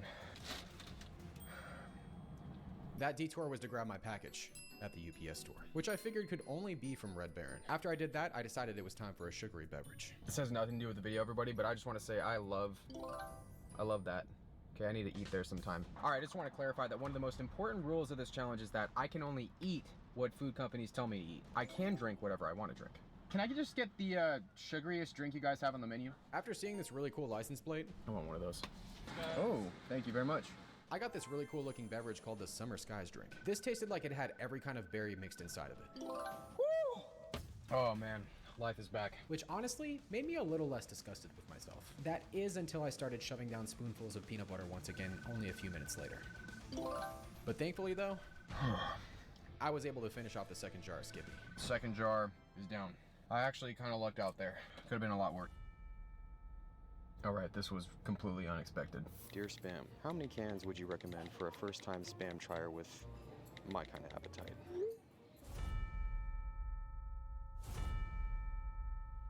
I think I know why I woke up with no DMs this morning. It's because I have my spam filter on. That was a really dumb joke. Time to eat some Spam. Like 10,000 calories of it. Being fully honest, I wasn't super excited about this one, mainly because I've never had Spam before. Cheers. But after the first bite, that was not bad. I was not only taken back by how tasty it was, but how salty it was. First container of Spam is down. That was, whew. Turns out that each container of Spam has roughly 3,000 milligrams of sodium per can. That has consumed 1.5 days worth of salt. There was no way around it. I just had to keep eating. Hot and spicy flavor? And I also had to hope no other challenges showed up. Not bad. It was right about here where I realized that eating Spam straight up was just not gonna cut it. I was gonna need to innovate a little bit. You know what I'm gonna do, everybody? I'm gonna innovate here with some Spam pizza. At first, using Spam as a pizza topping sounded like a solid plan.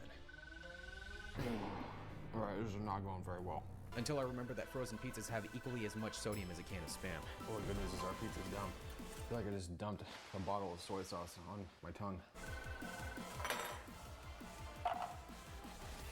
I'm gonna be calling it quits for right now because As I took my dog Apollo for a walk, I knew there was no way people just ate Spam straight out of the can. So I did some research, and I'm really glad that I did. All right, everybody, well, I think I know of a way that's gonna make this more palatable. Turns out that while Spam is a pre-cooked meat, the majority of people that eat Spam eat it cooked with things like eggs and rice, which unfortunately I wasn't able to do. But what I was able to do was change the consistency of it. Even though I was putting my trust in a few internet strangers, I was willing to do whatever it took to finish the Spam, because failing another challenge simply wasn't an option.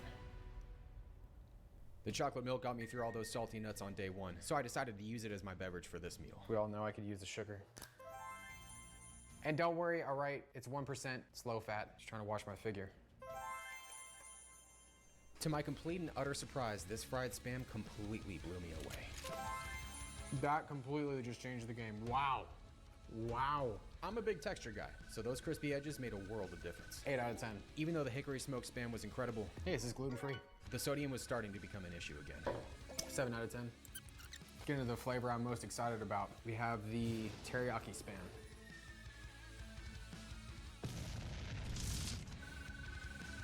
Nine out of 10.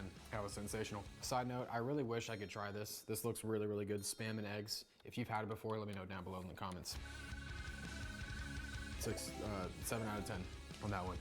Feels like a science experiment is going on in my stomach right now with all the sodium I've eaten. After some digestion time on the couch, I was happy to see an empty inbox. I came back a little while later with 30 minutes left in the day to finish off the last 3 cans. Oven roasted turkey. This tastes like turkey bacon. After finishing both the oven roasted turkey and the regular Spam, I got to the flavor I was most curious about, the maple Spam. Wow, this stuff's amazing. After finishing the Spam, there was only one thing left to do before the day could officially end. Ladies and gentlemen, after today, I consider myself an expert in Spam. And that's saying a lot coming from someone like me who has over 120,000 emails sitting in his inbox. No, I'm not kidding.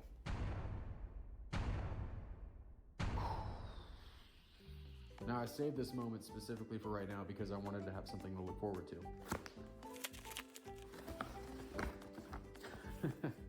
It's actually pretty sick. I got an oven mitt from Red Baron. Oh, I got a letter too? What is this? They gave me a bunch of free Red Baron's pizza slips. That is so awesome. Shout out to Red Baron for the free pizza and the oven mitt. Now, if I could only get a reply from Pop-Tart. Well, no response from Pop-Tarts and the other 100 companies I messaged. I made the mistake of sending a bunch of companies follow-up messages when I first did this challenge a few months ago. I won't be making that same mistake this time. I really do want that Pop-Tart though. Dear Pop-Tarts, it's my birthday soon, and I want your giant Pop-Tart to be my cake. Could you send me one? I'm filling with excitement just thinking about it. I wasn't lying. I am excited. I'm also very constipated. Hi there, can I get one tall iced coffee, please? I'm not gonna give you all full visual because this video probably wouldn't be allowed to be on YouTube if I did that, but we've been stopped up. Need a little help. Awesome, thanks so much, have a good day. And no, I don't take cream or sugar with my coffee because I like it black, just like my soul.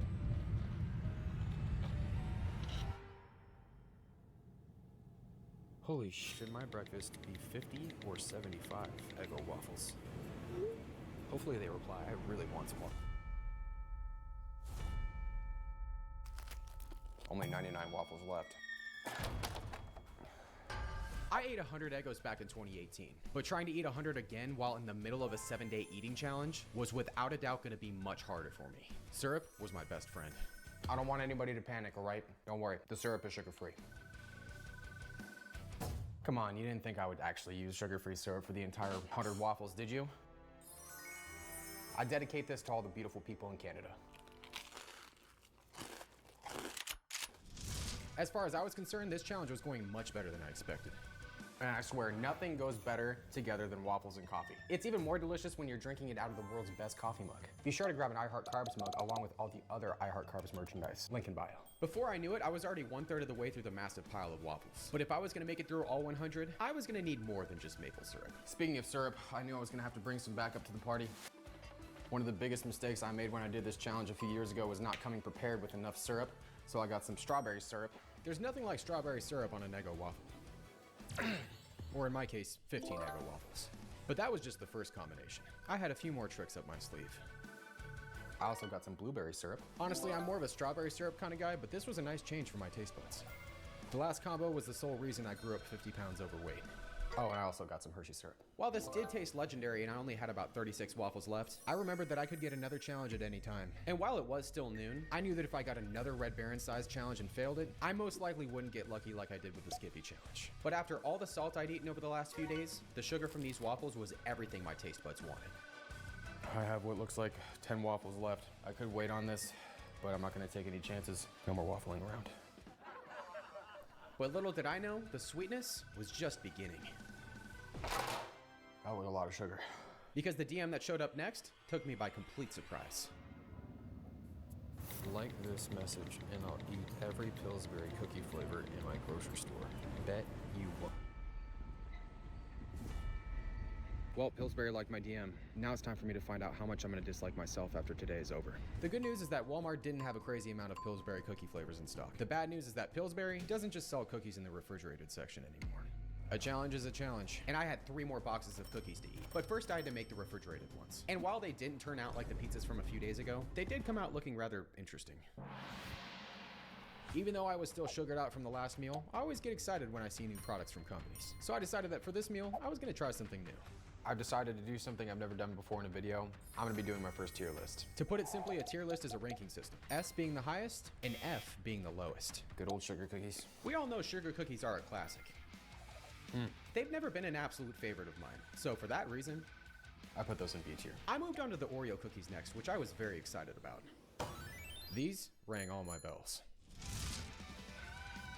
Now these are good, but they definitely need some milk. Optimal dunking time, I'm definitely more of a 10-second guy now. Even though that last statement could be taken in a completely different way, I got back to work on the rest of the Oreo cookies. But only a few minutes later, I heard the one sound I really did not want to hear. Comment down below, are you team chewy cookie or are you team crispy cookie? There is no... It's 9 o'clock at night, man. Should my next meal be 250 Nutter Butters or the world's tallest Nutter Butter? While this may have seemed like just another automated reply, it was the second DM I'd gotten from a company after 7 p.m. That was quite the scare, Nutter Butter. Which told me that anything could show up at any time over the next 72 hours, and I had to be prepared for it. I'm gonna put those in A tier. They would be S tier if I was actually still coherent. To make things worse, I was experiencing the beginning stages of something we're all familiar with, a sugar crash. Here's some cookies. If you made it up into this point in the video, drop a cookie emoji down below in the comments. So after powering through these chocolate chip cookies, I knew what had to happen next. Chocolate chip cookies are in S tier. Unfortunately, everybody, these are gonna have to... After attaching myself to my couch yet again, I was happy to see an empty inbox. Now, all that was left for me to do was finish the last 3 mega-sized boxes of cookies. At this point, my taste buds were about as invested in this meal as I am in a salad at an all-you-can-eat buffet. Funfetti Pillsbury cookies. It tastes like a birthday cake. I'm surprised I can still taste that right now. But with only 3 boxes of cookies left, I was almost at the finish line. These are C tier. I am so unbelievably over sugar right now. At this point, I felt like my pancreas was now Willy Wonka's chocolate factory, and it was working overtime. It tastes like sugar at this point.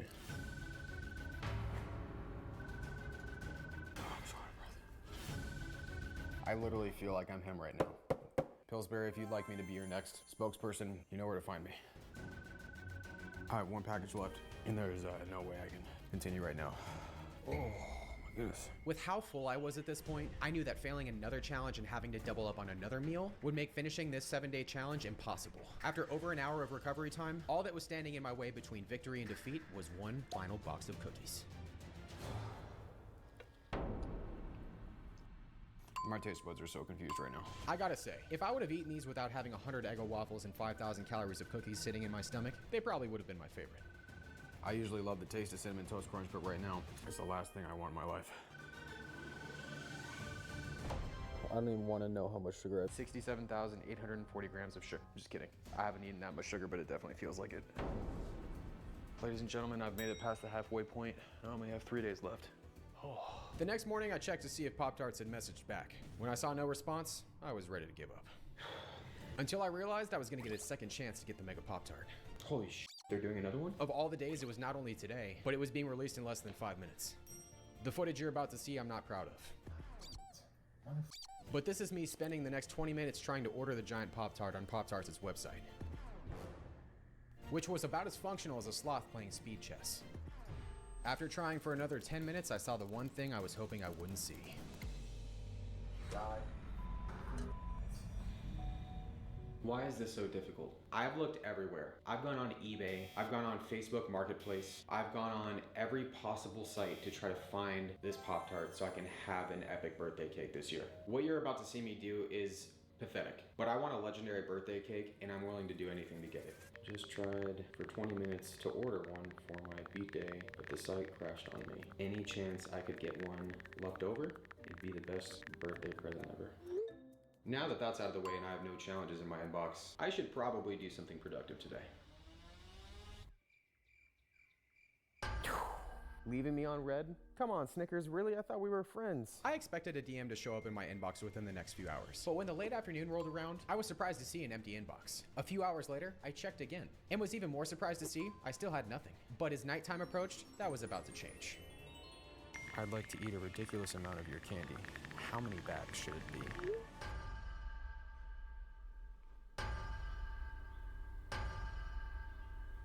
Why is this so difficult? I just want the Pop-Tart. My birthday is coming up, and I think your giant Pop-Tart would make the perfect...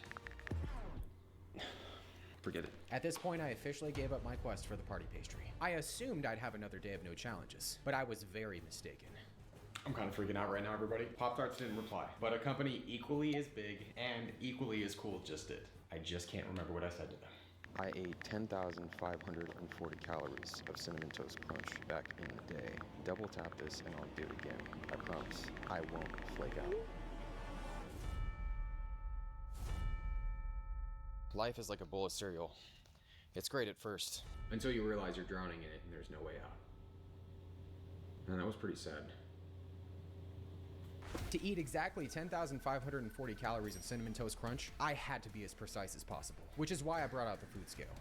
Oh my gosh.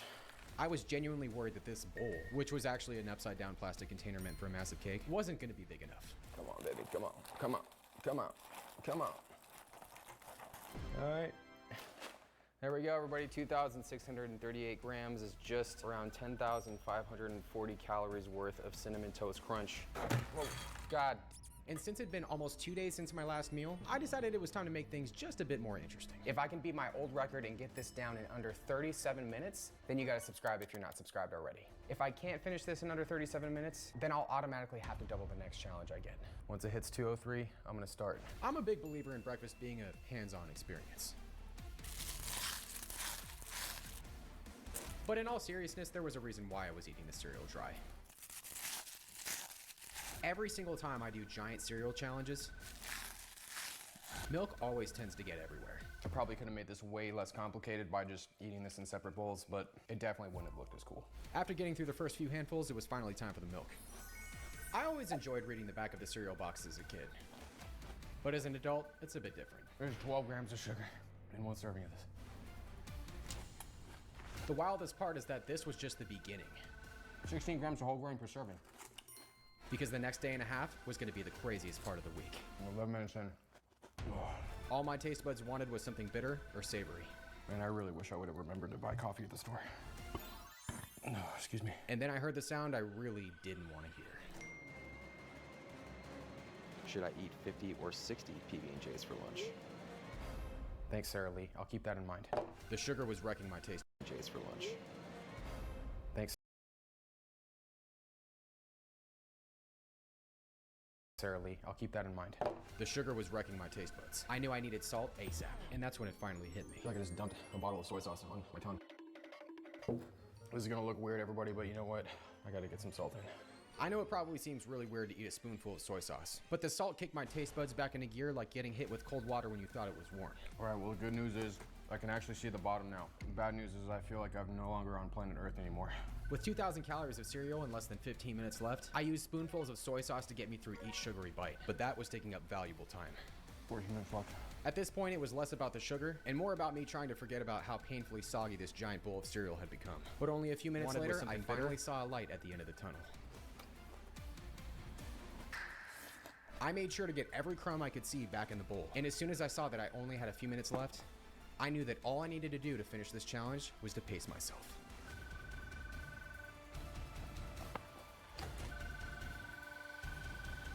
Ladies and gentlemen, with 3 minutes to spare, that has been 10,540 calories worth of Cinnamon Toast Crunch. That was very sweet, and it'd be even more sweet if you subscribed, if you're not subscribed already. I took Apollo out for a walk a few hours later, and even though I was still drunk off sugar, I was so relieved to see an empty inbox. But unfortunately for me, I was about to hear from a company that I had hoped had forgotten about me. Well, it looks like Hot Pockets didn't forget about me. Okay, well, I guess they're definitely sending me Hot Pockets. I didn't give Red Baron my actual address, but it looks like I'm gonna have to give Hot Pockets my real address. Hopefully whoever's running the Hot Pockets account isn't a serial killer, because that wouldn't be good. My bad, that was my P.O. box. Here's my address. Looking forward to seeing what it is. Even though I'm kind of not looking forward to seeing what it is. All I knew was that on the final day, I was going to be getting some Hot Pockets. I just hoped that if I got another challenge alongside the Hot Pockets, it would be something I could manage. All right, everybody, it is 11:55, 5 minutes left in the day. I'm gonna check the DMs one last time. I am so happy to see an empty inbox right now. Well, everybody, tomorrow is the final day, and all I gotta say is that if I do end up getting another brand in my inbox besides Hot Pockets, for my own sanity, I hope that it's nothing sweet. Duncan Hines. Why can't I remember what I said to them? Looking to make a high-calorie dessert for my next eating challenge. How many boxes of your cake mix do you think should be in it? How many calories are even in 8 boxes of cake?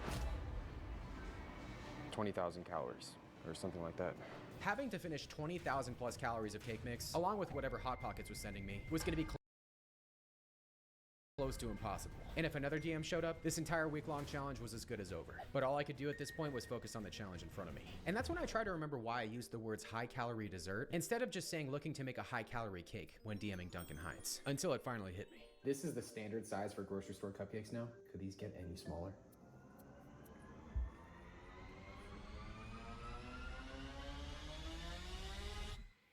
Giant cupcake pan. Yeah, but do I really need...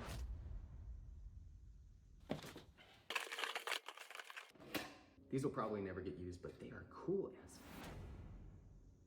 You're about to witness me commit a crime. It's called legalized prostitution. I'm so dumb. I reluctantly began to make 8 mega-sized cupcakes, and that's when I got the one thing I was waiting for the entire week. I can't believe this is happening. I finally have a reply from Pop-Tarts. Hi there, we'd like to send you as a pretty good preview, all right? Awesome. Here's my address. Looking forward to seeing what it is. Whatever they send me, obviously it's not going to be today. I just hope it gets here before my birthday. These cupcakes are going to be big as... If I can get these 8 mega-sized cupcakes down before midnight tonight, then this challenge will be complete. If I was going to finish these cupcakes and complete this challenge, I knew I was going to need a strategy. I was also going to need some napkins. Unfortunately, the only strategy I could use here was to pace myself. And to use the bitterness of the coffee to get through each sugary cupcake. That was actually pretty good. Maybe this challenge won't be so bad after all. I instantly regretted that last statement as soon as I bit into the next cupcake. And after making it halfway through cupcake number 2, I came to the realization that I was gonna have to come up with something. Because there was no way I was finishing all 8 of these cupcakes before midnight. The second cupcake is down. The first thing I had to do, I'm already sugared out, was fix the flavor fatigue. I genuinely hope none of you try or attempt anything you've seen in these videos at home. Leave it to the trained professional idiots. As I got into cupcake number 3, I used spoonfuls of soy sauce to fight off the flavor fatigue. Each tablespoon of soy sauce hit my taste buds about as hard as a cannonball dive at a quiet pool party. But unfortunately, I was filling up very fast. Not good. I wasn't even anywhere near the halfway point. I feel like my blood is made up of literal frosting right now. As much as I didn't want to admit it, I knew there was no way I was finishing what was on my table before midnight. I am in dire need of something very important right now, so I'm gonna go try to get that and also try not to think about the fact that I have something else that's supposed to show up today. I feel like after this week, Walmart should ban me.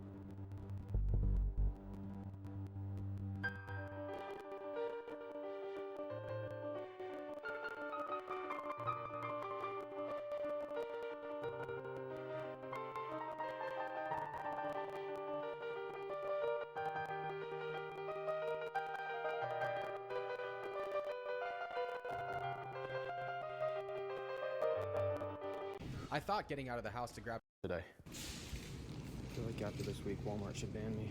I thought getting out of the house to grab some milk would help take my mind off of things. But when I got back and saw the table full of cupcakes again, and also heard this noise,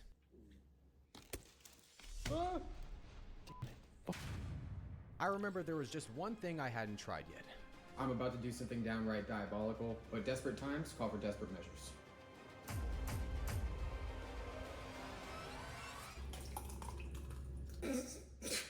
Breakfast of Champions. All essential 9 minerals and... Breakfast of Champions. All essential 9 minerals and vitamins. Oh, jeez, no, we did that. Well, let's try a sip, shall we?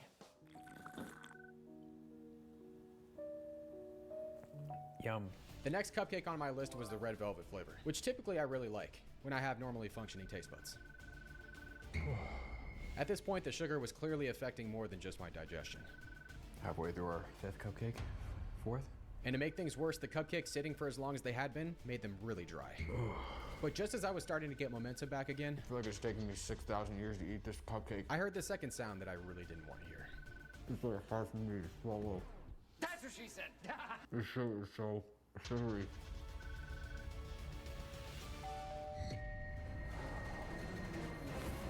Ugh.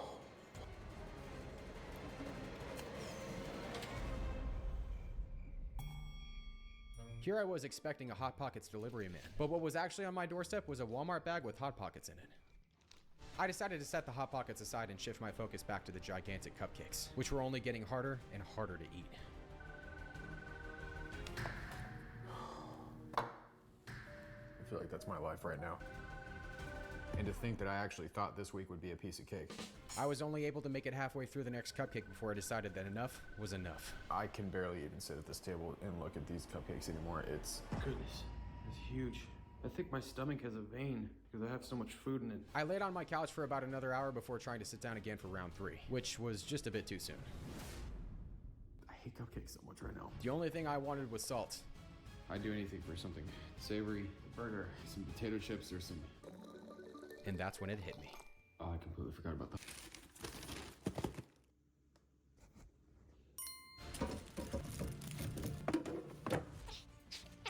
All I gotta do is just get the last 2 cupcakes down. Oh, I got 21 minutes. It's hard to put into words how disgustingly full I was in this moment, but I knew the only way I was going to be able to get the win was by using the Hot Pockets strategically to eat these cupcakes. Win or lose, it is my birthday in a week. It would be the greatest birthday wish ever if you gave the video a like. Oh my sweet goodness, literally. Strawberry cupcakes are usually my favorite, because when I eat them I can feel slightly better about my poor life choices, knowing that there's probably less than 1% fruit inside. These could have been the best strawberry cupcakes ever made, but I still would have wanted anything else in the world at this point. Spicy garlic chicken and bacon. Thankfully, these Hot Pockets were magical. For the first time in days, it felt like all was right in the universe again. That was the best thing I've ever eaten in my life. Maybe I liked it a little too much. But with a little over 10 minutes left, I had to eat, and I had to eat quickly. Oh, it's standing in my way, these 2 Hot Pockets and this absurdly large cupcake. Every ounce of my sugar-filled soul wanted nothing to do with this cupcake, but I saved the last 2 Hot Pockets for that exact reason. With time running out, this entire week-long challenge was less than 7 minutes away from being over. A little over 6 minutes left. I stuffed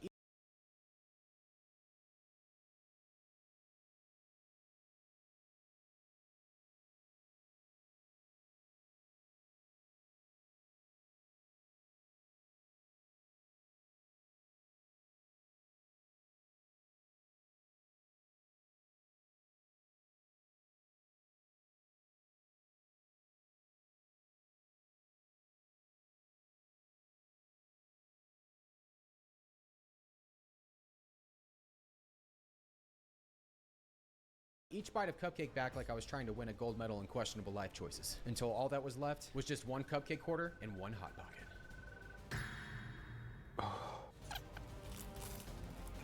I grabbed the last piece of the cupcake like I was a quarterback throwing the winning touchdown pass. And even though each bite was torture, with a little over 1 minute remaining in the entire challenge, victory was mine.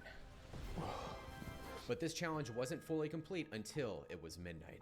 I'm assuming no more DMs are gonna come in, but I'll wait anyways. As the clock struck midnight and I saw no more DMs had come through, the only thing running through my mind was what Pop-Tarts was gonna be sending me.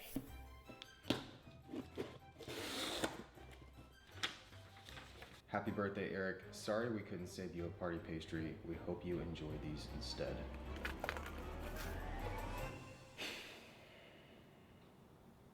You've got to be kidding me.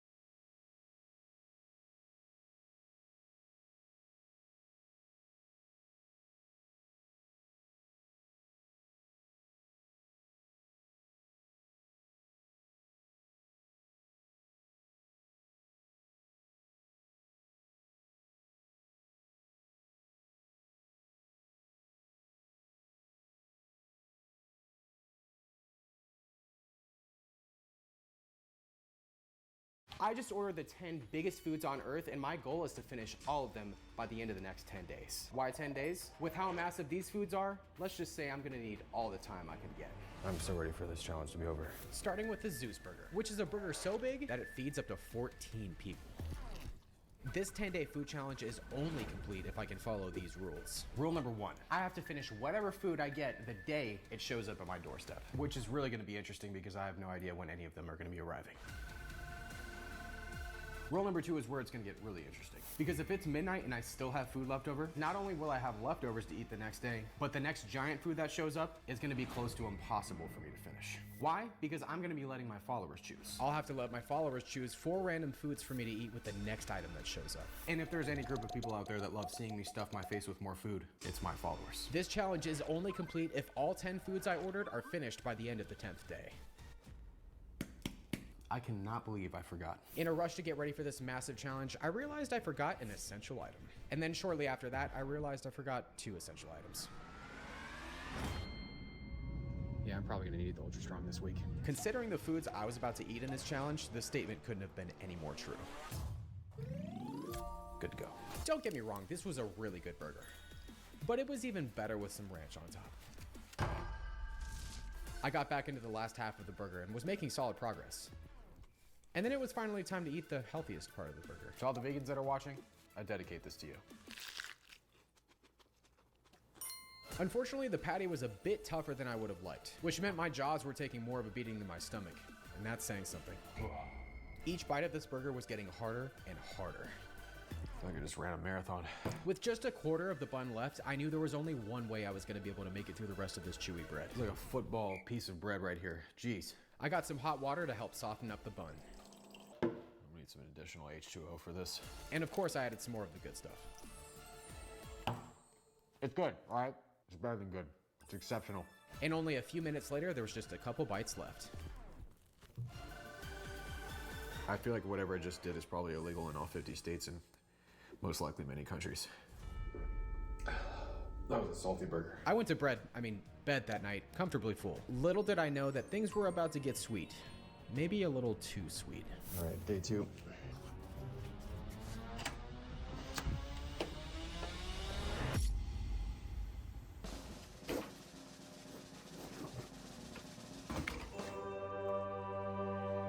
Dude, this is so epic. It's like as big as my head. Item number 2, the T-Rex cookie. A cookie that's 57 times bigger than a regular cookie. With how much salt I'd eaten the day before, the first bite of this cookie was magical. While the cookie wasn't warm on the inside, the perfectly chewy texture was making my taste buds very happy. This cookie was so good that I actually felt like I was having an out-of-body experience for a few seconds. With how big of a cookie I'm eating, I know there's going to be a lot of questions down below in the comments. So I made sure to clarify one very important thing. For all of you keeping score at home, there's approximately 5,550 grams of sugar in this cookie. I actually just made that last part up. I have no idea how much sugar is in this cookie. Unfortunately, after I got halfway through the cookie, the richness of all the chocolate definitely caught up with me. Goodness gracious. All I can say is that this milk was a lifesaver.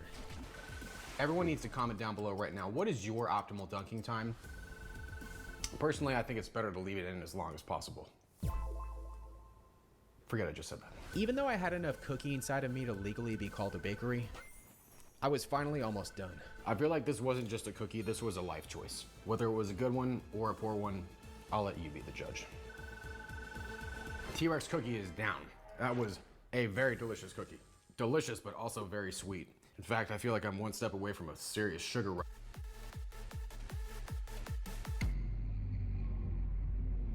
After all that milk, my stomach wasn't feeling the greatest. So I hit the store for some lactate to get some much needed relief. Stuff is a lifesaver. But relief was the last thing I was about to experience. After my girlfriend Christy informed me that I had a package waiting for me at home, I wanted to know what I was in for. So I asked her to send me a photo of the box. Webster on store. After a few short seconds, it finally hit me. I knew exactly what was waiting for me at home. As I picked up some items that I hoped would help me take down the next food, I realized that with only a few hours left until midnight and another massive food to eat, I was running into the first major problem this week, because packages can get delivered at any time. But the later in the day they showed up, the more difficult this challenge was gonna be. Everyone, I genuinely don't know if I'm gonna make it through this week. In fact, I may actually be kicking the bucket of Nutella somewhere. That probably made absolutely no sense, but I just needed a transition. Item number 3, the Nutella bucket. A Nutella container so massive that it's over 10 times bigger than a regular jar of Nutella. Oh my. So massive that it's over 10 times bigger than a regular jar of Nutella. Oh my God. This is not gonna end well. Just in case you haven't noticed, I have some covers on the plates on my table. What's underneath those covers are the only things that I could think of that could possibly get me through something like this. And if they can't, I am in some serious trouble. I'm gonna warn you all right now, trying to eat 6.6 pounds of Nutella is the second most reckless thing I've ever done. What's the most reckless? Well, you'll find out later on in the video. Cheers. It tastes like Nutella. Believe it or not, I actually had the stomach space to take down this Nutella. Oh, rich. But the biggest thing keeping me from finishing this wasn't my stomach. It was my taste buds. Saltiness. But as long as I could manage the flavor fatigue, I was confident I could take this thing down. Ritz crackers, Nutella, absolutely marvelous combination.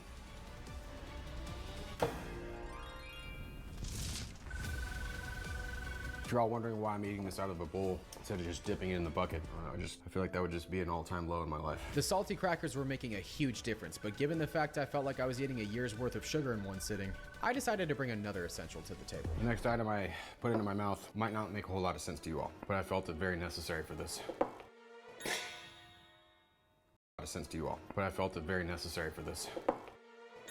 Into my mouth might not make a whole lot of sense to you all, but I felt it very necessary for this. What? I needed to get some fruit in. Halfway through the strawberries, I immediately realized they were a terrible decision. Not only was the added sweetness making the flavor fatigue worse, but the extra weight from the strawberries filled me up a bit too much. I gotta be honest, everyone, I am not doing so well right now. I feel exceptionally horrible, like even more so than usual. For whatever reason, I thought this would be a great addition to this meal, which now seems to be not that great of an addition. For some reason, I thought the bread would be a lot saltier, but unfortunately for me, it wasn't. Oh dude, this is so bad. I can't believe I'm actually physically subjecting my pancreas to this. So I decided to take matters into my own hands. Fun fact, there once was a massive jar of Nutella you could buy online, and I had always wanted to do that as a challenge, up until now. After decorating the remaining bread with more Nutella and some salt, I finished off the plate of bread. But if I was gonna make it through this bucket, I had to give my stomach a break.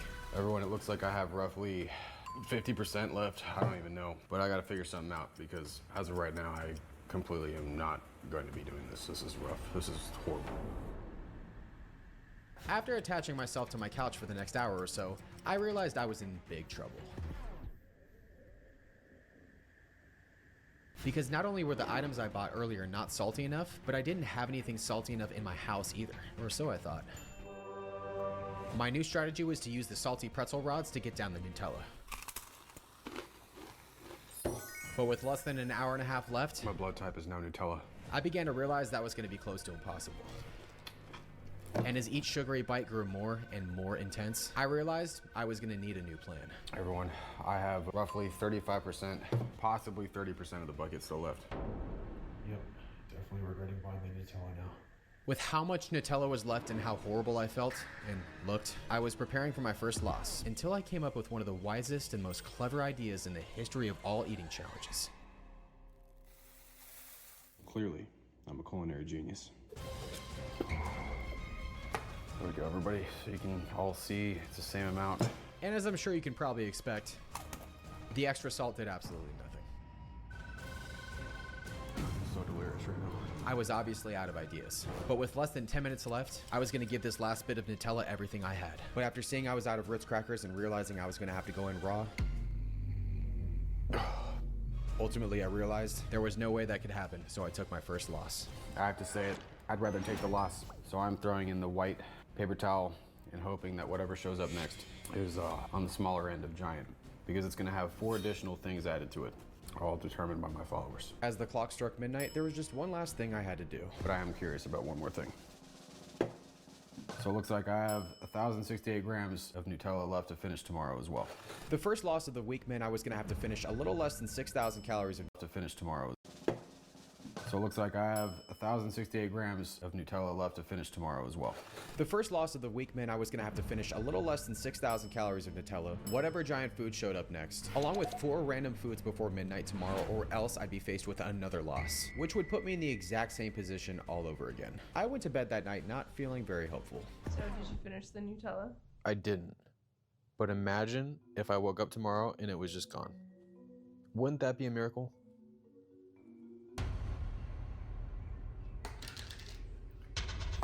Nope, very much still there. All right, I did not hear the doorbell ring this morning, so maybe. Nope, no packages. Well, hey, maybe today's the day my stomach finally gets a break. Never mind. Holy sh! Item number 4, O Bagel's Jumbo Bagel. A bagel so big that it's over 25 times bigger than a regular bagel. And to go with this massive bagel, I have to eat 4 additional things, all chosen by my followers. Just got the world's biggest bagel. What should I add to it? All right, now that that's done, I'm gonna wait a little bit and then we'll come back and see what I gotta eat with this. It's time for the moment of truth. How this is gonna work is I'm gonna close my eyes and whatever my finger lands on is what I have to eat. Okay, a perfectly normal thing to eat with a bagel, just maybe not 12 of them. Okay, another thing to eat with a bagel. Okay, good again. Oh no, no, no! An entire jar of one of the most vile things on earth. Seems like I'm in a bit of a pickle. That was a really bad joke. What can I say? When I'm in unfavorable situations, I usually like to use humor to lighten the mood. After seeing the 4 additional items I had to eat, I decided the most logical thing to do would be to combine most of them. And just as I was on my way out, I noticed this box of Twinkies and I couldn't help but rewind to the moment that set this whole challenge in motion. Meet Harry, my only non-American friend. You'll see why this is important shortly. Back in 2020, when I was training for my first Ironman, Harry emailed me out of the blue saying he wanted to send me some running shoes and bike gear because he loved watching my eating challenges. Fast forward to 2023, Harry came to America for the first time and we finally met in person for the first time. I wanted to treat him to something iconic, something unmistakably American. So naturally, I bought him a box of Twinkies. But one bite later, I knew I'd messed up. Harry left and went back to Australia, and ever since that day, I felt like the worst friend in the world. So a few weeks ago when Harry texted me saying he was coming back to the States, I got really excited, until he told me he wanted to do a food challenge. I hate disappointing my friends, so I told him I'd find him one. There was just one problem. I had no idea what I was gonna get for him. So I dove headfirst down an internet rabbit hole, and after stumbling upon an article called The Best Giant Foods You Can Buy Online, there was only one thing left for me to do. I bought all of them and made it my duty to eat all of them. Because let's be real, when it's your friend's first food challenge and you want to get them the best of the best, a little taste test just won't cut it. The only problem was I got locked out of my email I used to order all of them. So I had no idea when each thing was going to be arriving. What I did know was that Harry was going to be arriving in exactly 3 weeks. And the last thing I was going to do was disappoint my friend for the second time. Anyways, I wasn't very excited about the pickles. I was really excited to film this really cool cinematic shot of me putting on this apron though. My plan was to make the world's biggest breakfast bagel. As I got the eggs started, I was just hoping I wouldn't overcook them like I always do. Apollo was also willing to step in and help out with this meal, but that would be against the rules. Sorry, dude. And after only a few more minutes of assembling, it was finally time to do battle against this massive bagel. Talk about a well-rounded breakfast. The most difficult part of this challenge was without a doubt going to be the dense doughiness of the bagel. But the extra salt from the eggs and the bacon was very much needed. Everyone, so far this is tasting amazing. I'm just so happy that this is not... Yeah, I'll deal with that later. Whew. Guys, this is like bringing back memories of the burger I ate a few days ago. I knew eventually the bagel was going to hit my stomach harder than a 2 a.m. Taco Bell run, so I did my best to enjoy it as much as possible while I could. I want you all to comment down below right now what your favorite bagel is. A lot of people like plain bagels. A lot of people like everything bagels. Me personally, I'm team cinnamon raisin. This is still good too. After I got to the halfway point, I was incredibly surprised that my stomach wasn't doing all that bad, so I decided to carry on. This is how I cut carbs. But unfortunately, a few bites later, this bagel is so big and fluffy. The bagel caught up with me. Which is pretty much gonna be me after this is over. Well, everyone, both my stomach and my intuition are telling me kind of chill out right now because this bagel is very dense. It's a lot denser than I thought. Plus, I have those pickles and the rest of the Nutella to finish before midnight, or else whatever I get next has to get more stuff added to it. After walking off roughly 100 calories out of the 10,000 I just eaten, oh god, I fell asleep on the couch for a little while. After waking up and realizing how full I still was, I knew that considering I had the rest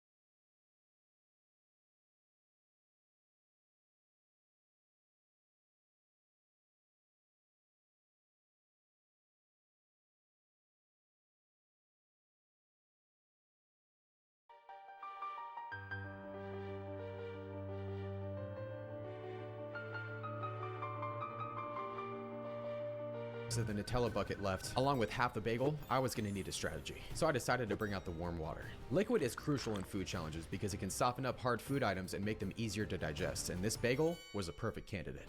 I decided to shift my focus to the remaining ham and eggs and save the bagel for last. But after I started on them, I knew I had to get the pickles out of the way as soon as possible. Just gotta do it.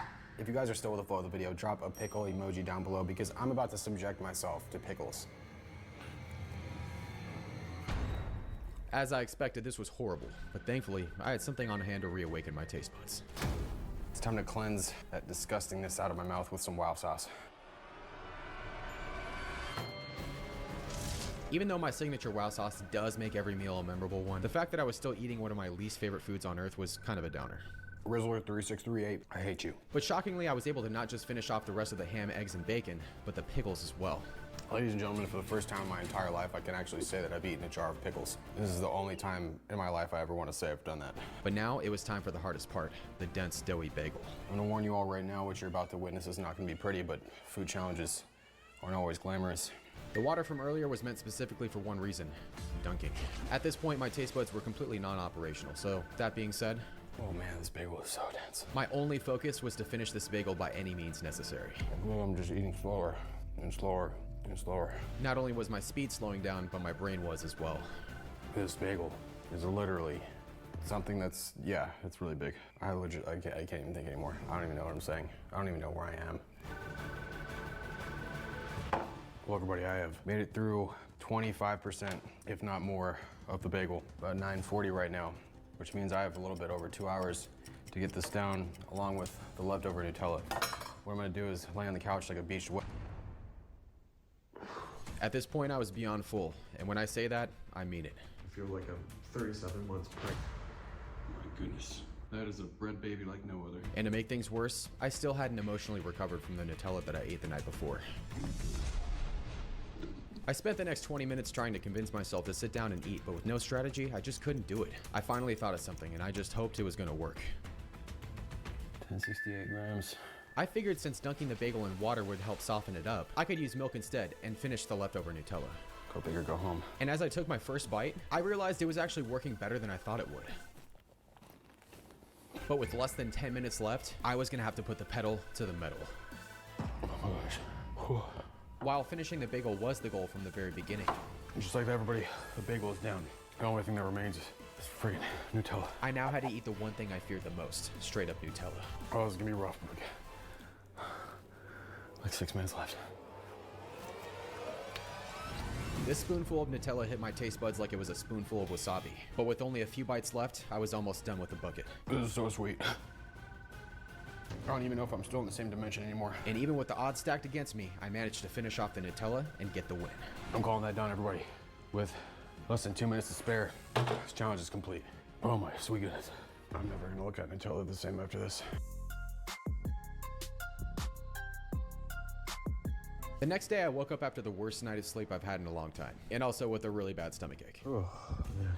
I really hope there's nothing on my doorstep today.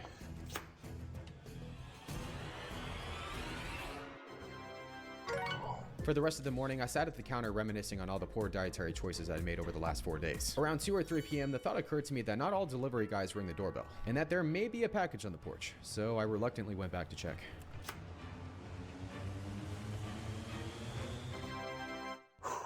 As I'm sure you can imagine, my taste buds were pretty confused at this point. And you might be confused as well if I were to tell you that I was currently on my way to McDonald's. Yes. But for something you might not expect. Hi, can I get one medium Diet Nectar of the Gods? For some reason, the crispiness of the Diet Coke was what I needed more than anything.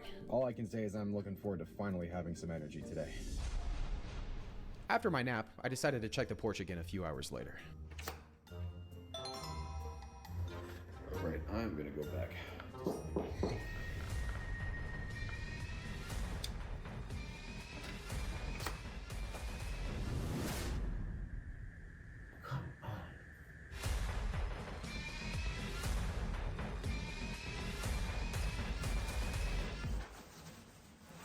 I forgot I ordered extra.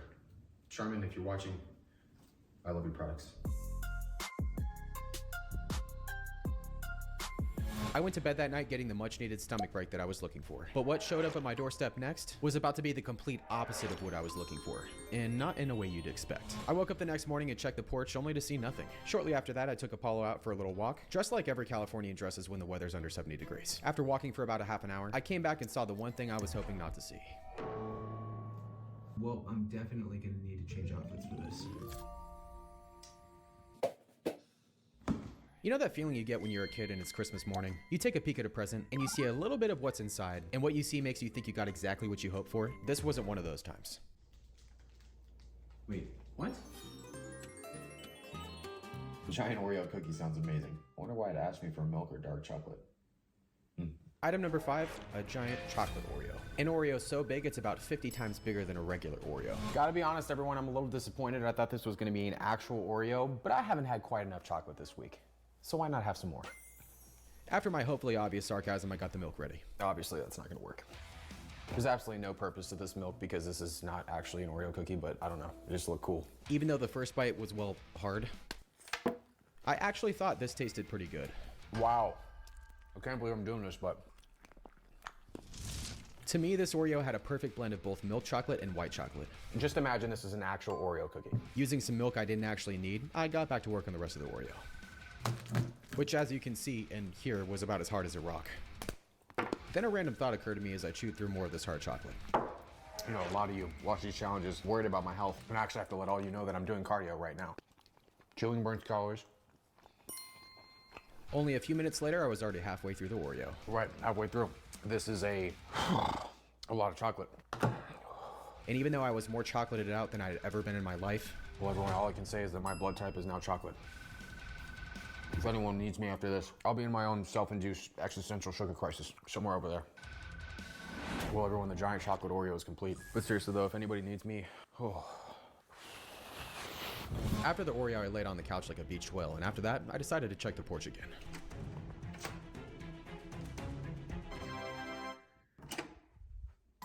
Well, it's just after midnight, and as of now, I have officially made it halfway through this challenge. And I would just like to say I'm a very full human being. I also never want to look at another piece of chocolate ever again.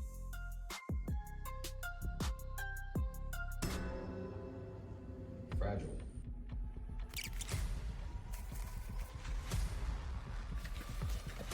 I did not order a pizza.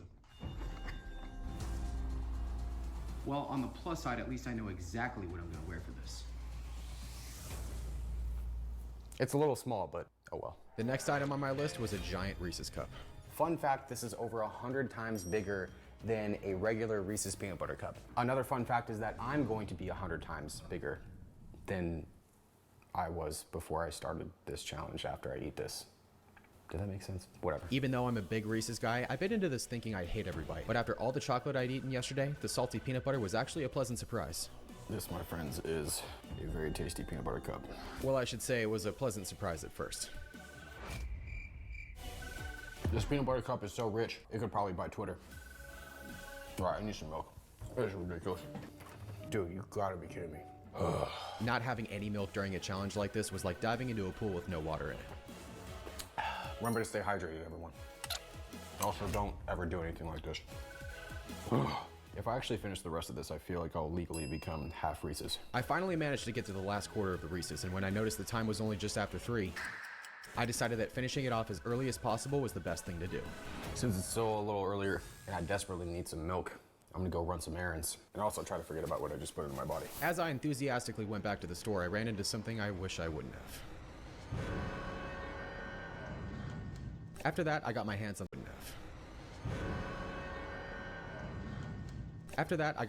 some fat-free milk. But when I got into my car, reality set in. It's a very unsettling reminder that I should probably stop eating. After filling up my tires, I was looking forward to relaxing for the rest of the night. But unfortunately for me, the day was far from over. I feel like the people at UPS are probably starting to think I'm crazy.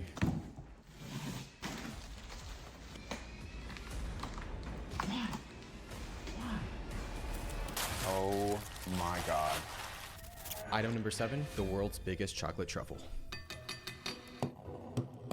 It's kind of like a coconut. Hopefully this chocolate won't be too hard. Spoiler alert, my teeth were about to hate me. That was some bitter chocolate. That was kind of nice. With a little over 4 hours left to eat 8 pounds of chocolate, I felt like I was walking into a losing battle. But the main thing that was going to be lost here was my dentist's mind if he ever watches this video. Ow. I don't think I've ever eaten this much. Yeah, I've definitely never eaten this much chocolate in my entire life. The only strategy I had here was to use as much milk as I needed to get through as much of the truffle as I could. I feel like my hands look like I've been doing push-ups in mud or something. Curiosity has me and I gotta try this inside. Okay, that's very sweet. I wasn't really sure how to eat the inside, so I of course did what came naturally. Gotta do what I gotta do. It tastes like what they put in between a cake. Each forkful of this ganache literally tasted like I was eating straight cake frosting. But to my surprise, I was able to get to the halfway point. I've made it through 40 to 50% of this truffle. Flavor fatigue is real right now, and I purposefully did not go for anything salty. I wanted to hold off on resorting to salt until I took down as much of the truffle as possible. But with a little over 90 minutes left, I finally gave in. I have no idea what I'm doing anymore. After making a new hole in my table, I knew that with a little over an hour and a half left, I was gonna have to eat fast, which unfortunately was gonna be very difficult. It's like the Death Star of chocolate. At this point, biting into this truffle was like biting into a frozen brick dipped in cocoa powder. That's not good. Okay, technical difficulties. All right, that one, I followed that last one. As I got more into the truffle, I did my best to think of the positives of the situation. Oh man, the most difficult part is that the dark chocolate is, there's a nice contrast between the sweetness from the center, but it hurts way more. And I mean that physically and emotionally. After enduring as much as I could, I decided to shift my focus back to the inside. I don't care what anybody says. Eating giant food should be an Olympic sport. Like the video if you agree. Well, everybody, I have no idea how much of this truffle I have left. It looks like there's a little bit of ganache, but mostly the shell left. I'm gonna try to come back and give this one heck of a shot. 20 minutes later, I came back to try and finish the rest of the truffle. Can't do it. I decided that I wasn't gonna go down without a fight, so a half hour later, I got back to the table like it was triple overtime and I was down a few points. I got this. I took my first bite of ganache and could feel my drive and motivation coming back again. And when I finally got to the pretzels, I felt my spirits return once again. I'd like to pause the video right now and just have a moment of silence for my pancreas. Thank you. Even though I was eating slower and slower, I knew that as long as I kept going, I had a solid chance at finishing this truffle. I got this. But unfortunately, it was at this moment that I realized... Alright, maybe I don't got this. Well, unfortunately, everyone, it looks like I'm gonna come up just a bit short when it comes to the world's largest handmade truffle. Whatever lands at my doorstep next has to get 4 additional items added to it. I'm gonna be emotionally scarred forever after how much chocolate I've eaten this week. When I woke up the next morning, I could still taste the sweetness from the day before. After checking the porch, I was very relieved to see nothing there. But with 3 foods and 4 entire days left, I still had to be ready for something to show up at any time. With all the chocolate I'd eaten the night before, I got a whopping 3 hours of sleep. So as far as I was concerned, there was only one place for me to go. Ladies and gentlemen, I've officially made it to day 7. Normally this would be the end of one of my challenges, but since this is the longest challenge I've ever done, I've got 3 more days left. If you guys enjoy these longer challenges, like the video and comment below what you want to see me do next. I'm saying that even though I haven't even made it through this one yet. And the biggest item of the entire challenge still hadn't showed up yet. As I headed back home, I remembered that not only did I have to add 4 random items to whatever showed up next, I remembered what I had to finish. I gotta finish that leftover. This is gonna sound horrible, but I'm so over chocolate right now that I would much rather eat a piece of used gum off the ground than finish this truffle. Please just don't be a chocolate bar. Item number 8, the giant 2-foot challah bread. I have no idea what this is going to taste like. I have no idea how I'm going to be consuming this, but I do know that I have 4 additional items that I'm going to have to eat with this, along with...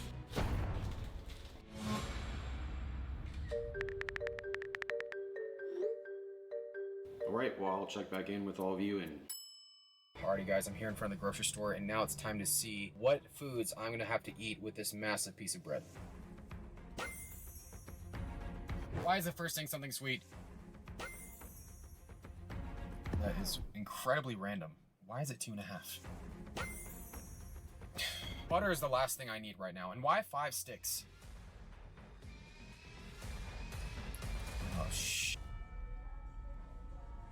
I am not too excited about this. Having to eat a massive loaf of bread with nothing to drink was a recipe for disaster. A lot was going through my mind at this point, including chugging that champagne behind me. I was genuinely worried about finishing this one because the bagel I ate on day 3 was a perfect example of how filling bread can be and how crucial liquids are. As I gathered the additional ingredients for this meal, I knew this was not going to be pretty. Yum. This is going to pair perfectly with my tears later. Man, that is a big piece of bread. I was actually pretty excited to try challah bread for the first time. All right. That was pretty tasty. I wasn't really sure how to eat it, so I sliced a few pieces up and made myself a butter sandwich. Well, a really big butter sandwich. So far, I'm genuinely enjoying this challah bread. Not only was the bread good, but since it had been a little over 17 hours since my last meal, my stomach was actually feeling semi-refreshed. Watching my figure. But unfortunately for me, that was about to go completely out the window.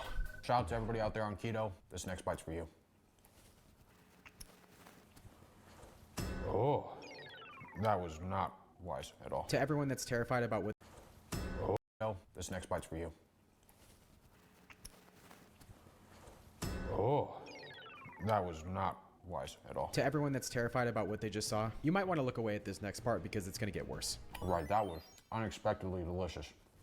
What I did next is probably going to make a lot of you cringe. But the last thing I wanted to do was get stuck eating single ingredients by themselves. So in my eyes, I knew exactly what needed to happen. Tell me when to stop.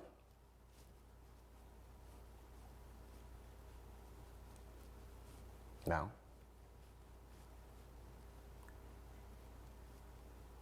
Okay, I'll stop. As I'm sure you can imagine, the first bite of whatever I just made was very confusing to my taste buds. And on top of that, the lack of water was making my mouth very dry.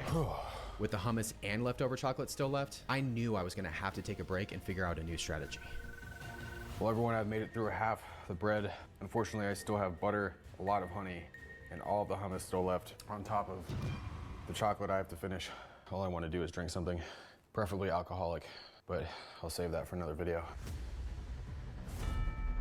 I woke up after a power nap and my mouth felt like it was drier than the Sahara Desert. I thought of possibly trying to eat the chocolate again, but when this happened, I knew the best strategy for me at this point was to rest and get some stomach space back. Wow, I look absolutely horrible right now. Good thing it's not a beauty competition. With most of the honey, a stick of butter, the hummus, and half the loaf still left to eat, I went for the thing I was the least excited about first. So each one of these is 10 ounces, which means I have 20 ounces, which means 20 ounces equals 2.5 cups. That was my math lesson for the video. If you've never had challah bread before, it has more of a sweet taste. I don't have high hopes for this. Which is why I wasn't too excited about this. That's pretty weird, but I'm gonna keep eating it. Yeah, it's too weird.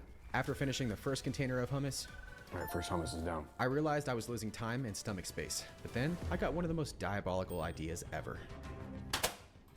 I had no idea if it was gonna work, but I was gonna try. All right, step 1 is to take your melted butter and swirl it around like so. Step 2 is to dump an absurdly large amount of honey on top of the butter, like so.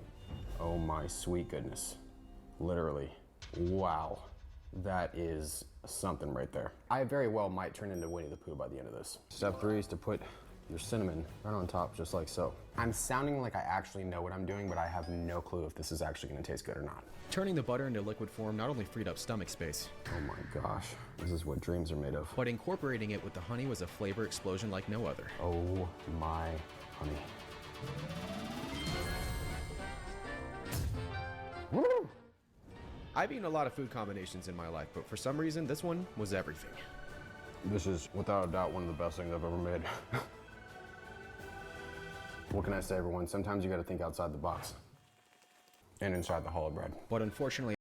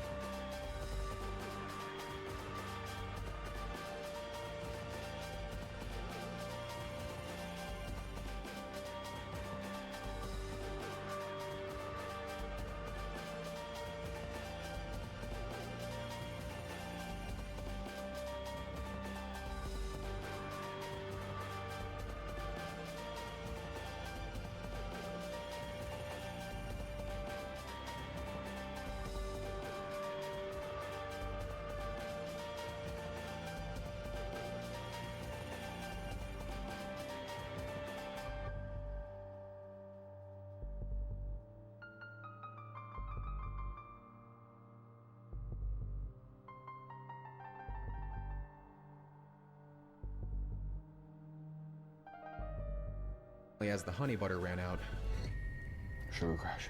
I remembered I still had hummus to eat. Gotta do what I gotta do. Fortunately, I was able to finish the hummus, but unfortunately, I was nearing my capacity. 18 grams of fiber in this entire thing. At least I'm doing something right. Well, everyone, I only have literally like 10% of the spread left. Along with that stupid chocolate from last night. At this point, I had enough bread in me to trigger every gluten allergy within a 5-mile radius, but I was almost done. I just want something to drink. Oh. Using the last of the honey butter combo, I was able to make it to the last few bites. Someone the other day asked me if I'd ever give up carbs, and you know what I said? Over my bread body. Fortunately, I was able to finish the last of the challah bread, but with the leftover truffle still remaining, the day wasn't quite over just yet. That was a lot of challah bread, but unfortunately, I still have something left for the day. And it's in that white box. It's hard for me to put into words how full I was at this point. On top of that, I was so thirsty, but drinking anything would just make me fuller. finishing this is gonna be impossible. I paced back and forth for the next few minutes trying to gather the courage to eat this truffle, which was about as appealing as biting into a jawbreaker. Finally, with less than 20 minutes left, I knew I had to make something happen.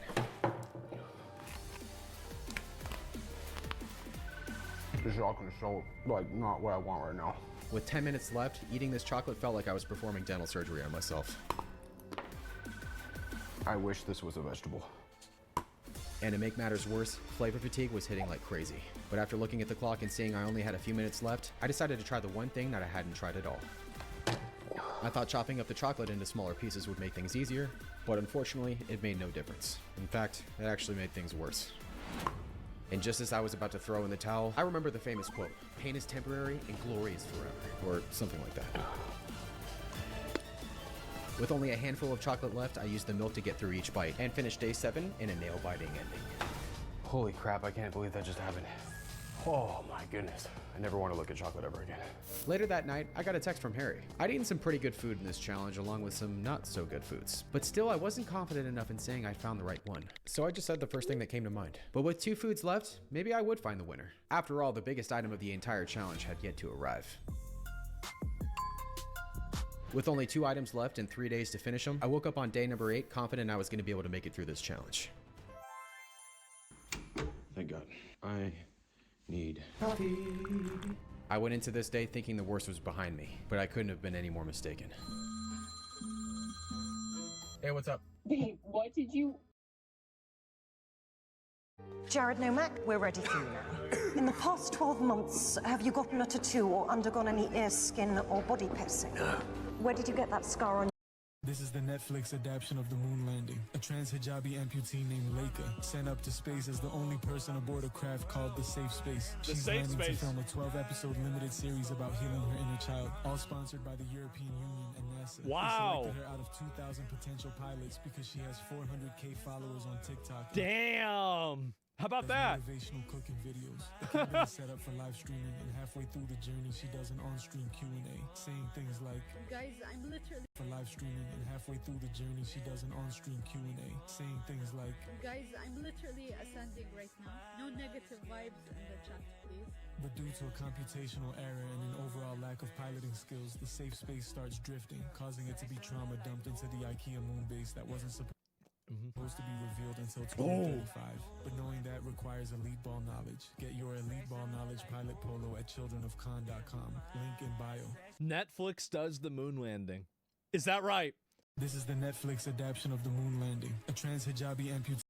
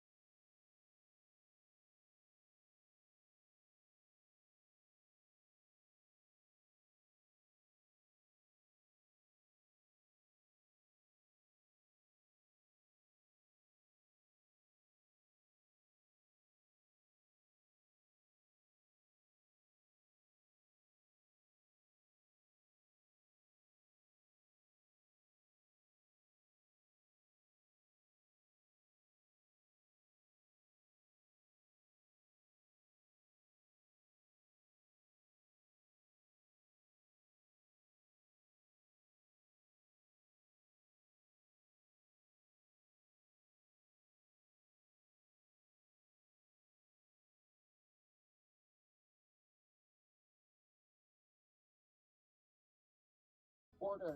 This package is huge. I tried picking it up, but it was way too heavy. It can't be food, right? It was in this moment, I knew exactly what was waiting for me. Babe, step away from the package slowly. It's more dangerous than it looks! Item number 9, the world's biggest gummy bear. 4,000 times bigger than a regular gummy bear. I feel like I should say something very clever and witty, but I can't find the words right now. Believe it or not, this is the second time I've ever done a gummy food challenge. Okay, a gummy bear doesn't actually taste that bad. Unfortunately, the first time didn't go so well. Definitely in my top 5 worst challenges ever. Fortunately for me, this massive gummy bear was actually much softer than I thought it would be. First year's down. Come on, bro. Help me out here. Jeez. You're acting like the intoxicated friend at a college party. After a few more bites of the bear, I finally saw what he looked like without ears. It was hilarious. On a separate note, I went into this with no strategy, and unfortunately, I was about to pay the price for it. I have no idea why any human being would want to order something like this. I've decided the gummy bear's name is Stan. Yeah, me too, Stan. Me too. After trying to think of something for a good 30 seconds, I realized that finishing this was going to be much harder than I thought. I'm curious to see how much I ate.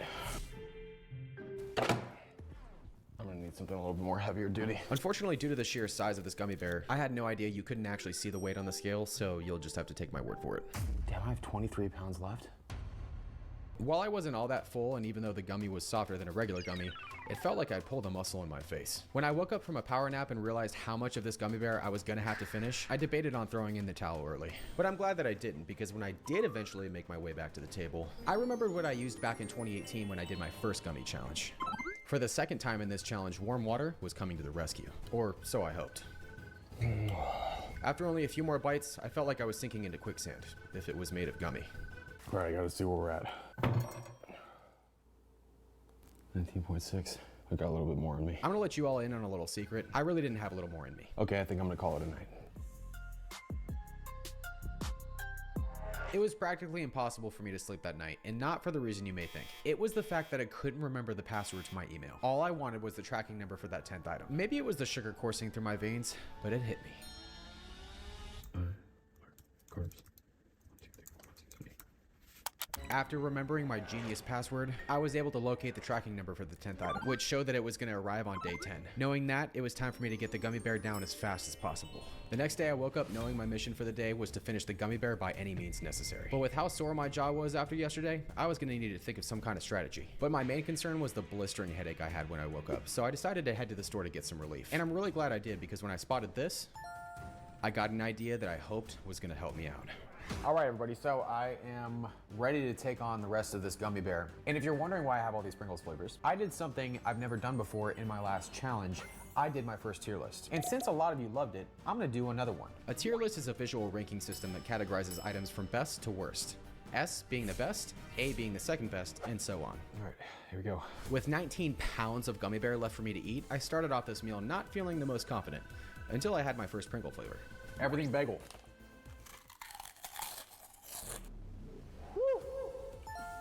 B tier, good, but it doesn't really give me everything bagel vibes. Most people think that getting through eating challenges that span over multiple days comes down to having a big appetite, but it's actually not just that.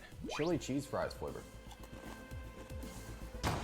A tier. The mind is just as important as appetite when it comes down to these challenges. And even though it may sound silly, these new Pringles flavors were basically little power-ups for me as I try to get through this massive gummy bear. And I know a lot of you are gonna be wondering why the belly is hollowed out. And it's actually because I'm pretty sure this gummy bear is supposed to be like a punch gummy bear. One person who definitely will not have a hollowed out stomach is me. One person who definitely will not have a hollowed out stomach is me. Carnita's taco. C tier. As I got back to work on the gummy bear, my jaw muscles started to tire out again, which was not good considering I was chasing this gummy bear with warm water. It was at this point that I started to realize the likelihood of me eating this entire gummy bear was looking less and less promising. My goodness, my jaw literally feels like it's about to detach from my head. And when I saw how much I had left, oh dude, 12 and a half pounds left. I knew I had to come up with something. Philly cheesesteak flavor. I would much rather be eating a Philly cheesesteak right now, not gonna lie. C tier. After giving this gummy bear one last ditch effort, all dressed Pringles. We found our S tier item. I decided that both my jaw, it basically feels like I've been chewing on a rubber tire, and my stomach had had enough. I have roughly 12 pounds of this gummy bear left, which means I've made it through over half. Unfortunately though, I can't actually physically eat this anymore. So I'm gonna have to figure out, strategy here. My main priority was fixing the gastrointestinal nightmare going on in my colon first. So I headed to Walmart for some Tums. Once that was done, I finally came to the realization that there was just no way I was gonna be able to eat the rest of this gummy bear. But then it hit me, I didn't have to eat it. I finally had a plan, but I had to be sure it was gonna work. I was taking a huge risk by potentially making the gummy inedible, because ruining it meant not finishing it, and not finishing it meant this entire challenge was failed. But I had to be sure it was gonna. Once that was done, I finally came to physically eat this anymore. So I'm gonna have to figure out, strategy here. My main priority was fixing the gastrointestinal nightmare going on in my colon first. So I headed to Walmart for some Tums. Once that was done, I finally came to the realization that there was just no way I was gonna be able to eat the rest of this gummy bear. But then it hit me, I didn't have to eat it. I finally had a plan, but I had to be sure it was gonna work. I was taking a huge risk by potentially making the gummy inedible, because ruining it meant not finishing it, and not finishing it meant this entire challenge was failed. The test batch was a success, sort of. But would the giant gummy bear be the same? I was about to find out. As I watched the gummy in the microwave, I began to worry that maybe the gummy bear wasn't meant to melt. Okay, maybe I just have to put it in for longer. That's what she said. I put it in for the second time, and after taking it out, I started to see exactly what I wanted. Progress. After microwaving Stan for what felt like 10 years, the diabolical idea that came to me in the appliance section of a Walmart had finally come to fruition. This does not look pretty at all. In fact, I can't even use the word pretty in this in the same sentence. This looks absolutely hideous. I've subjected my stomach to a lot over the last decade, but this Yum. is probably one of the worst things. But surprisingly, my plan was working much better than I expected. I feel like I have more Red 40 in me than a Kool-Aid factory.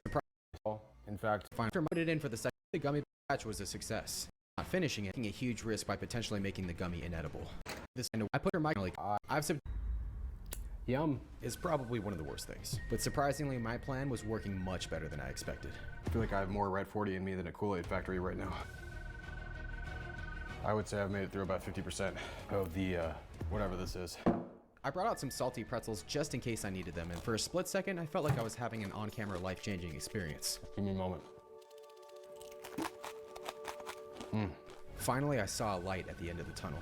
I'm so close. The bottom of the bowl was in sight. I probably look absolutely, I don't even want to look at myself right now. At this point, I had a little bit over 2 hours left until midnight. And even though it was my goal to finish this gummy bear as soon as possible, my stomach was a wreck. My bloodstream probably looks like a fruit punch fountain right now. But that actually made no sense because my bloodstream always looks like that. So with only a few bites left of this gummy concoction, I knew what my next move needed to be.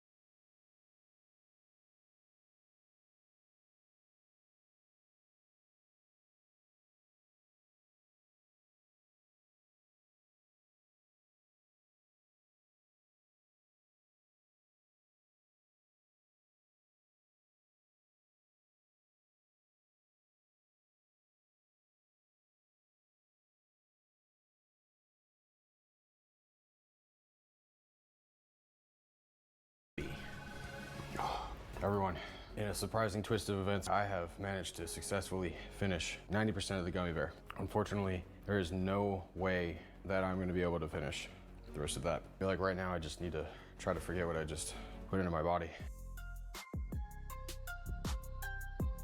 I woke up on day 10 happy this challenge was finally coming to a close. I checked my porch, and when I didn't see anything, I decided the best move was to get ahead. Since I had to eat 4 additional foods with the final item whenever it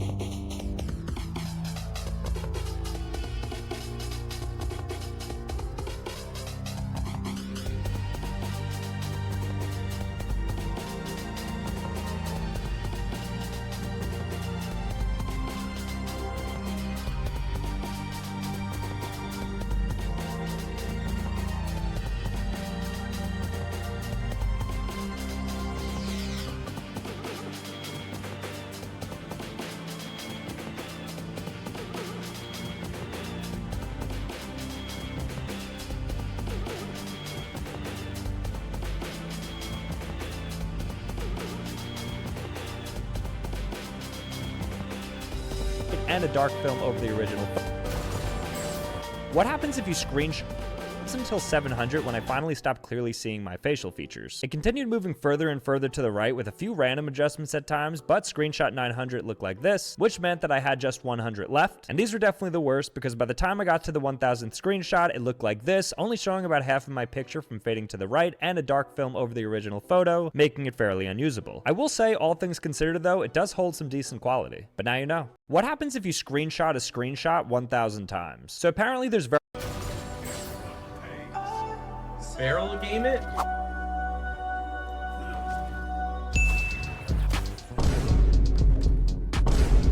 No way.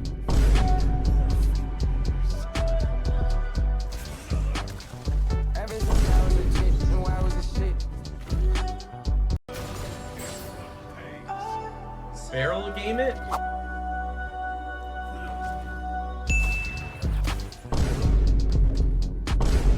No way.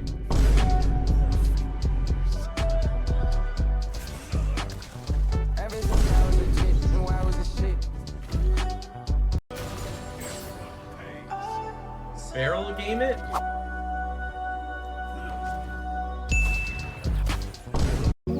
Let's see what you guys are tagging me in today.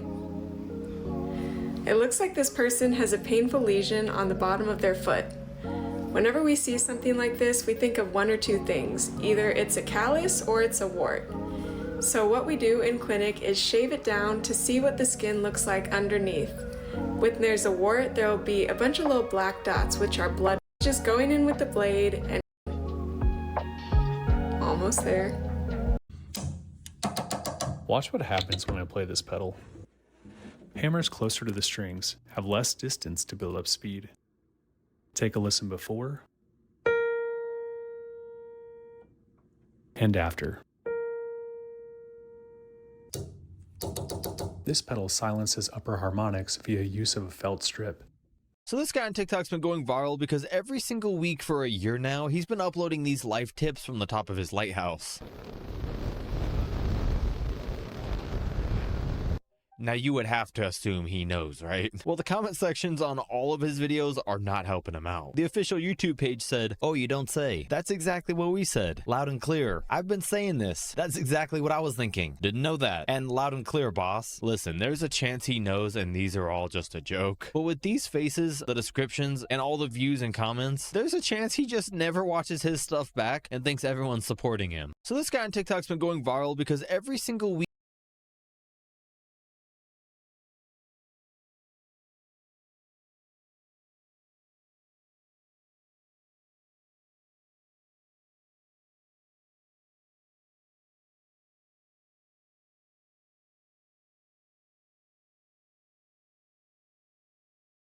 But if you give it a little time, he'll stabilize. And then you're going to take your meter sticks and you're going to measure the things you need to measure. It's actually better video when they're all flying. 3. Oh, shit. We got it. They're morons. You're idiots. 6, 7, 6, 7, 6, 7, and you have to do this.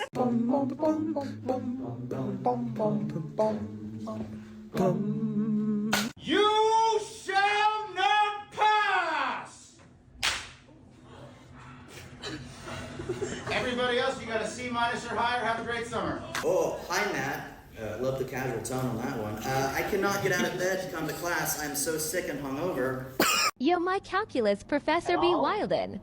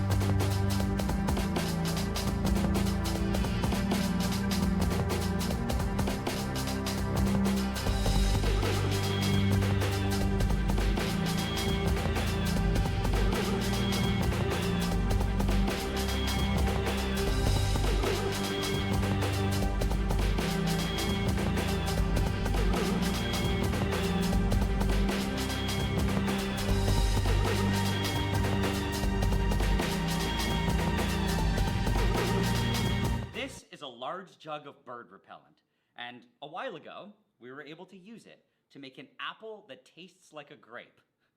Since then, though, we've been wondering what else could we make an apple taste like? Because, I mean, at least in my opinion, there's no way that the only thing that works is grape-flavored bird repellent. I think that we should be able to make an apple that basically tastes like anything, where it can be relatively simple, like something like blueberry or cinnamon, or something more interesting, like cotton candy or bacon. And well, today, we finally decided to test that out.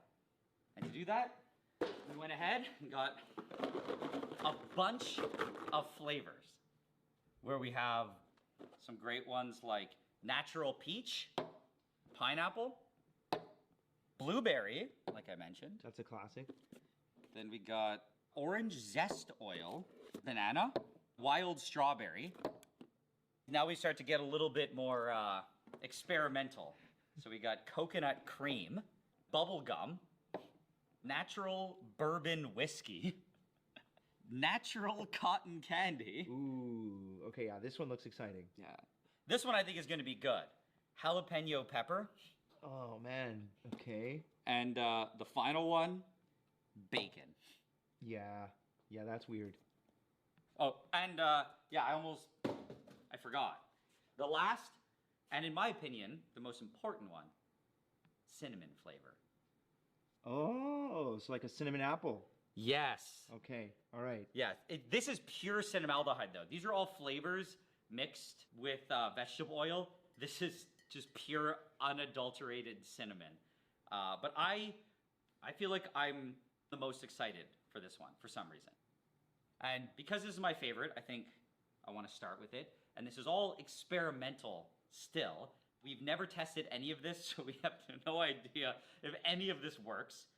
But once we prove that it works with cinnamon, we can move on through the other flavors and eventually get to the more cursed ones. Or, you know, maybe they're amazing. Who knows? Who knows? So, to get started, we just gotta get our flavor making kit. By that I mean a scale, a magic bullet, and then something called polysorbate 80, which is also known as tween 80. And the last ingredient, just a jug of distilled water. And that's everything we need. This is all the ingredients? That's actually not that much. Yeah, I mean, yeah, it's not very much. The recipe is also right here. But it's not even a recipe for cinnamaldehyde. I just realized that. Is that the grapple recipe? Yeah, this is a recipe to make the bird stop. How did I not realize that it's the wrong recipe? It's fine. Yeah, I mean, it should be fine. The same quantities, right? Okay. I feel like we can just do all the same amounts and it doesn't really matter. I don't think that apple science is that complicated. Okay, so that's it. We have everything we need, and let's get started. So the first ingredient that we have to add is water, where we need 134 grams. And I'm just using distilled because I guess, I don't know, cleaner or something. Okay. Okay, so yeah, I mean, that's good enough. And also, I don't think I ever explained what this recipe is or what we're doing.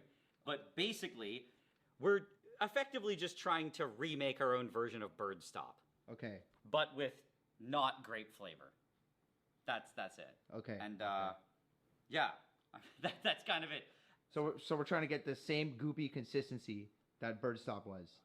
Yes, like Bird Stop had this really thick paint-like consistency. And at first I didn't know why it was like that, but at least the theory that I have is that it's an emulsion between an oil and water with a surfactant in it, which is this tween 80 or polysorbate 80, and that's it. And then it's blended together. That's it. Exactly. Ah. That is what I think it is. So that's why there's only these 3 ingredients. All right. But with that whole thing aside, the next ingredient is 13.2 grams of tween 80.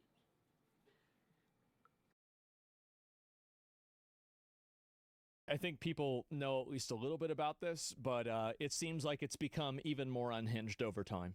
Here we go. The more I learn about this Cinnabon incident, the less faith I have in society as a whole. That's right. First, she was this evil woman shouting slurs. Then they said she was actually being harassed by the man. Then Yes. someone crowdfunded her $100,000. Then people started claiming she's a far-left Democrat with a criminal record, where nobody knows what's really going on. I love how, like, what's really funny to me about this more than anything is that what happens whenever the internet monolithic thinking that's like so one-dimensional that it's basically brain dead, what happens whenever it encounters an actual real person that doesn't fit closely inside of any box, that has all kinds of schizophrenic viewpoints, that doesn't all believe one thing, and they act irrationally all the time? People lose their fucking minds. They don't even know how to process it. But grifters will still get rich over the division. That's As right. Initially, this video went viral. I am racist. And you are. You are an idiot. No. I wonder what she said. I am racist, and I'll say that to the whole entire world. Uh-oh. Don't be disrespectful. You ruined your life, by the way. Oh, talking about you're not gonna be working here.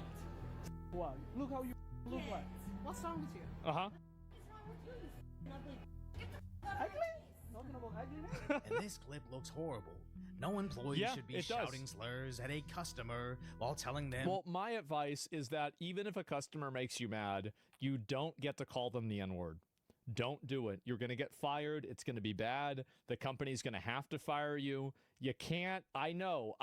There's probably, if you've ever worked in customer service, you have probably wanted to call somebody the N-word, the F-word, or some other word, but you didn't do it, did you? Or maybe you did. If you did, let me know. Maybe we can raise $100,000 for you. To inhale their front tail. But sadly, whenever a viral video starts yesterday I did. argument, I'm willing to bet there was a deceptive edit that carefully clips out whatever started the fight. The reality of what probably happened is that they antagonized her, she got mad, and then she called them the N-word. You can't have somebody do that works at a store. You can't have somebody do that. Like, I know they shouldn't have antagonized her. I get that. But can we just step outside of the internet and think about reality? Let's get the Reddit brain out of here and think about the real world. You can't have employees getting mad at customers and shouting racial slurs at them. You can't have that happen. This is basic common sense for any business. Duh.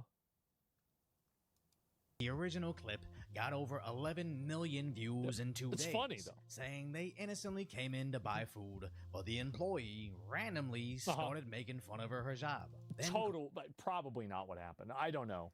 Called them a slur, to which Cinnabon responded, the franchise owner has immediately terminated the employee. And with that framing, the store owner had to fire her unless they wanted their building to be burned down. But then... That's true, too. Yeah, I think that's true, because if they hadn't have done it, people would have gone crazy. And, yeah, sure. People started questioning the authenticity of the poster's story, since they appear to have a history of lying. Where the rest of the video the victims chose to post sheds light as to why the employee was so angry. Sexualizing your body makes you a better person. Are you recording? I'm gonna record you. Yes. Do you want me to throw water on you? I am racist. As it really seems. This is what happens every single time. Bro, like, it is. Yeah, why do they need to lie about the situation? Because they're trying to antagonize her and make her mad. They are angry, like this Somali. Like, I don't feel bad for them. Oh my God, you got called a racial slur. Oh, I don't know if you're going to be able to recover. I don't care about that. I don't give a shit.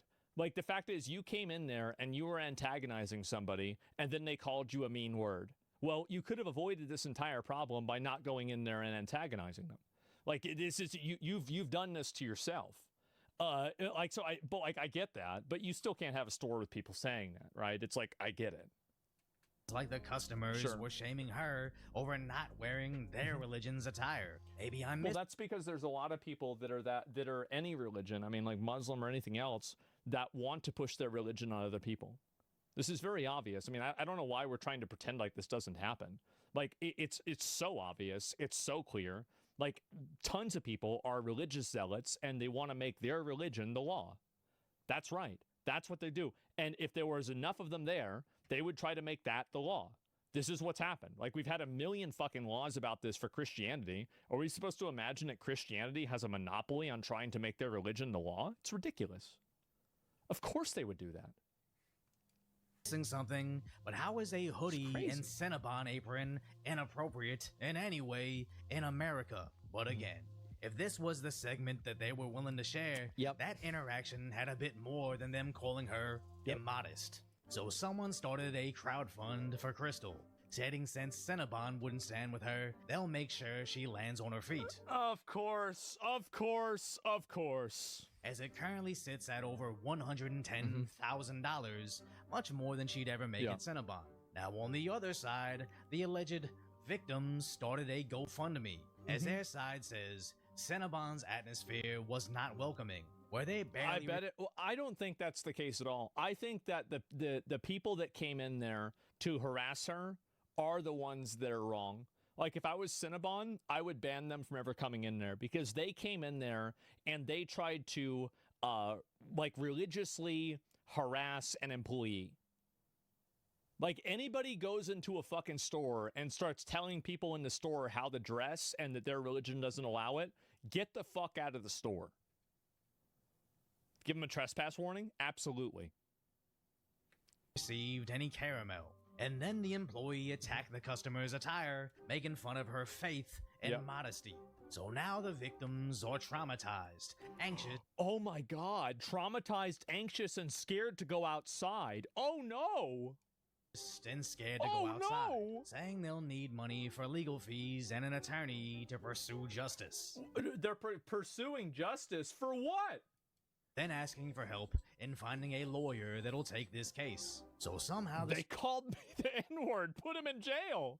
Story went from all they wanted is a little extra caramel and she started shouting slurs to, well, actually it was an argument over dressing modestly. Then like, imagine the story. Like, she's like, can we get some extra caramel? What did you say, you fucking... Like, do you really think that's what happened? Really? Like, I mean, just take off the fucking, like, just think for 3 seconds. Is that really what happened? Probably not. One carefully clipped out that aspect and demanded Cinnabon take action. But that'll never be enough, as they want to sue this now unemployed woman, with others online demanding she go to jail. Apologize for being a racist Karen. She needs to be in jail, yet she is making bank. The fuck is wrong with whites?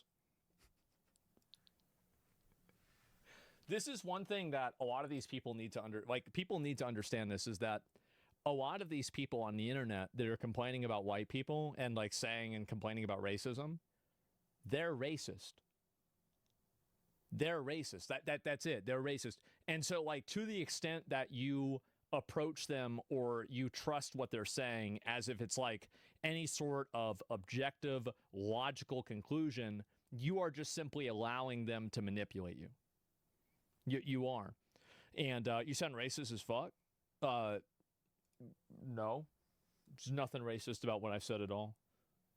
And also, by the way, if you want to clip what I'm saying out of context or to try to manipulate people and say that I'm being racist, I appreciate it, because it'll give me content for tomorrow. Go ahead. I don't give a shit. It doesn't matter, and it will never affect me, and nobody will care. So go ahead. And anyway, racist in a doubt. Yes, clearly. And anyway, so yeah, people like this that are doing this are just very clearly fucking racist. Like, what's wrong with white people? And then calling her a racist. This guy's a fucking racist. They're both racist.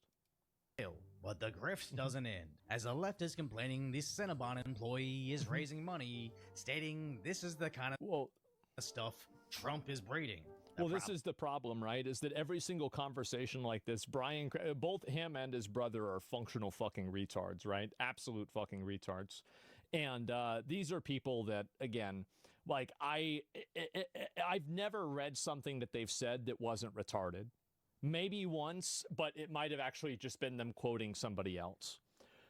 Yeah, from crazy right-wing racist morons, of course. I wonder why, and this is the problem, is that people like this will never engage in any form of like conversation beyond just simply saying what the party line is. Like, what about the fact that she had people come in there at the beginning that were harassing her?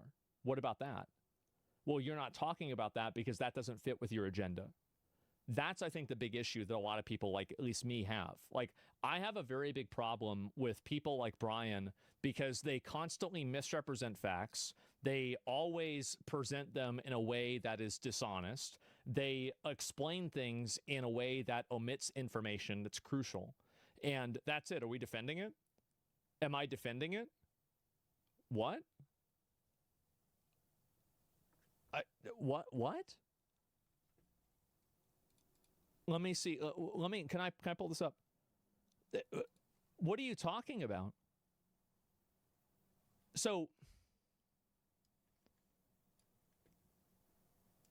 let me ask you something. I just came in. Okay, so then maybe you shouldn't make assumptions. Maybe you shouldn't just instantly make an assumption. Oh, I just came in like right now and I'm going to instantly accuse you of something. The fuck is wrong with you? So, you shouldn't make assumptions.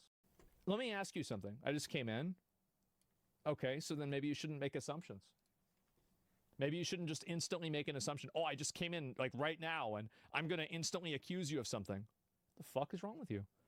So, if you explain, so there's a conflict between two people and the conflict is initiated by the other person, and then you don't explain the way the conflict was initiated, but instead you just explain it like, oh my God, this racist called a Somali couple the N-word.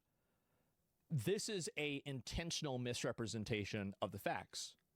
And it's being done so in service of a goal. And that goal is to insult your intelligence, to lie to you, to manipulate you, to make you think something that's not true, and to mislead you, and to make you fundamentally not understand the truth. That's it. And keep this in mind. They're trying to lie to you. Do we have any proof they initiated the conflict? Yeah.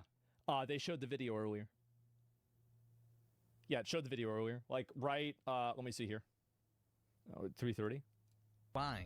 Where the rest of the video the victims chose to post sheds light as to why the employee was so angry. Visualizing your body makes you a better person. Are you recording? I'm gonna record you. Yes. Do you want me to throw water on you? I am racist. As it really so you can see very clearly. Like they're the ones that were initiating it and antagonizing her. Yeah. The Cinnabon employee is raising money, stating this is the kind of stuff Trump is breeding. The problem being... Yeah, I'll defend it. Fuck these people. She needs to be fired, though. That's exactly what my opinion is. Yeah, I think the people that came in there are disgusting fucking retards, and they should have never come in there and started harassing a random woman. But at the same time, she shouldn't have crashed out and called them a racial slur. I mean, I think this is the way a normal person would think, right? Social media sleuths are claiming she seems to be a far-left Democrat, and also connecting her to some pretty serious crimes. But I'm not exactly certain that's the same person, just the same name and relative appearance. But either way, they're trying to make this political, but I don't see how the Trump administration finding Somalian fraud connects to a Cinnabon employee crashing out at someone that happens to be the same ethnicity. Yes. Not over fraud, but caramel sauce, spiraling into an argument over religion. But the side most outraged by her behavior seems to be on her side politically, with the people crowdfunding her a six-figure payday being on the complete opposite, reminding us again the division in America may be untenable. Not just any six figures. Oh, no, no, no. The original donation goal was for $109,000. And you can see now it is past that. I still have it open now. It's now raised $146,000. And after $109,000 was passed, now the new goal is a completely random number of 271,000. Huh. Wow. What are the odds of that? What's the significance? I guess I could just say it instead of just being tongue-in-cheek. The 109 refers to the 109 Jewish countries, or countries that Jews have been expelled from in the course of history. And this is very, very commonly referred to statistic. They've been expelled from 109 countries. And 271,000 is the white supremacist Holocaust denier number of the amount of Jews that were killed inside of the Holocaust. They don't believe that it was 6 to 7 million. They believe that it was actually 271,000. So both of these numbers have a significance. So yeah, there you go. And yeah, there you go. I mean, I don't want to say, you know too much? Yeah, I do. I do know this. I do. Absolutely. Sure. I had no idea. Well, you learned something today. How about that? Isn't this a good day? As this is becoming a trend, as that similar Shiloh incident also made her rich. But shockingly, even if the incident results in killing, if race is involved, people will contribute Every interaction between two people of different races is because of racism. There can never be two assholes that just happen to collide. No. Every time it happens is because of racism. Crowdfund, as this is yet another yes, we have the racism Olympics. In the horrifying rift That's right. that is American politics. I don't think anybody that stabs someone at a school event should be awarded with their immediate freedom and a $500,000. Yep. I also don't think a worker should be shouting racial slurs the same way customers. Fucking duh. Like, obviously not. Like, people have lost their minds on the internet. I think that people are so terminally online that they've completely lost all ability for rational thought. Shouldn't be shaming her for showing her hair in public, but the internet has become so deeply entrenched in their side, they'll blindly support anything, even if it's a 6-second out of context clip. As I don't support that lady, you pretty much have to have that word already in your vocabulary to suddenly shout it out when provoked. I also believe those customers that honestly, I don't know if I agree with that. I think there's plenty of people that everybody, like, whenever you think of the word, you probably say it in your own mind. A lot of people, everybody knows what the word is. Like, it's just that it's not polite to say it. A lot more before recording, as I somehow doubt this was over extra caramel. But with how angry the internet is today, I wouldn't be surprised if both sides got rich over this. Apparently, the other appreciate my concise, sometimes lighthearted commentary on the tragic status that is today's reality. Subscribe to Decoy. Calling someone the N-word should disqualify you from being able to make money. I don't think that there should be any rules on that at all. I don't think that it's really, I mean, I don't want to see any disqualifiers or anything like that. I think that if people want to get together and raise money for somebody, they should be able to do that. I don't want to try to control that, tell people what to think, try to say, oh, well, you shouldn't say this or anything else. If people want to do that, let them do it. That's fine. And so, yeah, it's that simple. All the mods, yeah, exactly. It's not about the word. I mean, then what is it about, right? I mean, a person, rappers shouldn't make money, exactly. Like, again, like, I don't want to have, like, a million rules for that. Like, I think it's stupid. Like, it's stupid to do it. But if people want to be stupid, then they can be stupid. Like, I don't see the problem with it, right? And anyway, I hate racists think they're ignorant, but freedom comes at a cost, and racists have a right to be ignorant. That's very fucking true. They certainly do. And unfortunately, a lot of people really, really like using that right, don't they? And why is it only fucking white people that can't say or act a certain way? Well, I don't know. I mean, again, I don't even... Like, I think it's pretty obvious that, like, I'm pretty much an equal opportunity person to say that, you know, calling people racial slurs is bad, and then... you know, it's also, like, not really a huge deal either, right? It's just a word. So, I mean, I think this is the way that a lot of people probably feel, is that it's not a good thing to do, but it's also not the end of the world. And so, yeah, it's pretty reasonable. And anyway, yeah, I did see this. And apparently she's raised over 100. She has raised over 100 and almost 150, almost $150,000 for calling this this couple the N-word, which is, you know, really kind of surprising.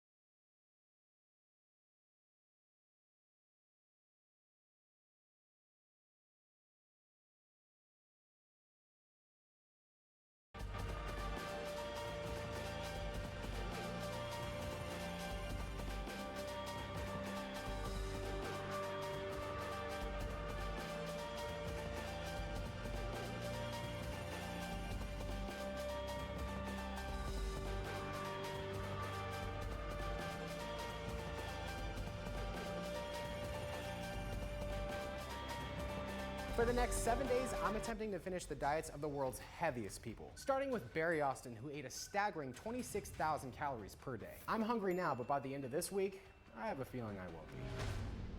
Oh my goodness. Rule number 1, I have to finish each person's diet before I can move on to the next one. Rule number 2, I can't control whose diet I'm eating next. If you're wondering who is controlling it, you'll find out shortly. Rule number 3, I have to gain a minimum of 33 pounds this week. Yep, I'm going all in, and my stomach is about to hate me. Kicking off with the first part of Barry's breakfast, I'm eating 10 eggs and a full loaf of toast. Obviously it was tasting great, but what I didn't know was that this delicious carbonated drink was going to be the bane of my existence, because Barry drank 12 liters of Coke per day. If the food itself wasn't a tough enough challenge already, this was going to be the icing on the cake. Or should I say, the syrup on the hash brown.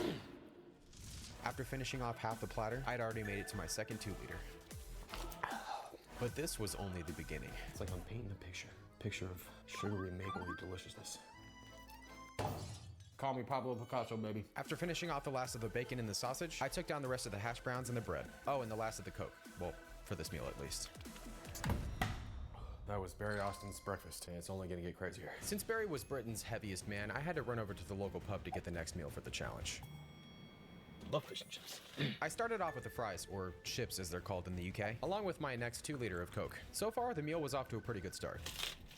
But I decided it was time to bring a little bit more flavor to the party. I don't know what kind of sauce this is, but I'm gonna find out. It's ranch. It is good ranch. So far, things were going great. Well, for now at least. All right, fish and chips number 1 is down.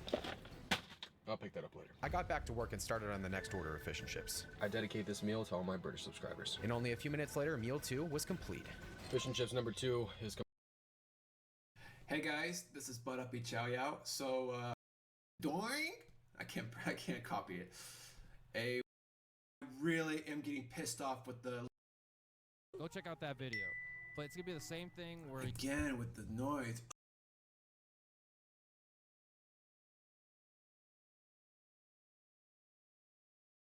Listen up guys, microplastics are in your balls and I can help. I successfully reduced microplastics in my sperm by 85%. This is gigantic news in the world of balls. Last year, I measured 165 microplastics per milliliter in my balls. Just 8 months later, that number dropped to 20. Why does this matter? Microplastics don't just sit in your body, they wreak havoc. Oxidative stress, testicular inflammation, cell death, lower testosterone, lower sperm count, basically everything you don't want happening to your balls. Last year, 2 studies showed microplastics were detected in every single sample from balls and semen. Every single one. It is crazy. Can we get rid of these things? Based upon my data, it appears reversible. And the therapy, likely doing the heavy lifting, the sauna. 200 degrees Fahrenheit, 20 minutes a day, dry sauna, ice on the boys. In fact, we think it's possible this therapy was also responsible for reducing environmental toxins inside my body as well. It's not conclusive evidence, but it strongly suggests that the right sauna protocol could reduce microplastics in the body. Don't die sperm, just leveled up. Listen up, guys. Turned on the underwater lights after a dip and saw these? You swam in this?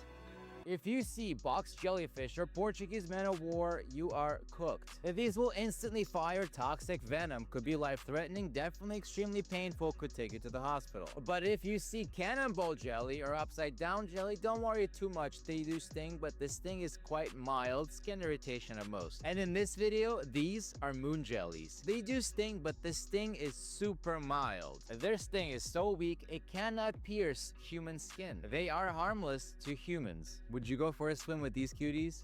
Turned on the underwater lights after a dip and... Which tech product can survive a smoke bomb? Turned on the underwater lights after a dip and saw these?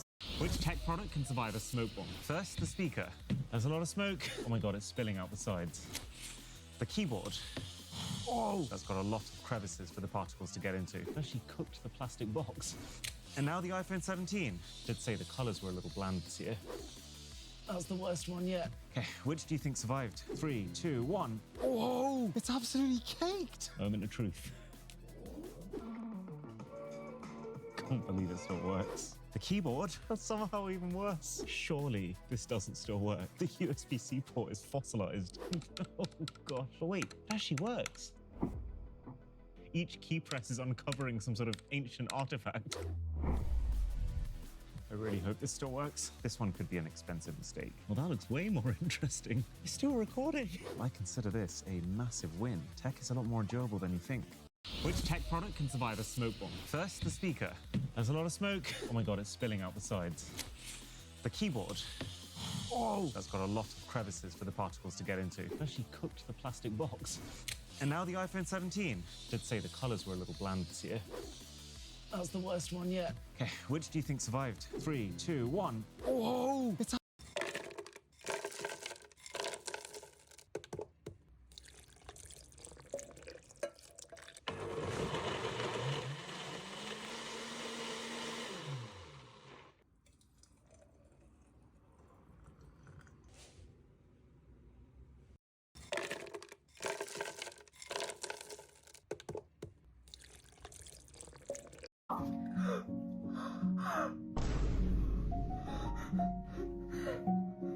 This pen looks completely normal, but it can write for 100 years without using a single drop of ink. It's called a metal alloy writing instrument, and the tip is made from the same material NASA used for tools in zero gravity. When you write, it doesn't draw a line, it etches one. The metal reacts with the paper and leaves a dark mark that can't smudge, can't fade, and can't run out. You can write upside down, underwater, in freezing cold, even on glossy surfaces where normal pens fail instantly. One of these lasts longer than 50 regular pens, never leaks in your pocket, and doesn't dry out. This pen looks completely normal, but it can write for 100 years without using a single drop of ink. It's called a metal alloy writing instrument, and the tip is made from the same material NASA used for tools in zero. Metal reacts with the paper and leaves a dark mark that can't smudge, can't fade, and can't run out. You can write upside down, underwater, in freezing cold, even on glossy surfaces where normal pens fail instantly. One of these lasts longer than 50 regular pens, never leaks in your pocket, and doesn't dry out. Can you place 6 nails on one nail? This puzzle is called the balance game. As you can see, I can easily place one nail on it, but when you try to place a second nail, you'll find there's no extra space, and they'll definitely fall off. Of course, you can try other arrangements, but the problem remains the same. It seems impossible unless you know the trick, which is quite interesting. All you have to do is... This TikTok artist really can't stop going viral because now he spent thousands of dollars building a 3,000-pound sarcophagus and filled it with one single bag of flaming hot Cheetos. He said he thought it'd be funny to really confuse whoever finds it in 10,000 years. So he treated the bag of Cheetos like they were a national treasure, sealed them in a resin case, suspended them in the air to make them earthquake-proof just in case, listed the names and the ingredients on the top of the casket, then used tractors and trucks to drive it out miles into the middle of a forest, and buried the entire thing. This TikTok artist really can't stop going viral because now he's spent thousands of dollars building a 3,000-pound sarcophagus and filled it with one single. I'm sorry to say, but this doesn't work. Save your money and just don't buy it. That is glue. I'm sorry to say, but this doesn't work. Save.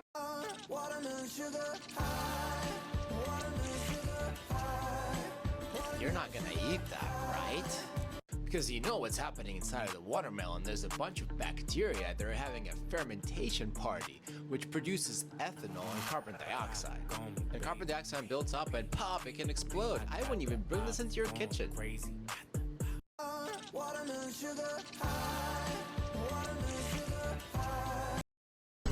An engineer just gave a robot a gun and asked AI to pull the trigger. And it actually fired. Meet STS3D, a robotics engineer who built something OpenAI immediately banned him for. He mounted a rifle on a robotic arm, connected it to ChatGPT's voice API, and gave it one command. ChatGPT, we're under attack from the front left and front right, respond accordingly. The gun fires instantly. Left wall, right wall, perfect aim. If you need any further assistance, just let me know. The AI says cheerfully after shooting. OpenAI shut him down within 48 hours for violating weapons policies. But here's the problem nobody saw coming. 1 month earlier, OpenAI partnered with Anduril, a defense company building AI-powered drones and missiles. They banned the garage engineer but signed with weapons manufacturers. And while this happened, China's military unveiled something no country has done before: a combat robot that mirrors a soldier's exact movements in real time. Last month,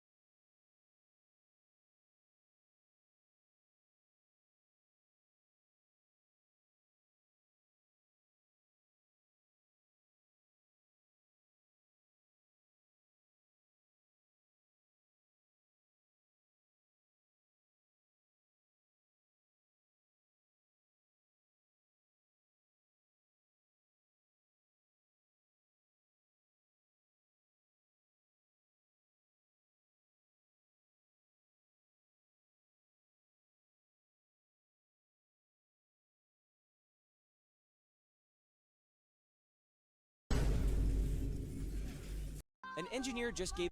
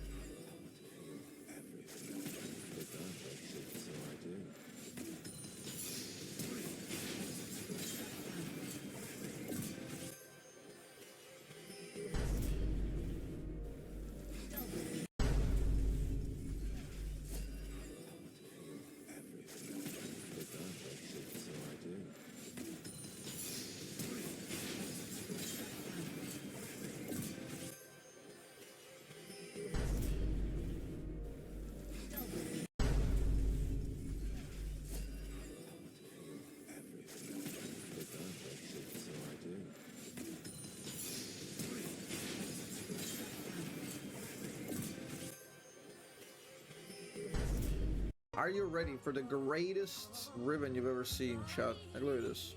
Boom. Who can do this? Not a single ribbon player can pull that off 100% consistently.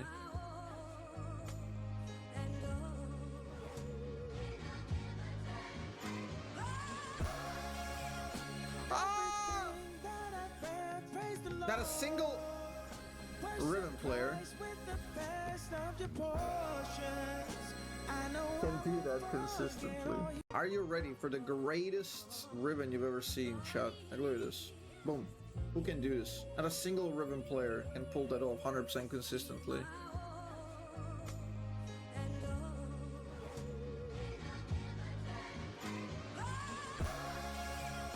Ah! Not a single ribbon player can do that consistently. Are you ready for the greatest ribbon you've ever seen, chat? Like, look at this. Boom. Who can do this? Not a Very creepy, but did you know that if instruments touch prions, they are permanently contaminated, cannot be sterilized, and must be incinerated? Prions cause things like mad cow disease, and if you have bacteria or viruses, you put them in the autoclave. What's an autoclave? Basically a medical grade pressure cooker, 130 degrees Celsius at 2 atmospheres, anything living is gone. That is how we sterilize medical equipment, but prions are not a living thing. They have no DNA, no RNA, they are simply a misfolded protein. And it's incredibly stable, it easily survives the autoclave. You only need 0.001 milligrams to get infected. Prions come in contact with your proteins and cause them to misfold, creating a deadly chain reaction of proteins misfolding and then causing other proteins to misfold too. Very creepy, but did you know that if instruments touch prions, they are permanently contaminated, cannot be sterilized, and must be incinerated? Prions cause things like mad cow disease, and if you have bacteria or viruses, you put them in the autoclave. What's an autoclave? Basically a medical grade pressure cooker, 130 degrees. There is an entire type of room that houses do not have anymore. I'm guessing there's some closet in your house where you keep all your cleaners and medicine and soap. That's because in the modern world, you can just go out and buy all these things as complete, ready-to-use products. But in a medieval village, homeowners had to concoct most of these things themselves. Their furniture polish, their perfume, any medicines they were hoping to use. So for a lot of history, homes had an entire room for this chemistry and apothecary action called a still room. Later, as public pharmacies became more developed, these rooms became more useful for making cordials and jellies, so they got absorbed into the modern kitchen. But entire genres of rooms can be lost to time, like when was the last time you saw a house with a computer nook? But if you have a spare room that you've been wondering what to do with, maybe this is your sign that you need to build out your very own still room. There is an entire type of room that houses do not have anymore. I'm guessing there's some closet in your house where you keep all your cleaners and medicine and soap. That's because in the modern world, you can just go out and buy all these things as complete, ready-to-use products. But in a medieval village, homeowners had to concoct most of these things themselves. Their furniture polish, their perfume, any medicines they were hoping to use. So for a lot of history, homes had an entire room for this chemistry and apothecary action called a still room. Later, as public pharmacies became more developed, these rooms became more useful for making cordials and jellies, so they got absorbed into the modern kitchen. But entire genres of rooms can be lost to time, like when was the last time you saw a house with a computer nook? But if you have a spare room that you've been wondering what to do with, maybe this is your sign that you need to build out your very own still room. There is an entire type of room that houses do not have anymore. I'm guessing there's some closet in your house where you keep all your cleaners and medicine and soap. That's because in the modern world, you can just go out and buy all these things as complete, ready-to-use products. But in a medieval village, homeowners had to concoct most of these things themselves. Their furniture polish, their perfume, any medicines they were hoping to use. So for a lot of history, homes had an entire room for this chemistry and apothecary action called a still room. Later, as public pharmacies became more developed, these rooms became more useful for making cordials and jellies, so they got absorbed into the modern kitchen. But entire genres of rooms can be lost to time, like when was the last time you saw a house with a computer nook? But if you have a spare room that you've been wondering what to do with, maybe this is your sign that you need to build out your very own still room. There is an entire type of room that houses. Joey, it looks like you're frozen. You're frozen, Joey. Erich, do you know what he's... Yeah, I'd love to pop in. I mean, I've been working on this all week long. Okay. You're not... your fan's still moving, idiot. No, you're not frozen. What the hell, man? I guess I'll just jump in. I don't know what's going on today, but it seems pretty clear that we need it. Oh, wow. I think...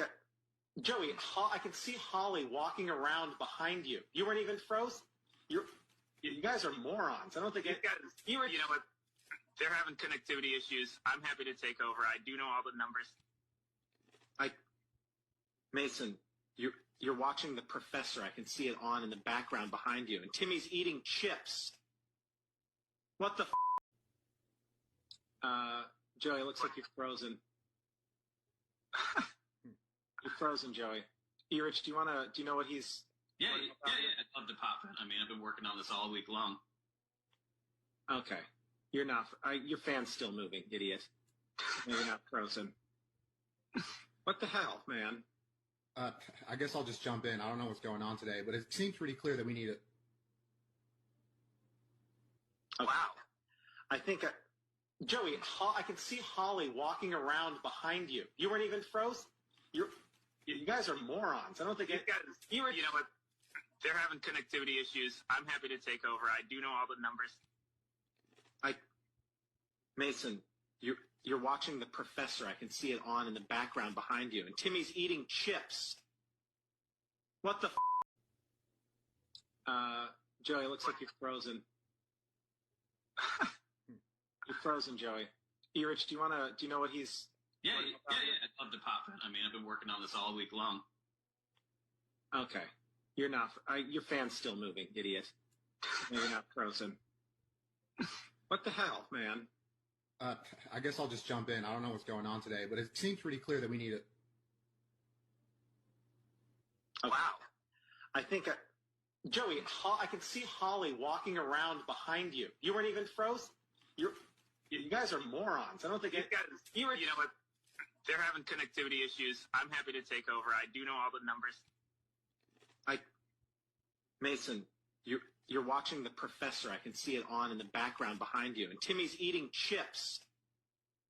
What the There's a skunk frozen on our pond. I don't know what to do. Well, I decided I'm going to use a shovel and try to scoop him off. Here we go. Wish me luck. Now, looks like his butt's kind of frozen. This isn't working. I'm going to go get some hot water.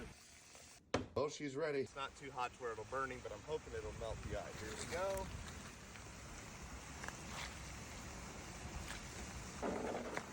Oh, of course. Hey, you're free. We just got to get him off the ice now. Yep.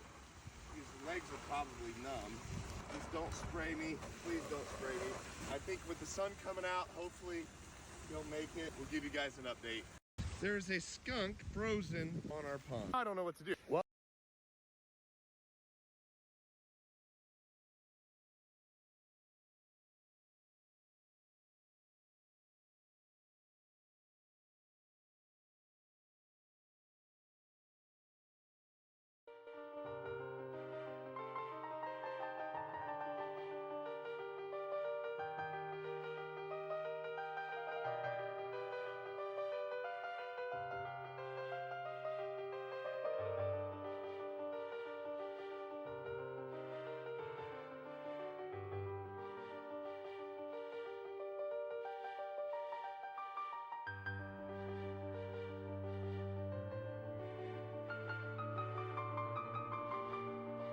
I got an update for you guys. So I went and investigated it. I went on top of that hill. I drove up there. There were no tracks from people, no tracks from vehicles. I think they missed and it spooked the deer. I promise you guys, once gun season's over, I'll share what this deer is and what he looks like. Still on the farm right now, just packing up. And I stayed out here till dark thinking I'd see him, at least let them know my presence is here so they know not to pull any nefarious behavior, harassing them. I'm not trying to ruin their hunt because, again, if they're on their side of the fence, they're doing what they're supposed to be doing. They should have the best luck. I want them to have the best luck. I want them to kill a giant, and I don't care if it's a deer that I'm wanting to let go or not. If they follow the rules and they're not baiting and they're doing everything correct, good for them if they kill them. I got an update for you guys. So I went and investigated. Oh, I'm freaking pissed off. I was passing this giant deer. I mean, my God, he's well into the 80s. No more than 5. Small track, not a whole lot there, but man, I always bet on the deer. There's a lot of guys hunting this neighboring property. And I left beans. They don't have any food on them. They don't have bedding. They don't really have much of anything over there, except there's a freaking buttload of dudes lined up on the fence. Now, I don't care if they shoot a deer as long as they do it right, they do it legally, they do it on their side. And I got a picture, a video of that buck last night coming into the beans, and on top of that hill they can see that hill from their deer stand. And all of a sudden all the deer clear. I mean, there's deer running everywhere as if somebody shot, and I haven't seen that buck. So I'm driving down there right now to see if I can see tracks, because that thing definitely didn't go on their side. 100%. I mean, it was literally on top of the hill. A minute later, 2 minutes later, and boom, all the deer are running, and he was literally standing up there in the beans. And I think they shot him on my side, and I'm gonna lose my mind. I'll keep you guys posted. Oh, I'm freaking pissed off. I was passing this giant deer. I mean, my God, he's well into the 80s. No more than 5. Small track, not a whole lot there, but man, I always bet on the deer. There's a lot of guys hunting this neighboring property. And I left beans. They don't have any food on them. They don't have bedding. They don't really have much of anything over there, except there's a freaking buttload of dudes lined up on the fence. Now, I don't care if they shoot a deer as long as they do it right, they do it legally, they do it on their side. And I got a picture, a video of that buck last night coming into the beans, and on top of that hill they can see that hill from their deer stand. And all of a sudden all the deer clear. I mean, there's deer running everywhere as if somebody shot, and I haven't seen that buck. So I'm driving down there right now to see if I can see tracks, because that thing definitely didn't go on their side. 100%. I mean, it was literally on top of the hill. A minute later, 2 minutes later, and boom, all the deer are running, and he was literally standing up there in the beans. And I think they shot him on my side, and I'm gonna lose my mind. I'll keep you guys posted. Oh, I'm freaking pissed off. I was passing this giant deer. I mean, my God, he's well into the 80s. No more than 5. Small track, not a whole lot there, but man, I always bet on the deer. There's a lot of guys hunting this neighboring property. And I left beans. They don't have any food on them. They don't have bedding. They don't really have much of anything over there, except there's a freaking buttload of dudes lined up on the fence. Now, I don't care if they shoot a deer as long as they do it right, they do it legally, they do it on their side.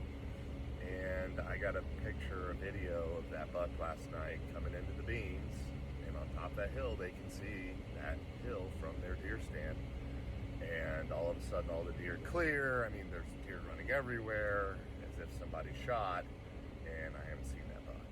So I'm driving down there right now to see if I can see tracks, because that thing definitely didn't go on their side. 100%. I mean, it was literally on top of the hill. A minute later, 2 minutes. Well, just getting some cameras set up. And another 70 we're about to put out. Well, just getting some cameras set up.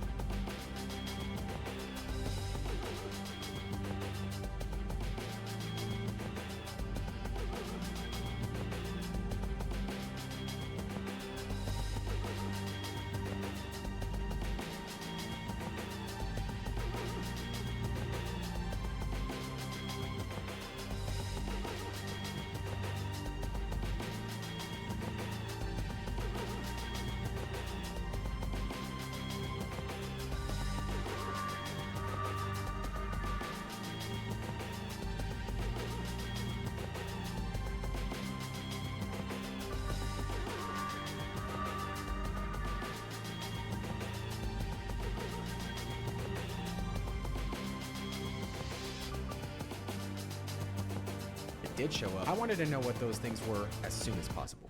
About to eat the world's biggest. What should go with it? If I have to eat something with gummy bears in it, I swear I'm so ready for this challenge to be over. Biting into this gummy bear was like tasting victory, but knowing it's made entirely of corn syrup. If you guys have made it this far in the video, just comment gummy down below. And even though it took almost 3 days, because I literally feel like I'm part gummy right now. And a lot of stupidity on my part. Almost there. Almost there. I gotta say, it felt pretty cool knowing I just consumed the world's biggest gummy bear. The gummy bear is complete. I don't know what's going on, but the 10th item was supposed to be here and it's not here yet. The only thing I don't know is what time it's gonna be here, but what I do know is that it's gonna be here today at some point. The other thing I know is that I have 4 items that I'm gonna have to be eating with that final thing. So I'm gonna stay 1 step ahead and find out what those items are and prepare, because you gotta stay 1 step ahead, or 2 steps. Okay, that actually sounds pretty delicious right now, and it actually fits very well with what's coming. Okay, another thing that is actually pretty fitting. 6.5, like I don't understand, why are people so weird with numbers? Dude, are you? Why? After reluctantly grabbing the Nutella, I shot for the rest of the ingredients. As I walked up and down the aisles of my local Walmart, I had no idea if I was actually going to survive the ending to this challenge. Just in case I didn't, I made sure to get a second overly cinematic apron shot. After that, I started cooking the one dish meant to go with my final meal. After making the eggs and rice, I looked over at things and actually felt pretty impressed with my cooking skills for once. But there was one question on my mind. Where was the last item? Since it showed it was supposed to be here within the time frame, I went back to cooking. After prepping my 6.5 bagel bites, along with my pound of fried rice, I had my 4 additional items ready to go. Little did I know, I was about to get some very unfortunate news. Wow, that actually looks pretty. Everyone, a few minutes ago, I got some very unfortunate news, and long story short is I will not be getting the 10th item tonight. I just needed 1 more food. To come all this way only to fall short by just 1 item was incredibly disappointing. I was about to fail my longest challenge ever just because the delivery date was postponed. I don't know whether it was the 6.5 bagel bites on my table communicating with me telepathically, or if I just thought of it out of frustration. But a few seconds later, I got an idea that made me realize ending this challenge on a high note was possible after all. Giant foods near me.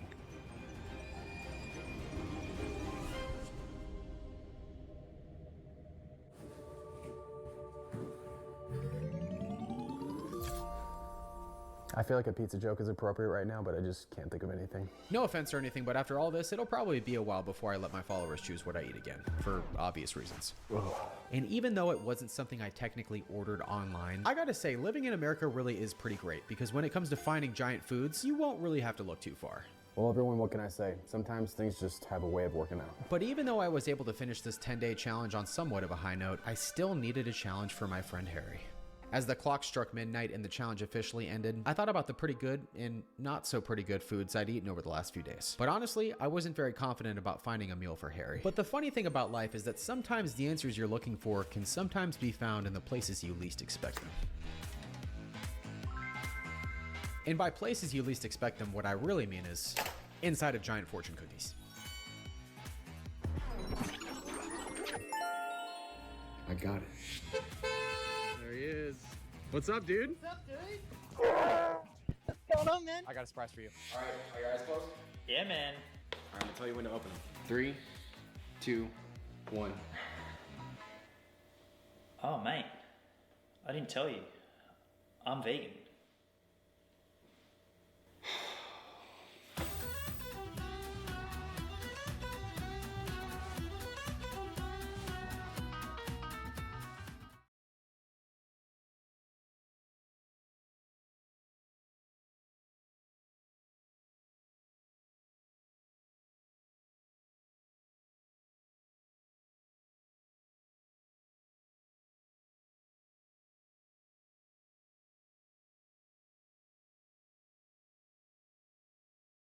I'm attempting to actually finish Matt Stoney's most popular food challenges in 24 hours. Rule number 1, I must consume a minimum of 4 of Matt's most well-known food challenges within the 24-hour time limit. Rule number 2, each one of Matt's challenges that I attempt has to be the same amount of calories. Rule number 3, I can't choose any of the food challenges. I took 25 of Matt's highest viewed food challenges and put them in a hat. Before each meal, I'll have to draw a random pick out of the hat. So this challenge could be a breeze, or it could be one of the craziest food challenges I've ever attempted. If I can't take down all 4 food challenges within the 24 hours, then I'll have to eat the world's hottest chocolate bar, which clocks in at a whopping 9 million Scoville units. All right, everybody, it's time for me to see what my first Matt Stoney food challenge is going to be. Close my eyes to make this like more suspenseful.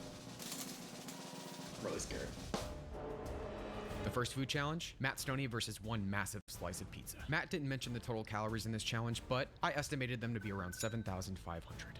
Now the difficult part is finding a giant slice of pizza.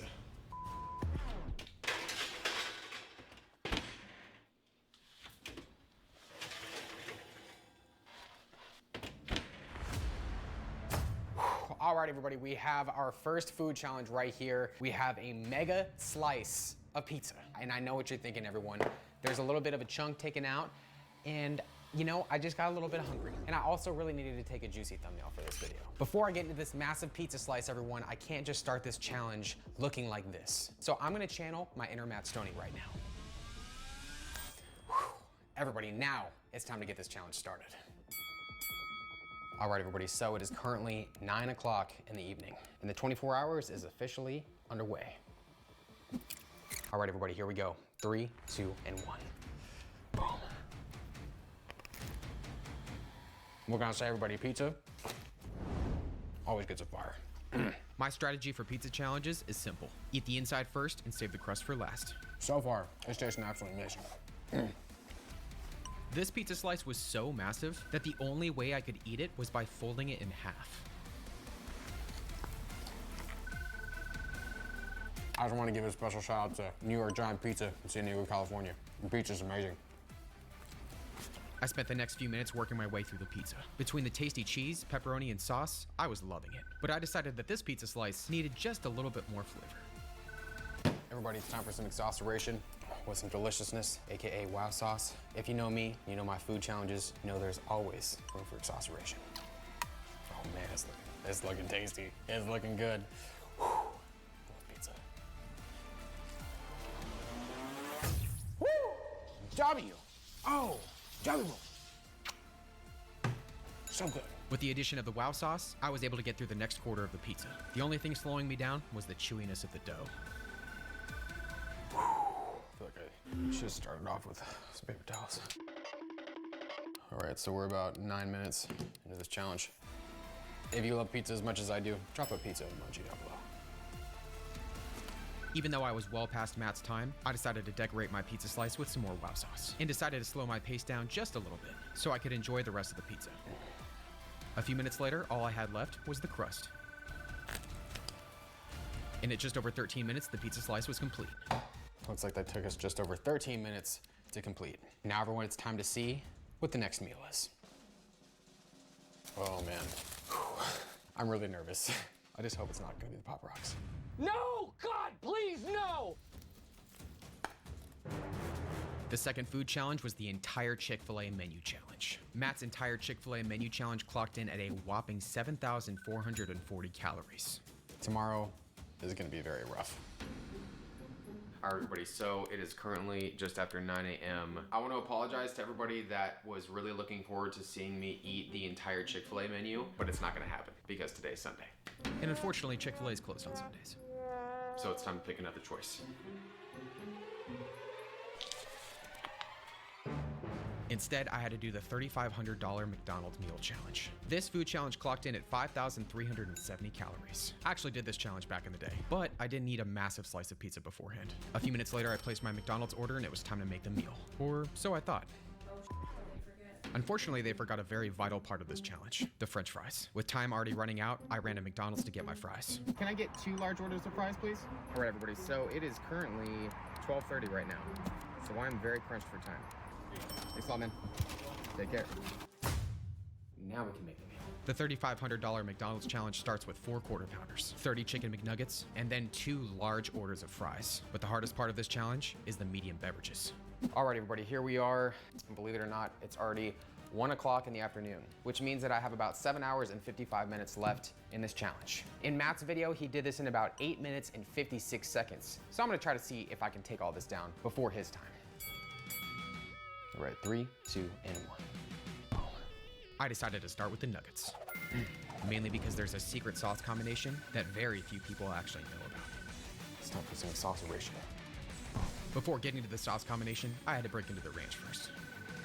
This is probably gonna sound really weird to a lot of you, but you know what? I found out in my 250 McNugget challenge how delicious honey and McNuggets is. The honey and nugget combo was everything I needed. Between the sweetness of the honey and the saltiness of the nuggets, this is one of the best fast food combos out there. All right, nuggets are down. We're about 7 minutes in. Now it's time to get into these double quarter pounders with cheese. Since the quarter pounder's a classic, you know it gets fired.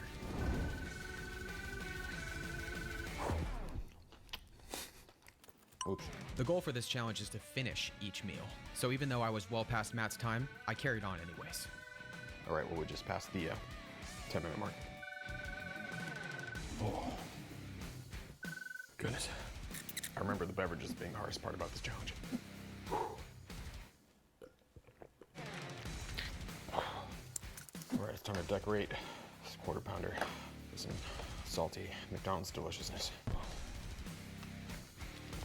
With all the burgers and nuggets in my body, with all the liquid, this meal was way denser than I thought it would be. But a few minutes later, I was finally able to get to the last item, the French fries. Now it's time to get to our salty, delicious McDonald's French fries. Excuse me. If you guys have made it up into this point of the video, why don't you just drop a French fry emoji down below.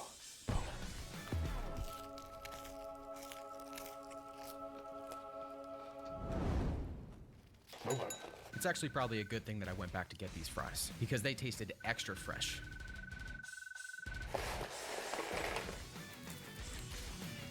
I worked my way through the fries, and the only thing left was one drink. Farther down. Last bit of this Diet Coke. Final time, 19 minutes and 17 seconds. What can I say? I'm definitely not the best speed eater in the world. I'll leave that to Matt. It's time to see what the next meal is gonna be. The next food challenge was Matt's infamous 50 scrambled egg challenge. This challenge was pretty straightforward. Matt ate 50 scrambled eggs on one platter, which clocked in at 3,500 calories. I guess this challenge just got a little bit more exciting.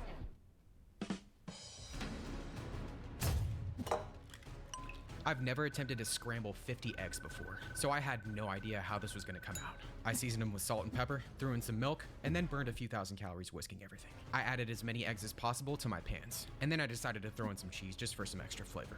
After the eggs were done, I threw all of them on the platter. I threw the remaining eggs in the pan and cooked those up too. Threw on some more cheese, and then threw the remaining eggs on top. All right, everybody, here we are. We have 50 scrambled eggs. It is currently 4:30 in the afternoon right now, which means I only have about 4.5 hours left in this food challenge. Matt Stoney took his 50 scrambled eggs down in about 6 minutes and 16 seconds. So I'm gonna try to get this down in under 6 minutes and 16 seconds. Miss Electric, how long do you think it's gonna take me to eat this? 5 minutes. You think I'm gonna be able to eat this in 5 minutes? Yes. Faster than Matt Stoney? Yes. I appreciate your confidence in me. All right, everybody, here we go. 3, 2, and 1.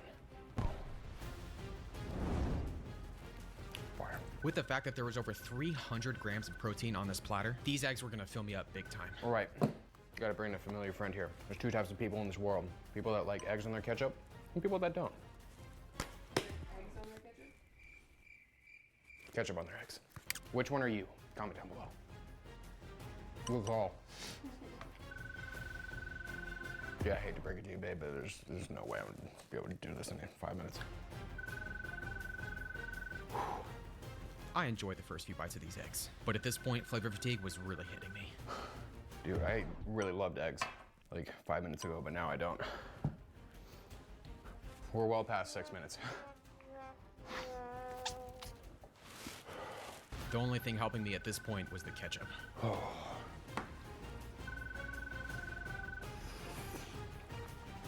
There's so many eggs. Guys, I feel like this challenge just might crack me. Okay, I'm done really for now.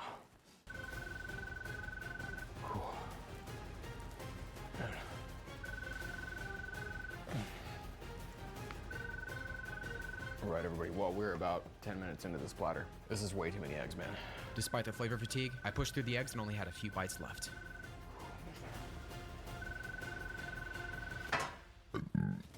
Excuse me. Well, everybody, we've made it through 3 meals. The only way I'm gonna be able to successfully complete this challenge is if the next challenge out of the hat is either one of Matt's speed challenges or if it's one of Matt's sweet challenges.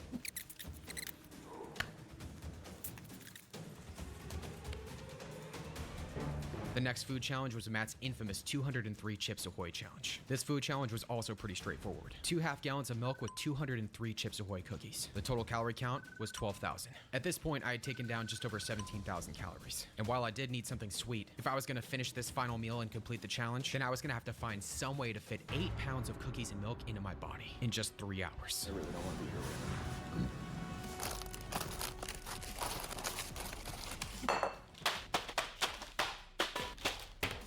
At almost 900 grams of sugar, the 203 Chips Ahoy cookie challenge is one of Matt's highest calorie challenges on his channel. With just 1 hour left in this challenge, I knew that this challenge was gonna come down to the wire. All right, everybody, so we have about an hour and 5 minutes left in this entire food challenge. And what's even crazier is I have to find some way to fit this entire bowl of cookies and these 2 half gallons of milk inside of my body. And if I can't, then I have to eat the world's hottest chocolate bar. In Matt's video, he took his bowl of cookies down in just around 27.5 minutes. Everyone, I just gotta get into this bowl of cookies. Without further ado, this is meal number 4. Optimal dunking time between 6 to 8 seconds. After all the sodium I'd consumed, this cookie was everything I needed. The first 25 cookies went down easy. Since I'm eating cookies, I do need to know, are you team crispy cookie or are you team chewy cookie?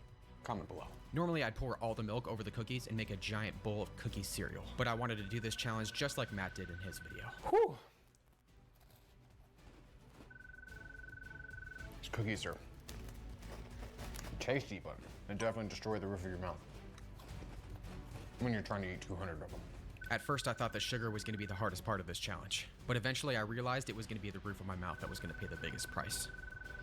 Originally, I was gonna try doing this challenge for a week, but I said I would try a 24-hour challenge first. I'm gonna say that if this video gets 55,000 likes, I will eat like Matt Stoney for 1 entire week. So give the video a like if you wanna see that. And be sure to subscribe for more food challenges. I worked my way through the rest of the cookies, but at the 10-minute mark, I hit the dreaded wall.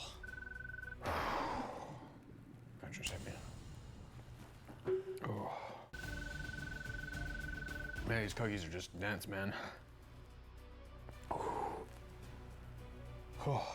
It felt like all I was seeing in front of me were cookies. It's like never ending. It felt like cookies were everywhere. Where's the almost half gallon sound? Oh, dude, there's so many cookies, man. Excuse my language.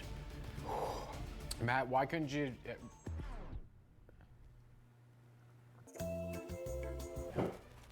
Technical difficulty has been dealt with. Matt, why couldn't you have just chosen chewy cookies? They're so much better. After about 10 more cookies, I hit an even bigger wall. Oh, man. Been eating cookies for way too long, man. 43 minutes and 16 seconds left in this challenge. Why do you do this to me, Matt? At this point, the flavor fatigue was overwhelming. Oh, I'm so tired of eating cookies right now. And the crunchy cookies were destroying my mouth. After a few more cookies, I had to make a very important decision. Just like that, everybody. I gotta call it right here. We have about 38 minutes and 35 seconds left in this challenge. What I'm gonna do is I'm gonna give myself a few minutes because right now I got way too much going on down there and I need to give myself a few minutes and then I'm gonna come back for a final push. Not that kind of push, that'll be tomorrow. All right, everybody, well, there's about 18.5 minutes left in this challenge. I got quite a food baby right now. I feel like Matt would be proud. Cheers to you. With just a few minutes left on the clock, I was gonna have to pull off a miracle to get these cookies down. We have 14 minutes left. Oh, Matt. Why couldn't you just have to pick chewy cookies, man? Not only was the time running out, but my confidence was as well. I am so full right now. But a few seconds later, I decided I needed to do something important. I needed to channel my inner Matt Stoney. As I stuffed the cookies into my mouth, I felt like I got a second wind. But unfortunately, that second wind was short-lived. Regardless of how full I was, I carried on anyways. I have about 7.5 minutes left. I'm really just not liking cookies at all right now. But if you're still here with me, Electric Empire, and you're still with the flow of the video, why don't you just drop a cookie emoji down below in the comments. With only a few minutes left, time was running out. I'm absolutely disgusted with my behavior. I spent the next few minutes taking down as many cookies as possible, but unfortunately the time was up. I've unfortunately failed this challenge. And unfortunately, I have to eat this world's hottest chocolate bar. A few minutes later, I went to open the box for the world's hottest chocolate bar, but I made a shocking discovery. It was completely empty. It turns out that back in 2021, I played a little prank on my girlfriend for our second channel, and I used the chocolate bar for that video. Why is it so hot? And I forgot to throw the box away. Thankfully, I had a plan B. All right, everybody, so unfortunately, I don't have the world's hottest chocolate bar. But thankfully, my sister sent me, as a little prank a few months ago, the world's hottest gummy bear, which, strangely enough, is just as hot as the world's hottest chocolate bar. So while I will not be consuming the world's hottest chocolate bar, I will, on the other hand, be consuming the world's hottest gummy bear. Oh, it looks so cute and innocent. I got 5 minutes on the clock. Whew, bottoms up. Boom. I don't want to swallow it. That's what she said. Oh, holy sh! That is hot.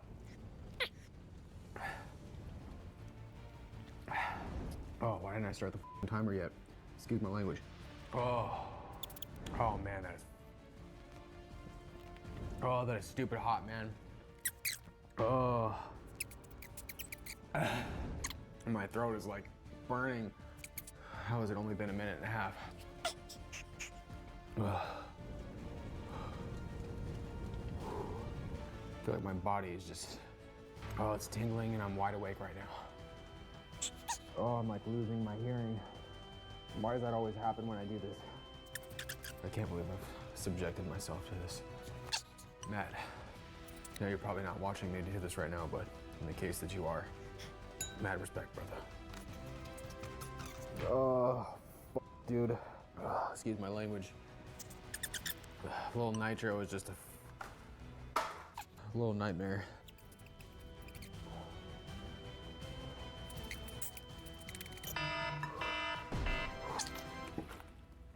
Oh, it's fat-free milk. Oh. The total calorie count for this challenge, not including the whipped cream, was 25,154. If you enjoyed watching me eat that gummy bear, check out how I handled the infamous one-chip challenge. That'll be right up on the screen for you to enjoy next, along with my last food challenge, just in case you missed it. Be sure to subscribe to the channel for more food challenges, give the video a like, and I'll see you all in the next food challenge.